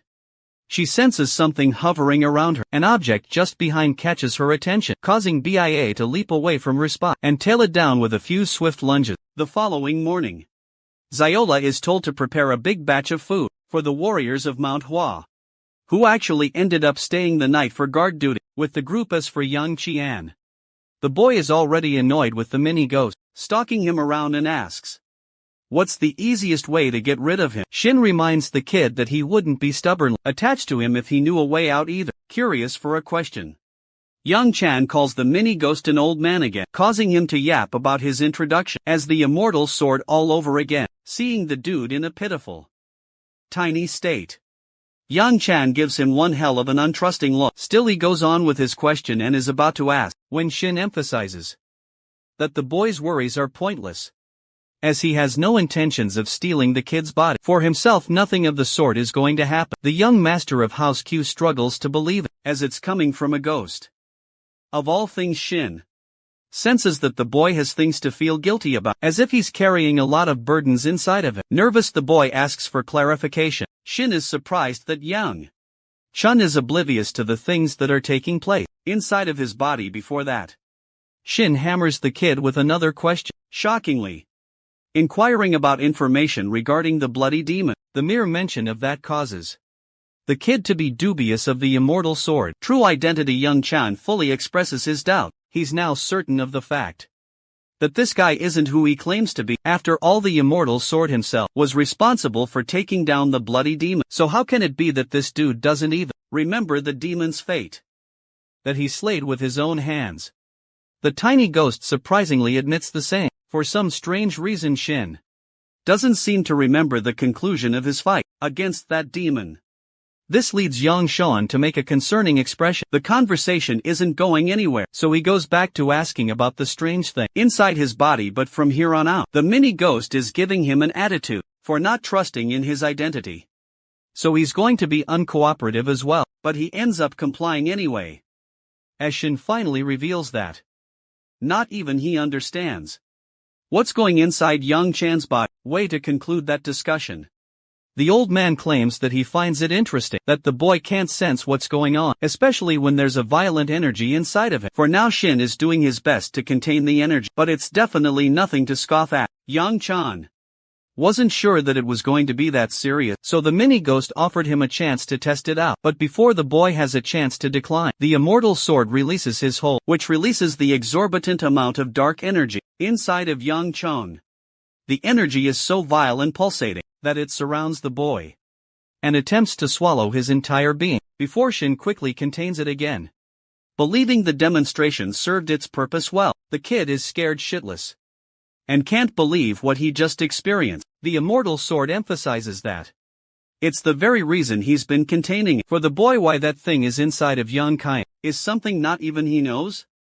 Though the kid has a ton of questions, Shin thinks the conversation shouldn't be pursued any further for today. Even though Yang Chun gives him a stubborn attitude, Shin points to the sky and states that there's something he's got to deal with. Our boy checks his surroundings, and there's nothing special around. But right when he's unaware, a purple beam descends from the sky and lands right next to the boy, frightening the hell out of him. Yang Chan roars at the dude who nearly killed him just now, while the muscular young man before him states that the members of his clan follow a strict rule ever since the old times, and that rule is to fight in order to become friends with each other. Yang Chan's literal first reaction is, what the fudge is this dude talking about? While Shin is glad that at least some traditions of the clan are still thriving, the young master of House Q can't believe that this is the way these guys handle their sparring matches. Yang apologizes for intruding so suddenly. It's just that he got curious and wanted to test another martial artist's skill. Yang Chan counters that his very own clan, the Mount Hua sect, is brimming with experienced martial artists, so he can just ask anyone. Yang finds himself cornered with that response, and shows a disappointed face. Shin tells Yang Chan about the importance of the kid before him. This guy is supposed to be the youngest elite martial artist among their clan. His stature is the definition of a towering wall of talent. Unfortunately, that's one reason that Young feels so bad about himself. He can't get along with other people well, because of his thriving talent. Shin is shocked by the boy's knowledge of someone he's meeting. For the first time, I have to remind you all that the mini-ghost can read all of our boys' thoughts, which really makes me curious about their future interactions. Anyway, Yang-chan surprisingly accepts the duel when in fact his usual attitude is to avoid unnecessary confrontations. But he's ready this time. Just hearing that causes Young to wear a joyful face, and he bows respectfully for their match. A surge of electricity zaps around him, and you might think that it's his own ability, or something. But the funny thing is that it's someone else's attack, and this certain someone tackles the ever-living crap out of the poor guy, tossing and turning him into the damn lake. Even Yang-chan is baffled to find Bia Namgung here, of all places, but I'm sure you all guessed that. The Namgung family loves to use their lightning attacks anyway. The girl is down bad for him immediately. Really happy to have found her beloved fiancé at last. A flashback into the past. It was a dark day for Yang-chan yet again, who was losing one of his most trusted allies. It was Bia, the white-haired girl. Her eyes losing consciousness slowly. She couldn't help but wonder why a guy like him was crying for her. But Yang-chan, being a stubborn brute of this era, told her that it was just the rain and that he was fine. She found his explanation satisfying and in a way, unfortunate, desperate for an answer. He inquired why she went so far ahead. She could have easily avoided this fate, and yet she chose to be reckless. She stopped the attack that was aimed towards him, and suffered the full weight of it with her own body. Even now, Yang-chan still doesn't understand why she did that, for him in her dying state. Bia looked at him and stated that it's just what she wanted to do, without any reason. Her final question was about the state of the moon. Yang-chan told her that the moon was still up, and to that Bia happily found herself accepting that her two moons seemed to be fine, indicating that she must have considered Yang-chan one of the people she treasured the most. This cushioned the blow for her death. And then a moment later, she closed her eyes and her body went limp. She was no longer a part of this world. Coming to the scene, an arrogant warrior proclaimed how it is unnatural for demonic humans to fall in love with each other. He continued on teasing the demon, stating that he was soon going to join Bia in death. But Yang-chan merely declared his name with anger, promising the media sword that if anything, he will make it his personal damn business to give him an uncomfortable death. Saying so, he unleashed a weight of his demonic aura. The flashback sequence ends there. Bia's smile just now triggered the flush of memories floating inside his brain.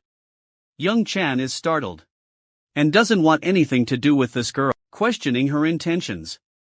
But as she's about to explain the reason why she came here, the warrior's voice is heard. He wants to know if Yang-chan shares affiliation with the woman, or if she's an intruder of some kind, to the point that this guy is ready to slash her down. Yang-chan feels terrified because the rest of the Mount Hawa warriors have gathered around him, and they're all preparing their weapons to take her down. He struggles to come up with an explanation. Dude is losing his marbles because Bia had just struck Yang down, so he can't exactly provide cover for her, either by saying that they're comrades.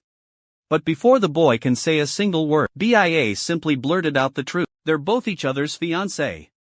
This little explanation causes all of the warriors to become flustered, in confusion, including the floating mini geezer. Yang-chan has no choice but to play along with her. At this point, the funniest part is that they're shocked. A pretty angel like Bia ended up downgrading herself to a crappy-looking guy. Inquiring her purpose of visit, Yang-chan learns that Bia came to meet him. The rest of the warriors are suddenly more interested in our boy than the girl, eyeing him down to see if he's lying or not. Yang-chan is confused why she launched an all-out attack if the purpose was to meet him only. Shin expresses that the boy still hasn't read the room. Based on her body language, the floating spirit concludes that Bia has been running sleepless just to get to her lover. It's because of her hindered state that she couldn't tell who Yang-chan was up against, and simply attacked to protect him. While our boy still thinks it's crazy of her to go to such lengths with all things considered, but that only proves her devotion to come meet him. This girl is the definition of commitment, funnily enough. Yang Chan takes the side of the Manhwa warrior, proclaiming that they will not let this incident slide, but to his utter shock his very own boy, Yang, is out here, getting dazed by the princess's unparalleled beauty. Yang Chan can't believe this guy is such a simp when it comes to his duties. Fueled with even more confidence, Bro challenges Yang Chan to a duel, which is more than enough to conclude that Bia's previous attack basically did nothing against his mountain of a body. The fight takes place at night. The warriors are watching in anticipation and silence, while Yang is still getting butterflies, getting distracted, and looking at the pretty lady at the side. Yang Chan, on the other hand, is a bit worried about the guy's serious case of infatuation, which makes the floating old geezer tease him for being jealous. Bro isn't exactly jealous, but rather pissed that he accepted the duel for the sake of being nice to Yang, only to get backstabbed in the most unexpected of ways. Homie is out for his girl, man. Shin believes it's actually a good opportunity for the boy to win and gain something. Since Yang Chan is too stupid to understand, Shin expresses that this is just the perfect time to test the boy's new strength. Meanwhile, Ciola and the others are enjoying themselves with company together, questioning how and when Bia came here. Mayan appears to be the only one worried, caring for the young master's condition in this battle. The warriors of the Manhwa sect are out here, placing their bets on the victor. But ultimately they all think the real winner of this battle is already decided, and it's going to be Yang. Thanks to his godlike talent. The guy has a fun-loving attitude on the side, but he's a real monster during a fight. Shin even notices this as the Blossom Warrior prepares his blade, channeling his energy and surrounding himself in a bunch of petals. Out of respect, he announces his first attack in response to his blossoming energy. Our boy whips out his scorching hot flame, stunning the spectators with his control over the internal energy, surprising the likes of the sovereign sword himself. Yang Chan unleashes a similar state to his sister, igniting himself in a cloak of fire, while at the same time believing that he's nothing compared to Hebe's flame, though the boy pities himself for unmeasuring his sister's capability. His impressive aura surprises his opponent. Yang appears shocked, leading Yang Chan to question if his opponent has grown afraid of his increasing strength gripping his blade. The warrior of Blossom prepares to take his advance, unflinching in the face of the young master. His first attack is a simple one, focused on speed, channeling all of his power and leaving a trail of his unique aura. As he approaches the burning aura of Yang Chan, Yang unleashes his powerful attack, but our boy appears unfazed and simply gives him a glance before diverting his attack with a gentle push upward. Seconds afterwards, Yang Chan uses his other arm to unleash his fist inside the warrior's abdomen with such immense speed that it literally launches him away like a projectile. Yang is sent flying with agonizing pain, much to the shock and amazement of the spectator. Watching the battle, his blade is shattered, and the outcome of the match even leaves the sovereign sword amazed. The fight ends with Yang Chan standing over as the victor. The field around them has been scorched down, while his opponent is barely recovering from the burn he received. Just like that, the fight has ended immediately. Bia jumps away from the group to confront her fiancé, requesting a battle with her at once. Bro thinks she's going haywire again and reminds her that he literally just finished his battle with another opponent. Poor Bia has no better counter-argument and cutely stares him down. She's a bit upset, and the floating spirit recognizes that immediately. Yang Chan realizes that if he continues to delay her any further, she's just going to become an issue for him down the road. So while he still has the opportunity, he schedules their battle next time, when they get the chance. Hearing his approval of the fight, his fiancée is really happy as she clasps his hand, giving him a sweet smile as she's satisfied with his answer. The scene cuts to later in the night, where Yang Chan is literally unleashing his explosive, flaming aura while meditating. Even Shin is in awe of the boy's capability. At the 4th ring level, having accessed his central core, Yang Chan acts like it's not a big deal and shouldn't be celebrated. But Shin argues that the boy has an unfathomable amount of talent brimming inside of him for his age. At the same time, if he tries to go beyond the level of the central core, he might end up overdoing it and cause the core to overreact inside him. Curious to know more about his core, Yang Chan learns that the core responds directly to one's internal energy, which means the more energy that is expelled, the more pressure on the core it will build. This also means that the kid can't use anything reckless beyond unleashing flames from his body, because the sheer load of using such an advanced technique will disrupt his core. That isn't pleasant news to Yang Chan, who is expecting to continue onward with his upward trajectory. But for now, he's met his plateau and needs to be patient with interrupting Yang Chan's training. Yang is surprised to find his opponent distraught, even after his victory against him. The boy inquires what he's here for. And to that, Yang bows and shows him a gesture of respect, thanking him for an opportunity to learn more from his defeat. Yang knows that the fight had a set purpose behind it, and that Yang Chan was attempting to teach something. Shin is actually really happy with the way Yang is handling his defeat, because it showed that he's capable of maintaining a positive attitude towards growth even after suffering a loss. But the same isn't true for Yang Chan, who is out here beating himself down for having to risk his entire life for some training. Yang Chan clarifies to Yang that he didn't have any purpose behind the training session, but he's still happy for him to have gained some insight from their battle. Yang, on the other hand, had his expectations reset just now. Back at the Manhwa sect, he was constantly reminded that he was the sharpest talent they had for his age. But seeing Yang Chuan fight has changed his perspective on the other parts of the world. It makes him wonder just how much effort the young master of housekeeping expended to get to such heights. Funnily enough, Yang Chan finds himself seriously pissed off in this conversation, and even cusses the dude in his thoughts. Shin constantly reminds him to just be a good ear for now and listen anyway. Yang is really thankful for the experience, and leaves Yang Chan baffled with his behavior. The fact that Thai is the same pitiful guy who he severed piece by piece in his reign doesn't make things any better. It really pisses him off in a way. Anyway, the scene cuts to Ciola, who is out here describing the battle like it was an epic movie scene to her grandpa. Apart from her silly yapping, she also informs her grandpa of some trouble they've got to deal with at first. You're probably thinking it's some big issue, but then you remember it's this adorable potato, and she's just annoyed that the young master found himself in an engagement instead of celebration. She finds it a really angry occasion. Her grandpa is confused by her reaction, until Ciola states that she has no idea what getting engaged to someone even means. The potato erupts with cuteness, stating that she's the only one who has rights to do whatever she wants with the young master.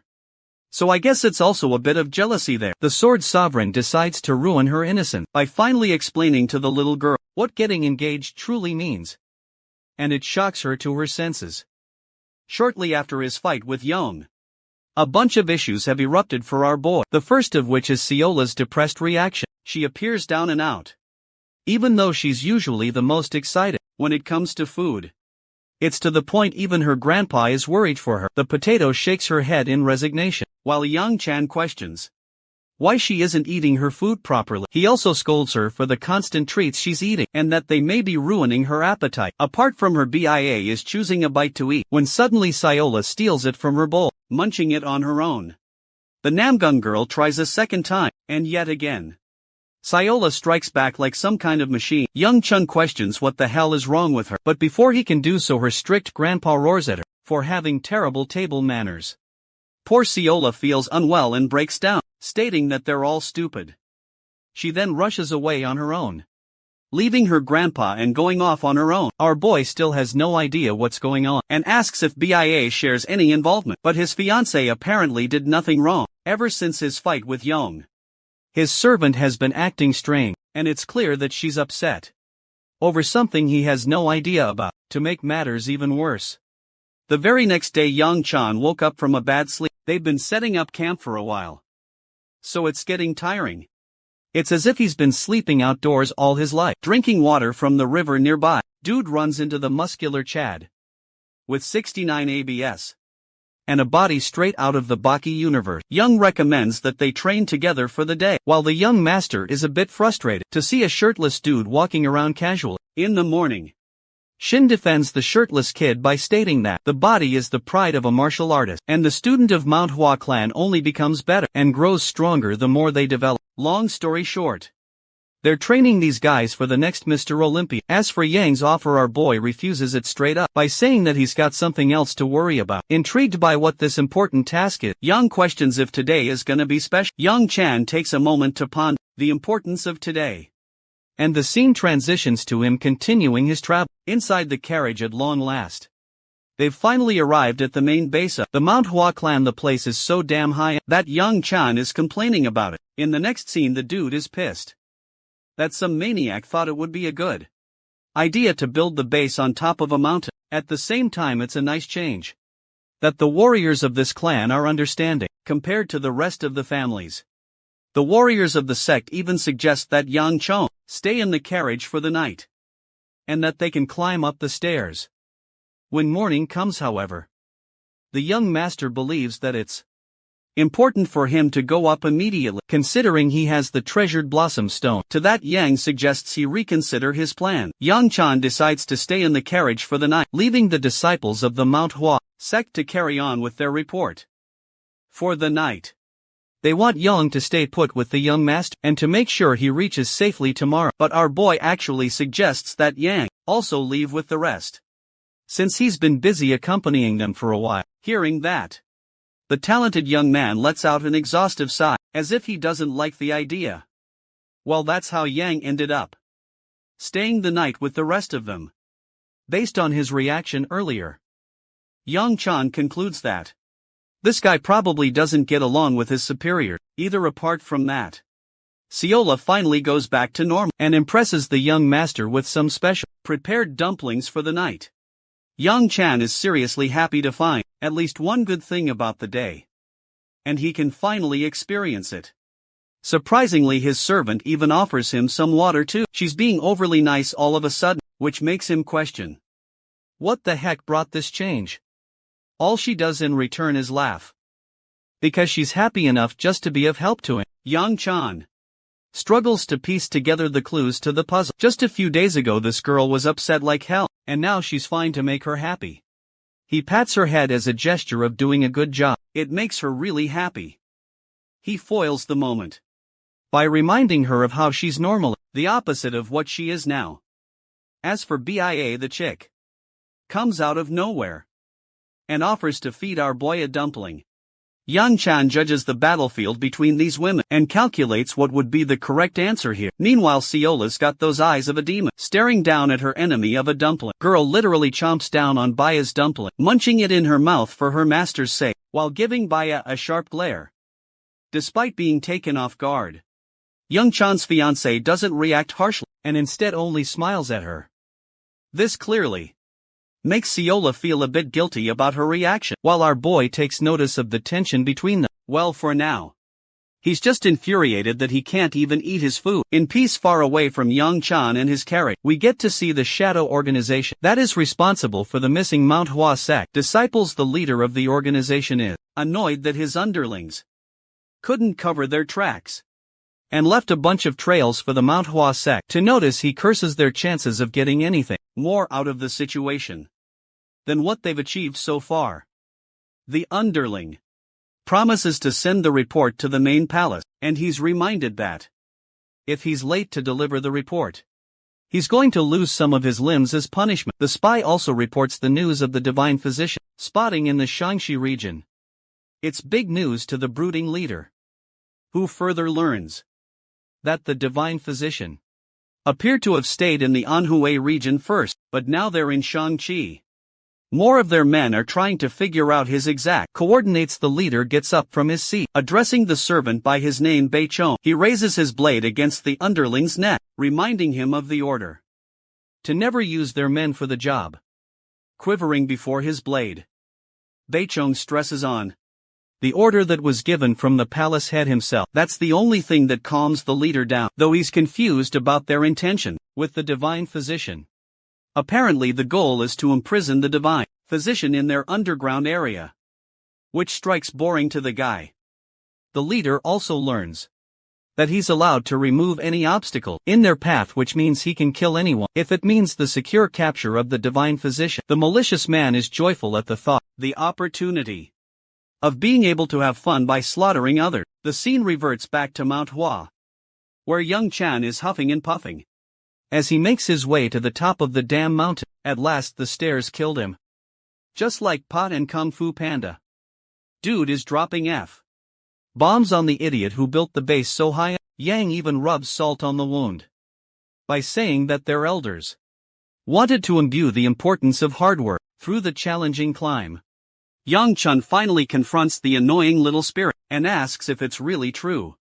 The hilarious part is that not even Shin approved of the idea of setting the place so high up. Seola apparently climbs without any trouble and even offers to carry him, but he refuses out of his ego. BIA is also pretty chill and even offers her fiancé a hand to get back up. She's caught blocking every opportunity Seola has, and you can see it in the potato face girl's reaction. Young Chan gets up, and she actually respectfully bows down to him. For some strange reason Shin calls the guy a clown for not even knowing the obvious of what just happened. Apparently the moment is really special to BIA, who clasps her hands tightly, having felt the touch of her fiancé. Seola, on the other hand, is out here like an angry kitten, ready to lash out. Young Chan realizes that she's actually bowing to receive the same treatment from him that his servant received. She wants him to pat his head. Bro is just about to do that when suddenly Seola intrudes and starts patting her head instead. She doesn't want Young Chan to do it after all, but the white-haired girl is actually okay with this outcome too, smiling at her fiancé as she concludes that there will always be a next time. Every time she smiles at him, you can just tell bro is in deep trouble. Young Chan distracts himself by checking on the others. Seola's grandpa and Muyan appear to be doing just fine, but the other servant is out here, breathless and dying while climbing up. She's fine with being left behind like dead weight, but our boy doesn't want her to sacrifice herself to the stairs like that and offers someone to help Hongwa out. Aside from that, the gates of the Manhwa clan are finally made open to the young master of housekeeping. Their leader has personally arrived to meet them in person. The old man actually looks a lot like the immortal sword spirit too.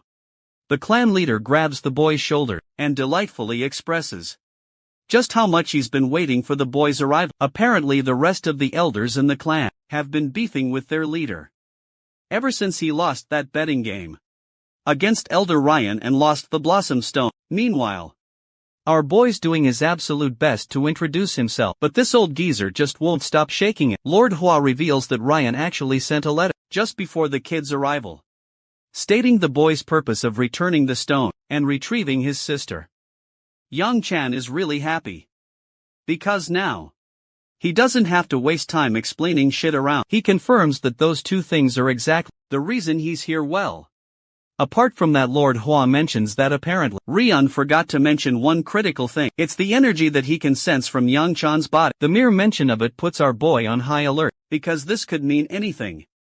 Aside from that, he also wasn't expecting to see the arrival of the sovereign sword, who is acting like an ordinary figure. Still, Lord Hua doesn't confront the boy strongly and believes that it's best for them to rest. After coming here, he tasks one of the guard to personally take care of their stay here, and that's how they made their way inside to a place filled with dozens of blossom trees. Faced in this unique situation, Yang Chan consults Shin for some guidance, expecting to receive something good from it, but the floating old spirit simply laughs and thinks that this much is a normal reaction. When the kid ends up absorbing the energy of the stone, the leader of the Blossom clan apologizes for an immediate meeting shortly after rest.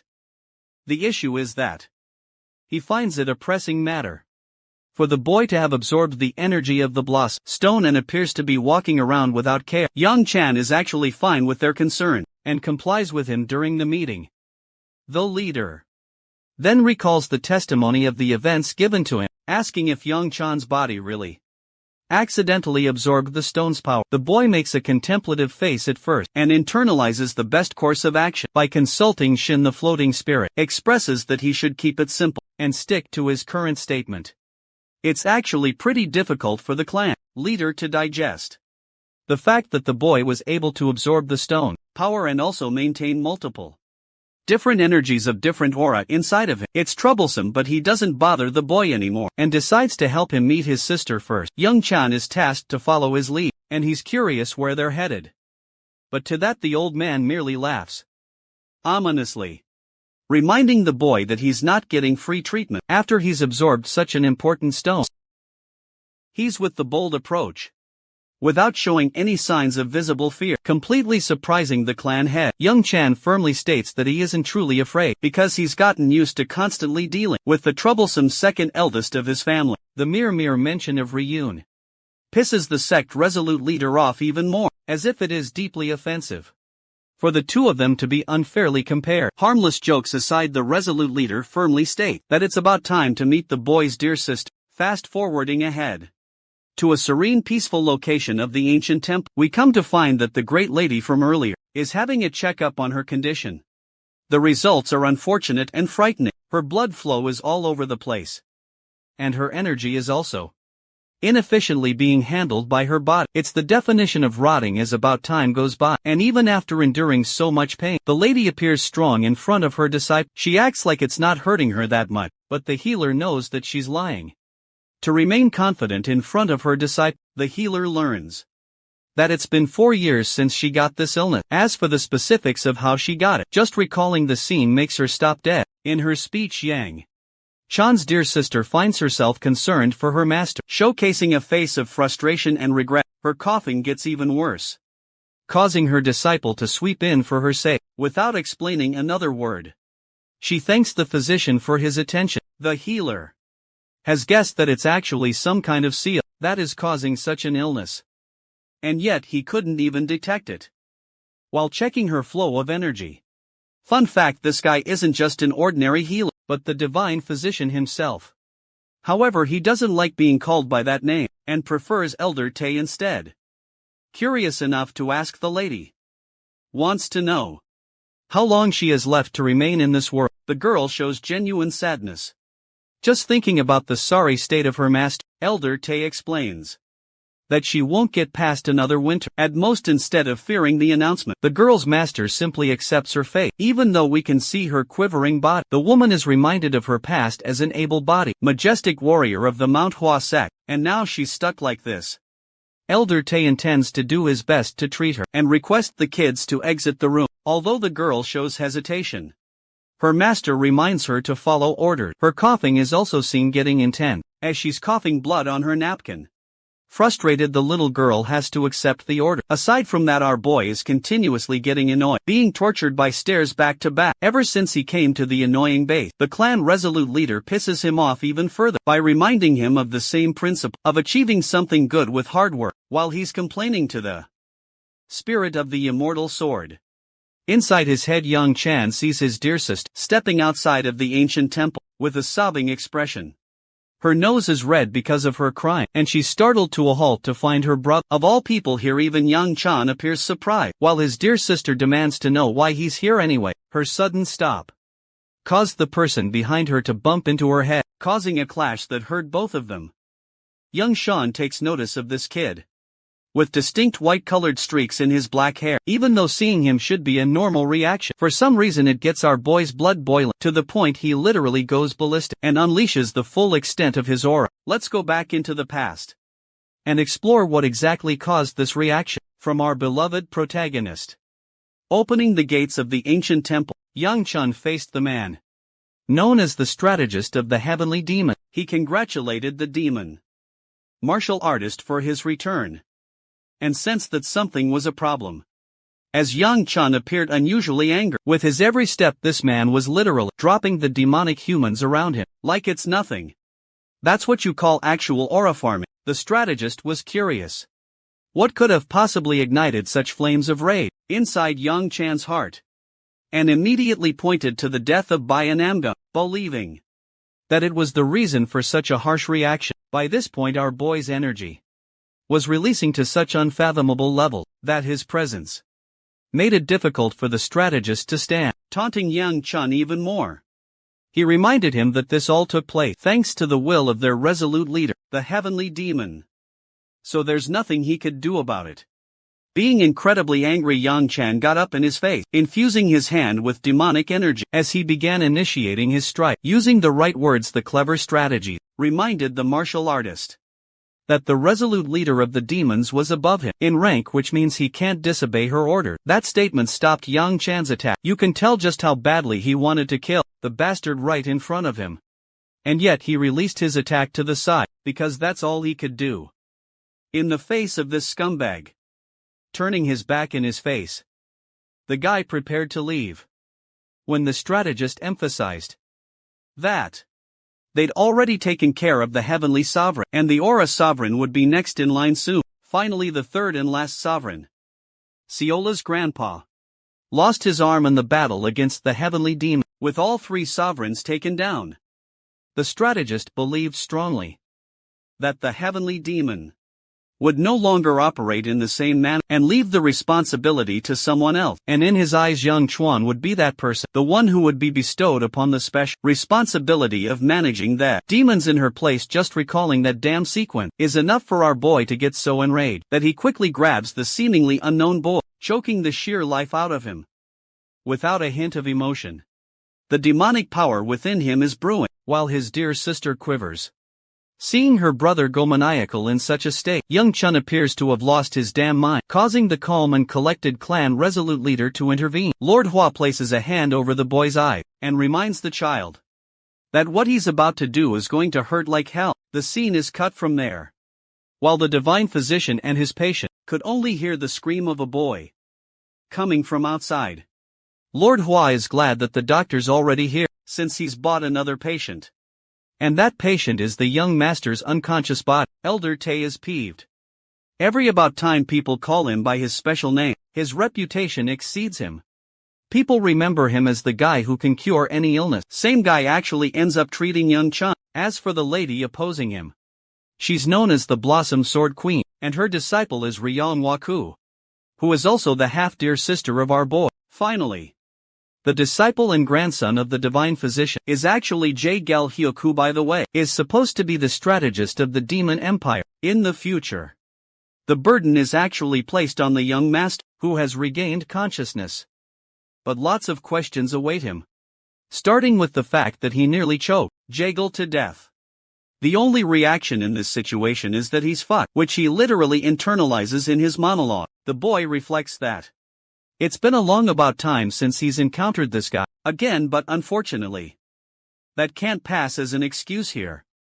The only shocking part of this story is Jiggle's connection to Elder Tay, the grand physician. At this point, nothing is going according to his plan, and then there's the fact that not even the spirit of Shin is helping him out on this one, leaving young Kyan on his own.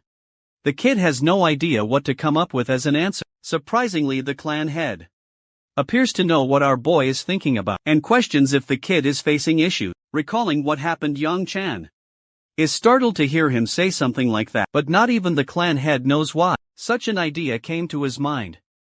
Recalling the scene of what happened, Lord Hua wants Elder Tay to inspect the child's body. One about time, the divine physician throws a stubborn fit, declining the request. The two old geezers are fighting each other, while the Blossom Queen strikes conversation with our boy.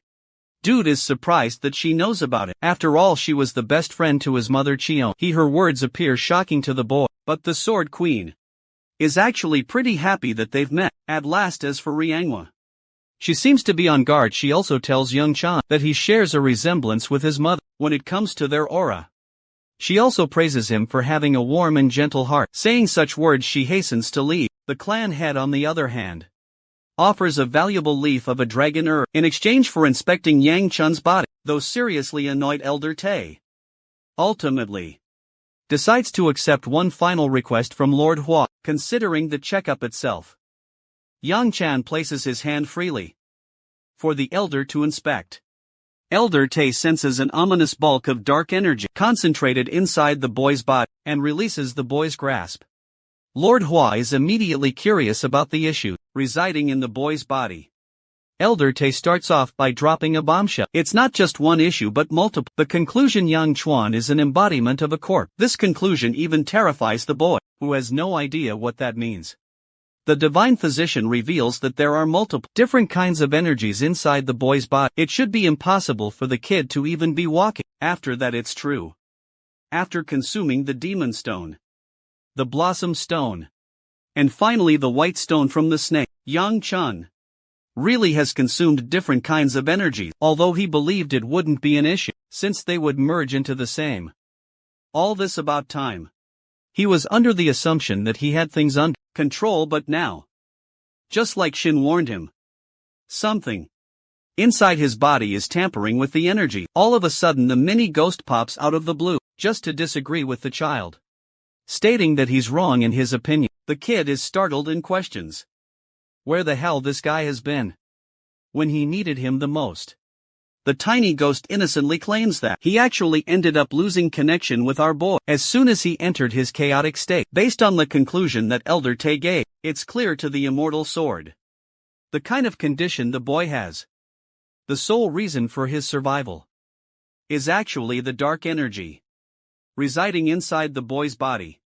This dark energy is doing its best to control the other energies and suppress them to the point they don't go wild. Now that he's got a bundle of energies inside his body, Yang Chan is curious of what his next move should be. To be honest, even Elder Tae thinks it is game over for the kid, because he's one moment away from blowing his body to pieces if they go out of control. It's actually a very realistic possibility for the kid's body to explode right here and now too. The divine physician really can't do anything in Yang Chan's case. For an even stronger conclusion, he firmly states that the boy's body is so damn unstable right now that he could die at any moment, even while bathing or eating. That's not the best news to hear for Yang Cheon. As for Lord Hua, this news is even worse than he thought. Rayong Hua is actually shocked to see her brother's calm reaction, seeing as though he could die at any moment. To that the boy responds that he hasn't died yet, so there's no reason to worry. The conversation leaves the room in empty silence. For now he thinks he's okay, but worries about Ryan Hua, who needs more serious attention and news to return home. Despite her refusal to return home, Yang Chun argues that it's fine if she wants to stay, but she has to consider their father's reaction when he learns of her refusal. Infuriated by his words, she is forced to admit that their father wouldn't even give a damn if she stayed here forever, as that's the kind of emotionless man he is. Lord Hua observes them closely and recommends Yang Chun to rest up in his lodging. For a bit the kid leaves, reminding the physician that he'll be back at a later about time. Exiting the room, even Elder Tae has to admit that the kid is the weirdest child he's ever met. The same goes for the Sword Blossom Queen, who sensed odd things about the boy. The boy didn't even feel truly afraid of the news of his impending doom. It was as if the boy no longer cared about his existence anyway. Later that night, the young master appears to be walking leisurely on his own. The mini old spirit boggles his mind, questioning how the kid can remain so calm, even after the terrifying news.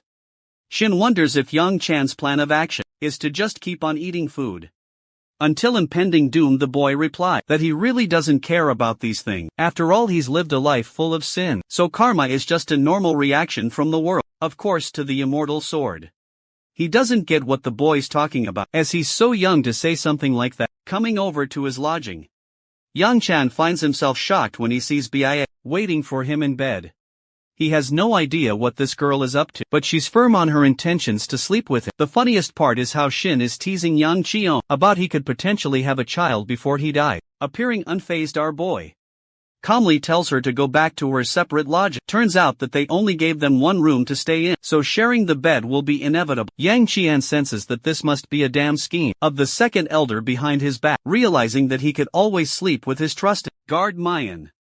Our boy heads out to leave. Suddenly Bia grabs his hand, requesting that she'll do nothing but hold on to him in bed.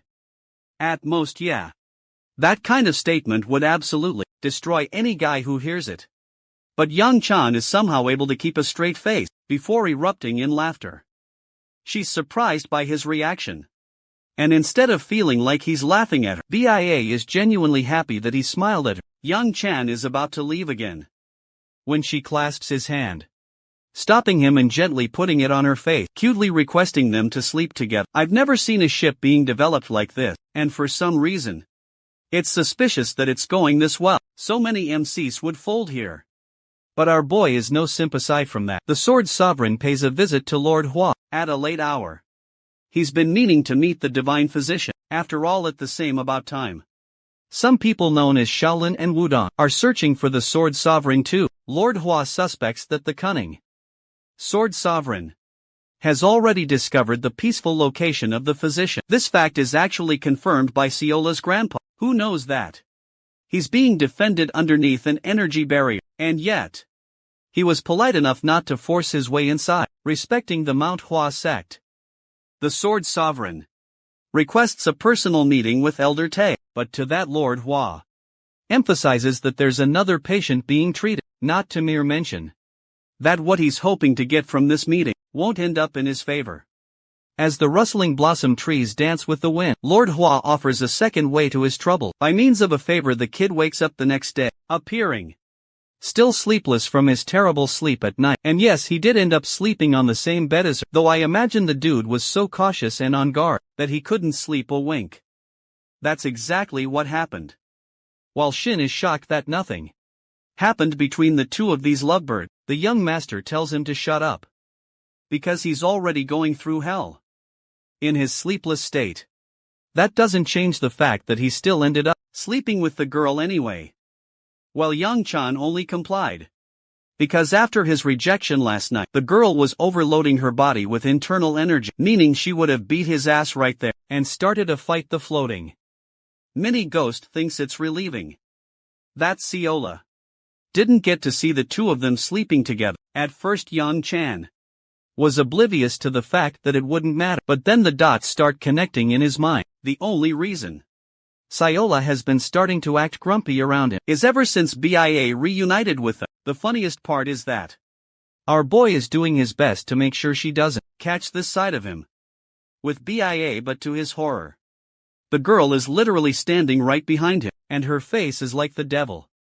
It's at this moment that his fiancée also wakes up and turns to face the servant. She kindly asks Siola if she managed to get a good night's sleep. But in response, the servant is infuriated to the point of sadness. She calls them selfish and loathes the idea that she wasn't able to sleep with the young master. Her little pleading goes on. And to Young Chan's absolute horror, his fiancée casually says that it wouldn't be a problem if they did. She's fine with the idea of including her along. Oh wow. This is going in a very different direction than I thought, but anyway. Siola just feels happy to be included, and only a moment afterwards, she flops to the bed, excited as a puppy to be given the chance to join along. Yang Chan's fiancé is satisfied seeing this, while the boy doesn't have any objections of his own. Barging into their room, Yang comes along, and bro catches two girls laying next to Yang Chan in bed. The first reaction this guy had is probably the same as the one we had, because he dashes away at the speed of light to leave them to their business.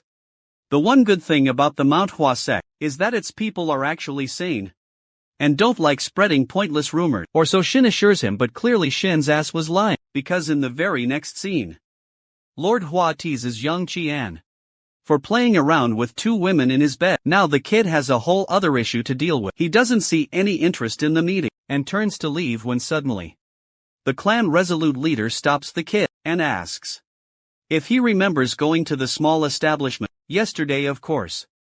How could Yang Chan forget meeting the Sword Queen and the Divine Physician of all people? Lord Hua brews him a drink and reveals a scroll, requesting the kid to deliver it to Elder Te personally. At first glance, the task seems a bit odd for our boy to execute. After all, he doesn't have anything to do with it. Lord Hua drops a bombshell. It's actually because the rest of the clan has no idea that their beloved Sword Queen is battling an illness, which is why it's necessary for any messages to be delivered in secrecy. Lord Hua has no intention of spreading word of this information. And if he does happen to tackle Elder Te again, unfortunately they'll have another clash. He also can't request the information to be delivered via his personal disciples, as it's supposed to be a secret. That's why Yang Chun The kid who is currently indebted to him is the only fitting person for the job of delivering. The message kid is already regretting his stay. Every about time this old geezer creeps up behind him. Lord Hua sends the boy on his way. In the next scene we find Riangwa doing her business, walking around the marketplace until she reaches the store. She first enters this space and then exits it after purchasing the necessary goods. Riangwa then climbs her way back up to deliver the good, when suddenly her eyes dart towards a bunch of deer, living a comfortable and loving life. The scene reminds the young girl of her about time at the house of Ku. Before her father she saw how ruthlessly the young Chan and his mother were treated brutally. Just seeing that horrific scene is enough to remind her not to return. After saying that, the girl camouflages using a technique of the clan, completely surprising the secret spies of the shadow organization. Nearby they can't believe she disappeared, and start to question if she caught on to them. One of them goes up to inspect what happened, and realizes that there's actually an energy barrier placed by the resolute leader of the sect. This powerful barrier prevents any single one of them from intruding inside, but at the same about time, it's also given confirmation to these assholes that the divine physician is in fact being guarded nearby. For now they intend to form a retreat, believing that their regional resolute leader will be best pleased to handle the rest. For them climbing up the mountain of stairs, the girl discovers our boy wasted right in front of her. Dude is not having a good about time, huffing and puffing the crap out of himself, while Ryamwa is displeased at the mere sight of him. The boy questions what she's staring at him for, and to that she inquires what he's doing out here. Young Chun emphasizes that he isn't out here enjoying a walk, but rather he's got a small mission to deliver something. Ryangwa bolts upwards and tells him to keep up the pace. Of course he's doing his best. Young Chan's half-dear sister still hasn't forgotten the cold words of Elder Tae, who concluded that the boy's condition is so fickle that he could die at any moment.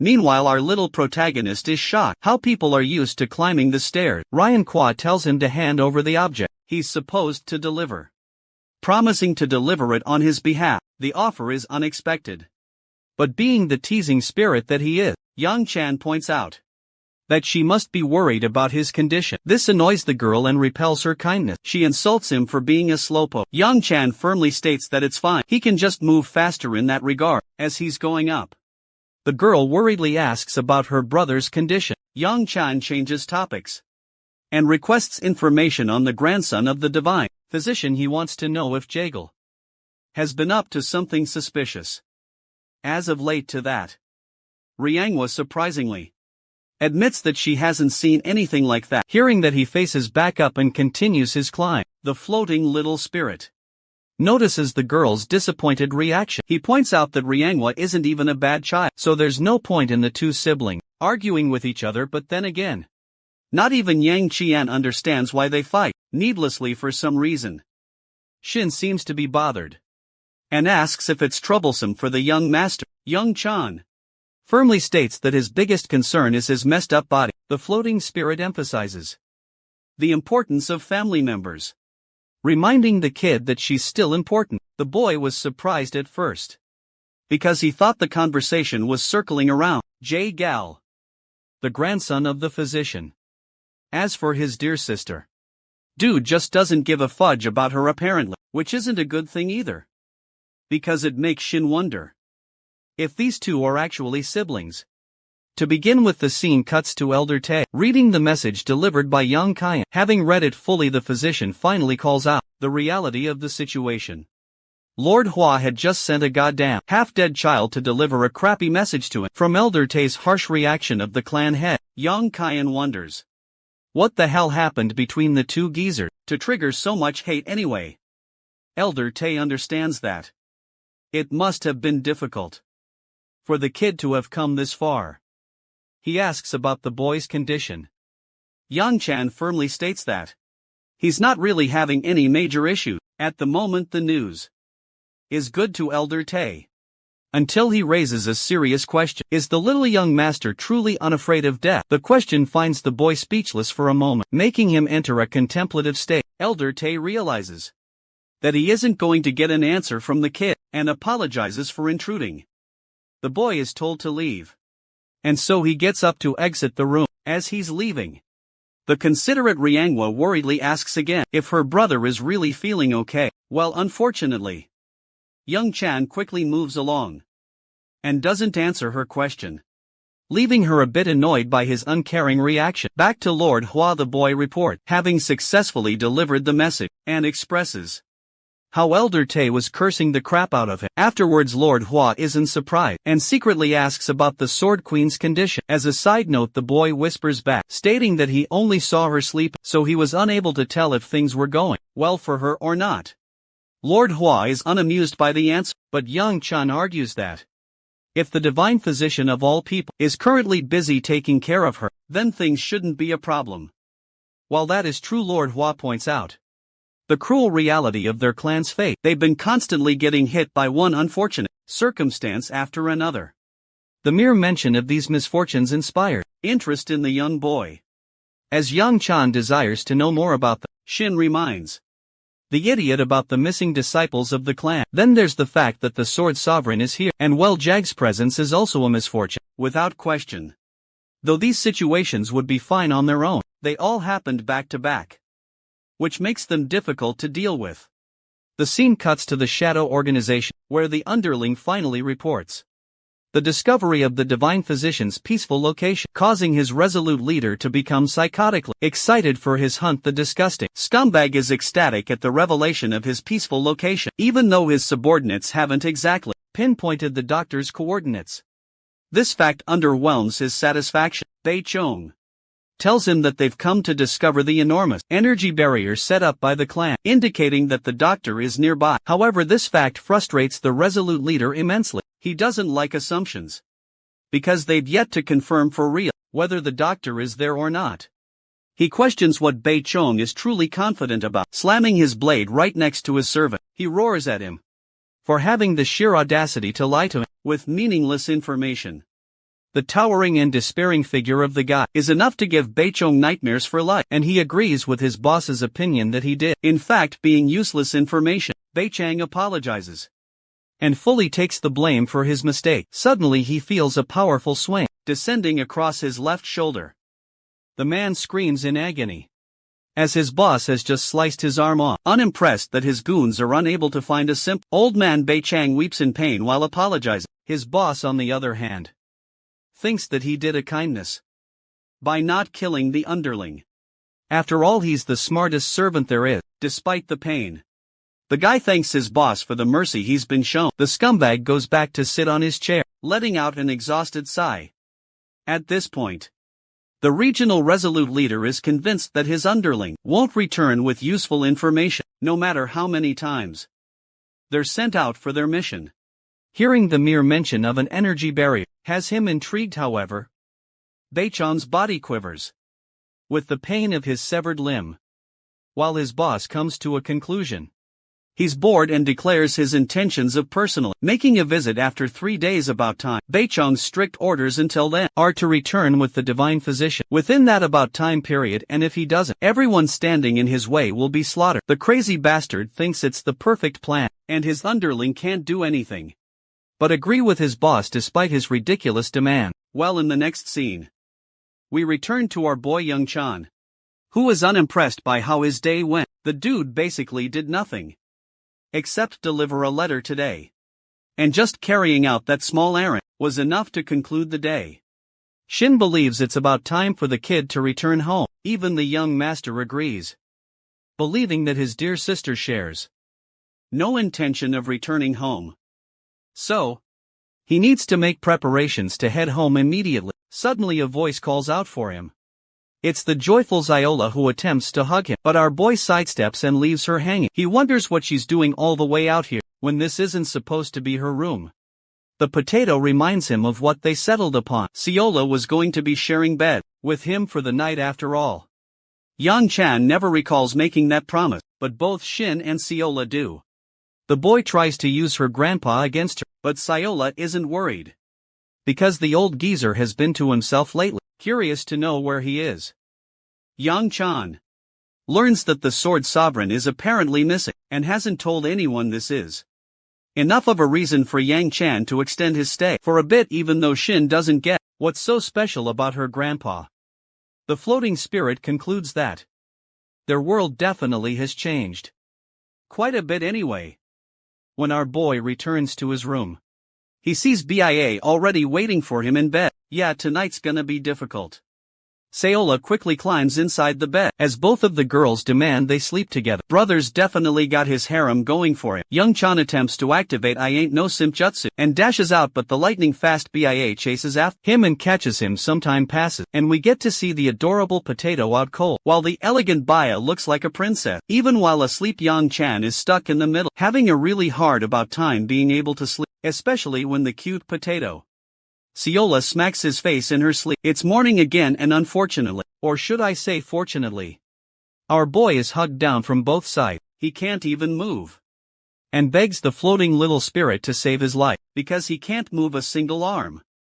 The funny thing is, even the old geezer calls him a lucky bastard to have such a situation to himself. Unfortunately, the only reason he can't get up is because Seola is squeezing the crap out of his arm. Once again, Shin calls him a lucky dude, because guys would kill for something like this. Well, the issue is, if someone ends up finding Yang Chun sleeping with the two of them like this, it's going to cause trouble.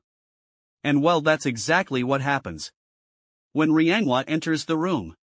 At the worst possible timing, her face tells you everything that you need to know. When she spots her brother in bed with two beauties, it looks really bad for him, causing Manhwa to give him a disgusting glare before slamming the door shut.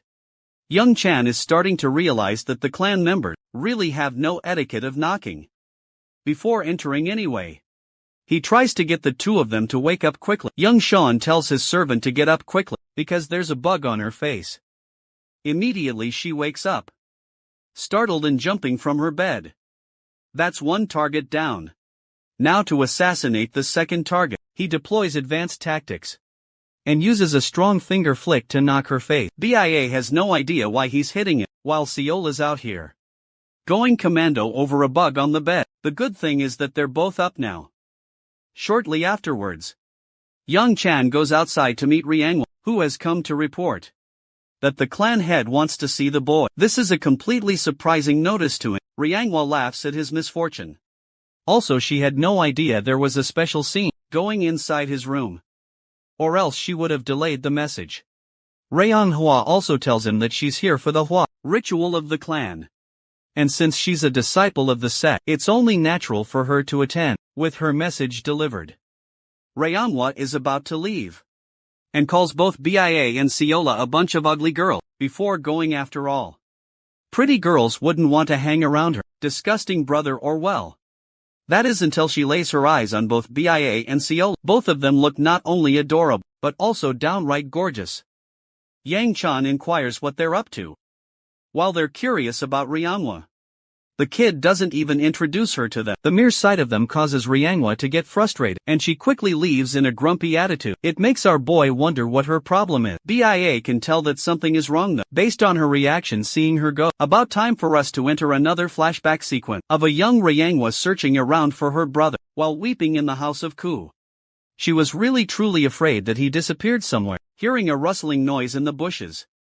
The little girl tried to explore further on, until she found Young Chan scarily pouncing from the spot and scaring the crap out of her.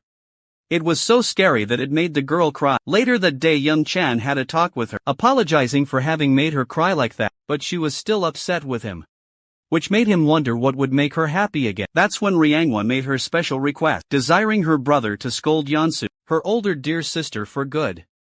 After all, Yeonsu was really mean to both of them, and treated them like crap. Young Chan had fondness for Manhwa, telling his dear sister that these things happen when they're all a part of a family together, at the about time. It made her really happy to hear him say that. Back to the present moment. The girl finds herself exhausted by the end of her training, frustrated to push past her limit, as she continues flinging her sword into the air. After yet another strenuous training session, Manhwa is overwhelmed with frustration. She launches her sword at the tree, and anger cultivating deep inside her. Finding her in a state like this, BIA comes around to advise the young girl that, even if she's exhausted, one must never let go of their weapon. The elegant lady of Namgung retrieved her blade for her, and offered it back faced against her. Manhwa quickly realizes that this is the same girl She saw back with her disgusting brother. She thanks her for her kindness and reaches for her sword before adopting a stricter tone and rudely stating that she doesn't require anyone's help. She then gets up, maintaining her grumpy attitude, and asks what the lady is doing out here. BIA expresses that she figured Ryangwa to be close to young Chaeyoung, so she got curious and followed her around. Upon her unparalleled smile alone, Ryangwa is literally baffled by her looks in question. What's wrong with this woman? At first she figured that BIA was nothing more than a useless tool of Yang Chan, but clearly she was wrong. As for Yang Chan's fiancée, the white-haired girl advises the little girl to try and relax more. She's noticed that Ryangwa grips her weapon too tightly, which is hindering her in training. Based on this advice, it's clear that BIA is also a swordmaster, from her words. Even though Ryangwa strictly judges her off her look and firmly states that someone like her probably never even held a blade in her entire life, she thinks it's snobbish to try and teach others when a person is inexperienced themselves, instead of getting angry at her or rushing to correct her. BIA politely requests for them to have a light spar. Shortly afterwards, the two are facing each other for their fight, but Ryangwa is stunned that her opponent hasn't even bothered to unsheath her blade yet. BIA is so immensely confident in her ability that she thinks it won't hinder her at all. It insults Ryangwa and causes her to get angry. Refusing to hold anything back from the get-go, the girl unleashes a powerful swing, which is quickly countered by Bia's quick draw, who even in this fight advises Ryangwa to try and calm down. I'll have you guys know that she has yet to unsheath her blade.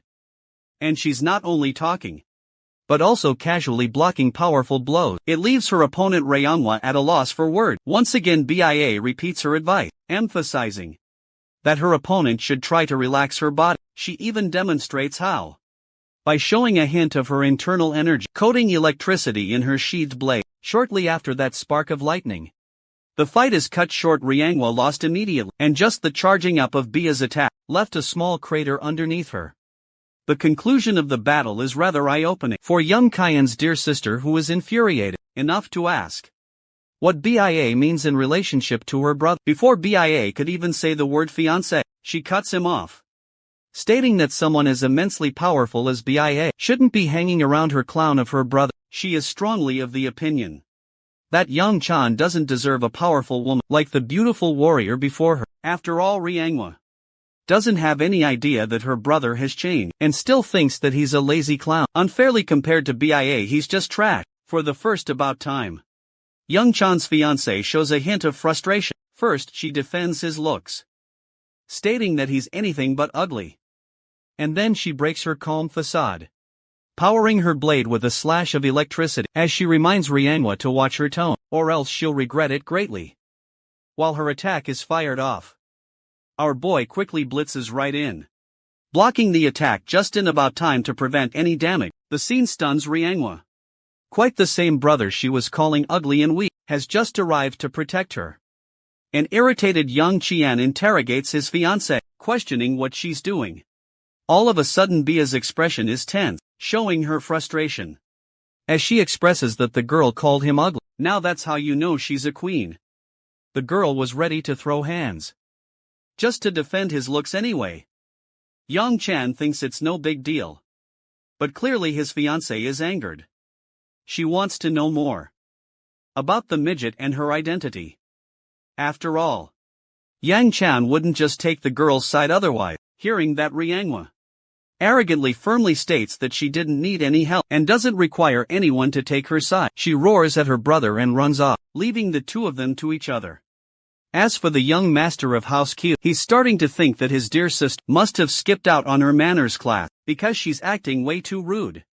BIA is still insistent on knowing who this girl really is, because instead of taking his fiancé's side, Yang Chan went ahead and scolded her instead. The boy drops a bombshell on her, revealing that they're actually siblings. It stops BIA dead in her track, because she can't believe that they're both actually biological siblings. Well, the funniest part is, BIA is terrified of what she's done. She thinks she's made a major mistake, laying a hand on her dear sister-in-law. And well, for the rest of the trip after learning that fact, poor BIA was put in a daze and walked around like a ghost herself, clueless of her every step. She wouldn't stop repeating the same words either. Anyway, Yang Chan that night returned to his room. This about time, finding Seola already waiting in bed. Seeing that BIA was missing is completely surprising enough for him. After all, she hadn't come to her room, not even once today. The boy wonders what caused her to go missing, and after a while she was reported nowhere to be found. Well, aside from that, Young Chan is curious about the sword sovereign's return and questions when he'll be back. Unfortunately, the girl has no clue either. Her grandpa appears to be taking a long ass about time, which also implies that the young master has to do something on his own, or else he'll have to extend his stay. So the next day a merchant was busy selling leather and bones of demonic beasts as a promising trade. Yang Chuan came here with his guard, desiring for demonic stones. The request rather shocked the seller, but the boy is interested in knowing if there are any being sold that are a day old to that. The merchant scrubs his head, answering that the stones aren't sold, even after searching around for a bit. The boy has yet to find a shop that sells demonic stones in this place.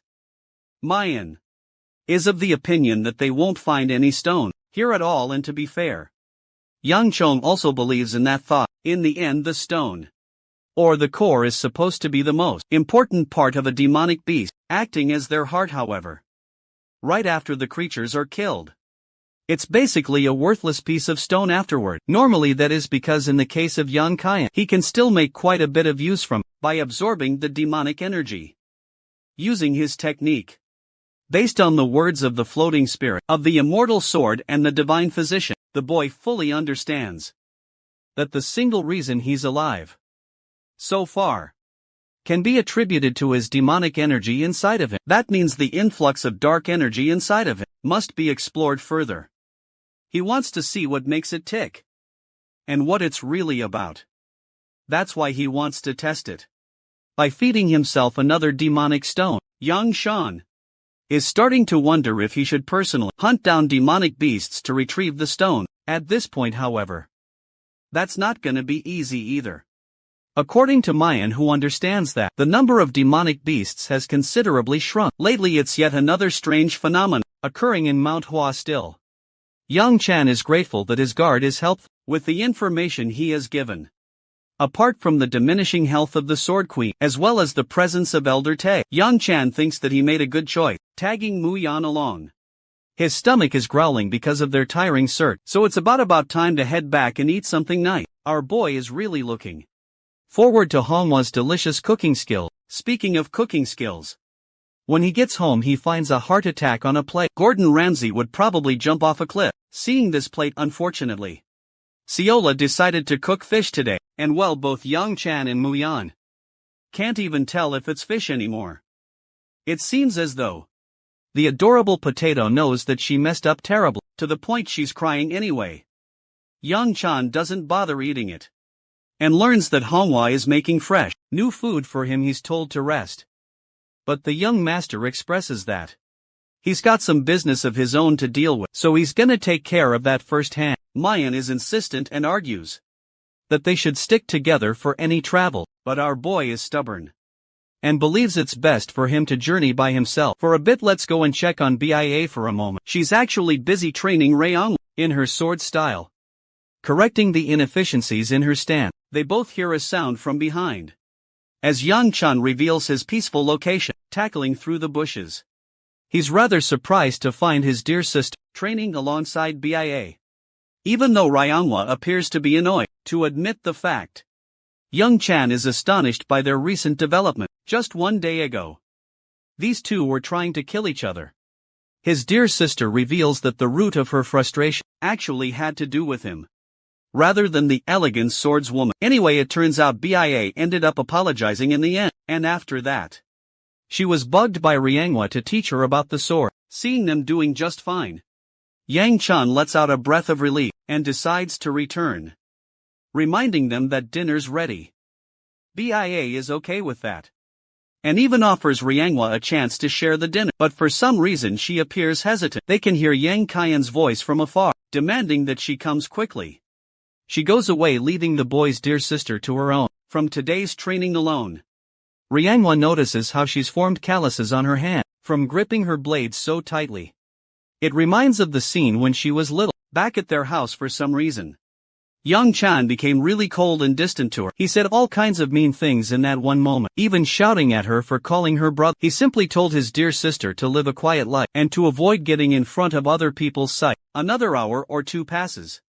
Manhwa appears to be training firmly by herself. She is reminded of a memory of a beautiful lady who always looked at her fondly. This is probably Chyan-hee, Yang Chan's mother. As she cuts through the air, the girl desires to make a flower blossom. Soon food is served fresh and hot. A bunch of berries and skewers are being served, and Manhwa is enjoying the festival. To her delight, she finds a little girl craving to eat the same skewer, but unfortunately Manhwa isn't in the mood to share. She's been training tirelessly for days without food. She also thinks that if it tastes delicious, it will be a good recommendation to her master. Just recalling her master's condition, Manhwa remembers how her master always advised her not to skip meals and always eat something outside. That scene stops her from taking the first bite, and in the end, she actually hands the skewer fully to the little girl, before leaving empty-handed.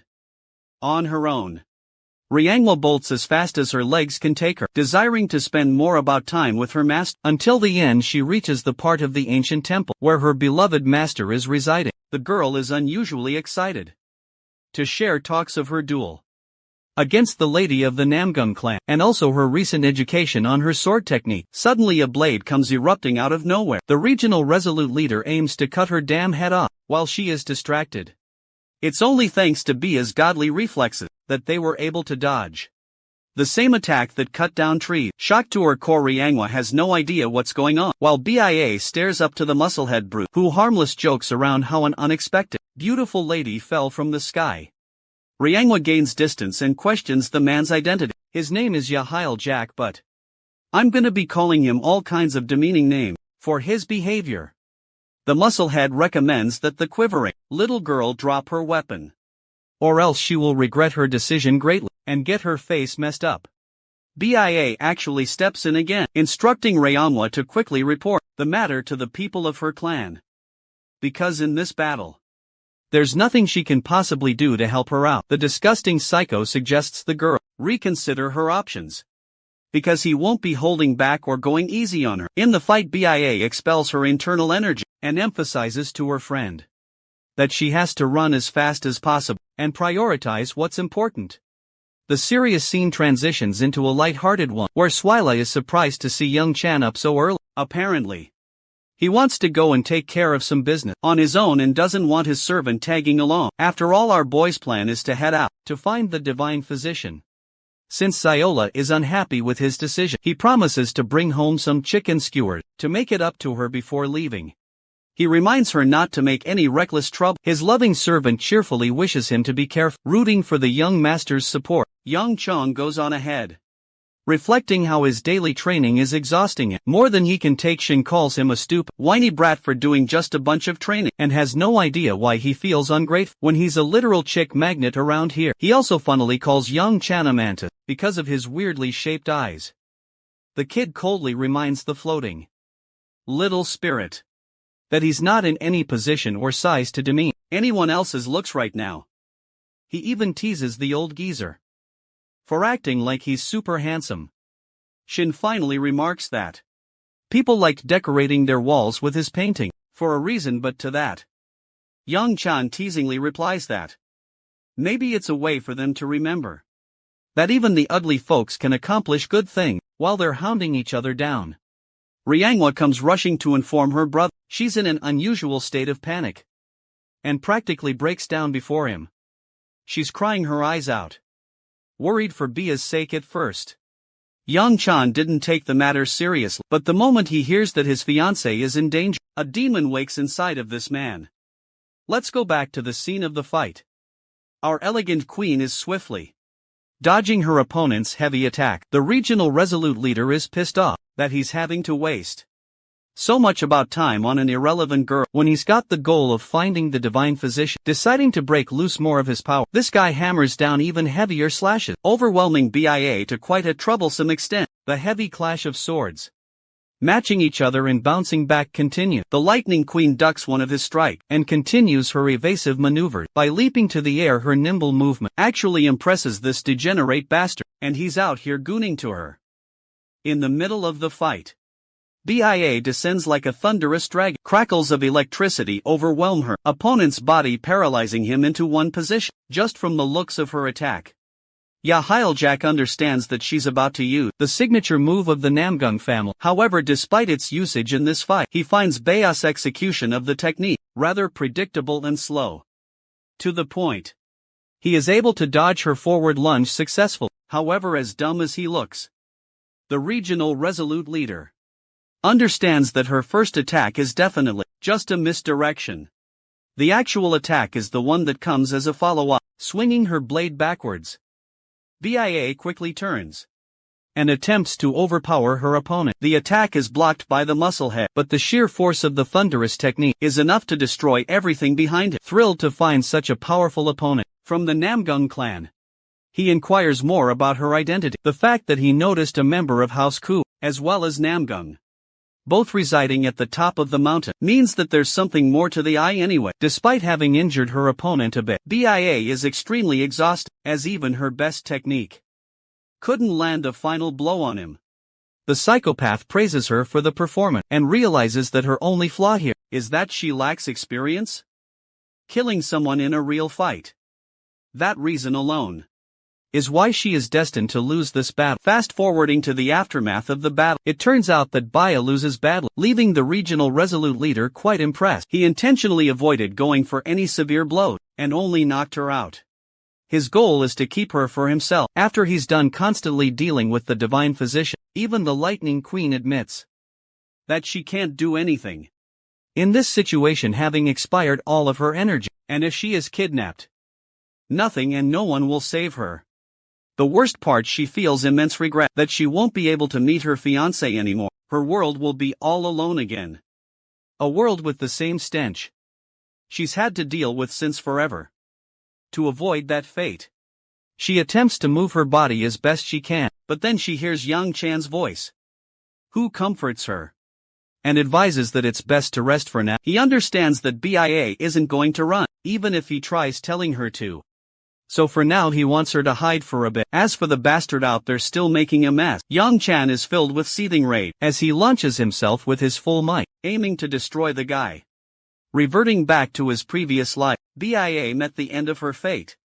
In an effort to save Yang Chan's life, in every conceivable reality, she could have prioritized saving herself and moved out of the way, and yet she stood guard and deflected the attack with her own body. It was back then that the cold and ruthless demon realized something important. Yang Chan realized that he had led a life of sin, and sin alone, so much so that nothing and no one waited for him happily on the other side. He had led such a treacherous existence that there was no redemption waiting. But in an ironic twist of fate, he is now given a second chance. A chance that he described as a hopeful new beginning for the things he lost and the mistakes he made, a desire to fix everything. But in that moment when he found Baya Namgung completely knocked out like that, in a state that reminded him of his past life, it really changed his perspective on things. This life that he was given, it could end up the same as last about time. Maybe it isn't some kind of reward, but more of a punishment. To live the same horrors of loss that he experienced in his past life, a repeated cycle of death and suffering. It made him wonder if the heavenly demon wanted to punish him forever, pulling him towards hell. Yang Chan couldn't afford to live a life like that. Again, not this about time. So it ignites an inextinguishable flame inside of his body, expelling immense amounts of internal energy. He vows to prevent the dark future from happening again. Meanwhile, the regional resolute leader is busy attempting to crack the energy barrier placed by the Manhwa clan. Just when he found some result, his eyes widened in visible fear and shock as a boy lunged at him like a torpedo, full of energy as he smashed his abdomen with punches so strong that it resulted in an explosion. The attack incinerated the life around them, staggering Yang Chan's opponent, who can't believe that there's yet another one of the House of Q members here. At first, he wanted to pay the kid a visit personal, but his master decided otherwise. Based on Yang Chan's murderous state, even the regional resolute leader senses that the kid has a bloodlust coming off of him. His current state resembles that of Lord Ku, his father, the flame demon. However, despite everything, it didn't change. The fact that the kid was still a rookie before him. Yang Chan unleashed a barrage of attacks back to back, pounding his opponent down. Even the psychopath calls our boy crazy for his chaotic strikes and attempts to retaliate with a swing of his blade, but Yang Chan got flexible movement to the point he evades a clean horizontal swing, impressing the regional resolute leader in this battle. He even finds amusement playing around with Yang Chan every about time they exchange blows, despite our boy's enraged state. He is pushed back, which makes the musclehead psycho wonder if the kid is losing heart. To quickly shut him up, our boy goes on the deeply offensive again, and beats the crap out of the guy, shoving him back and making him eat his own word. The fight gets more serious with every passing moment, in a completely surprising twist. The villain is the one acting sane. Meanwhile, the floating spirit of Shin urges that the boy quell his anger, because he's only creating more openings for himself. Young Chun quickly realizes this when he recklessly lunges forth. Disregarding his bodily limitation, the kid's energy core suddenly cracks, diffusing his attack as the boy falls from the sky. Just when his opponent is about to finish the kid off, a voice from inside Young Chan's head tells him to devour everything.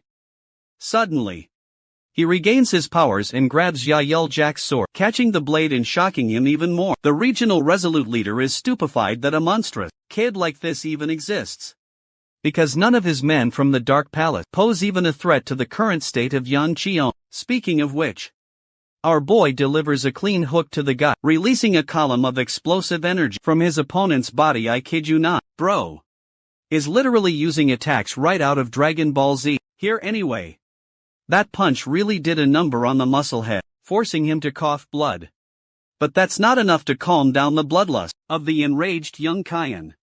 The fight is over, and when BIA comes around, all she sees is an incinerated field, and her fiancé senselessly punching the man's face to a bloody pulp. The sounds of churning blood is heard, while the helpless bee begs him to stop.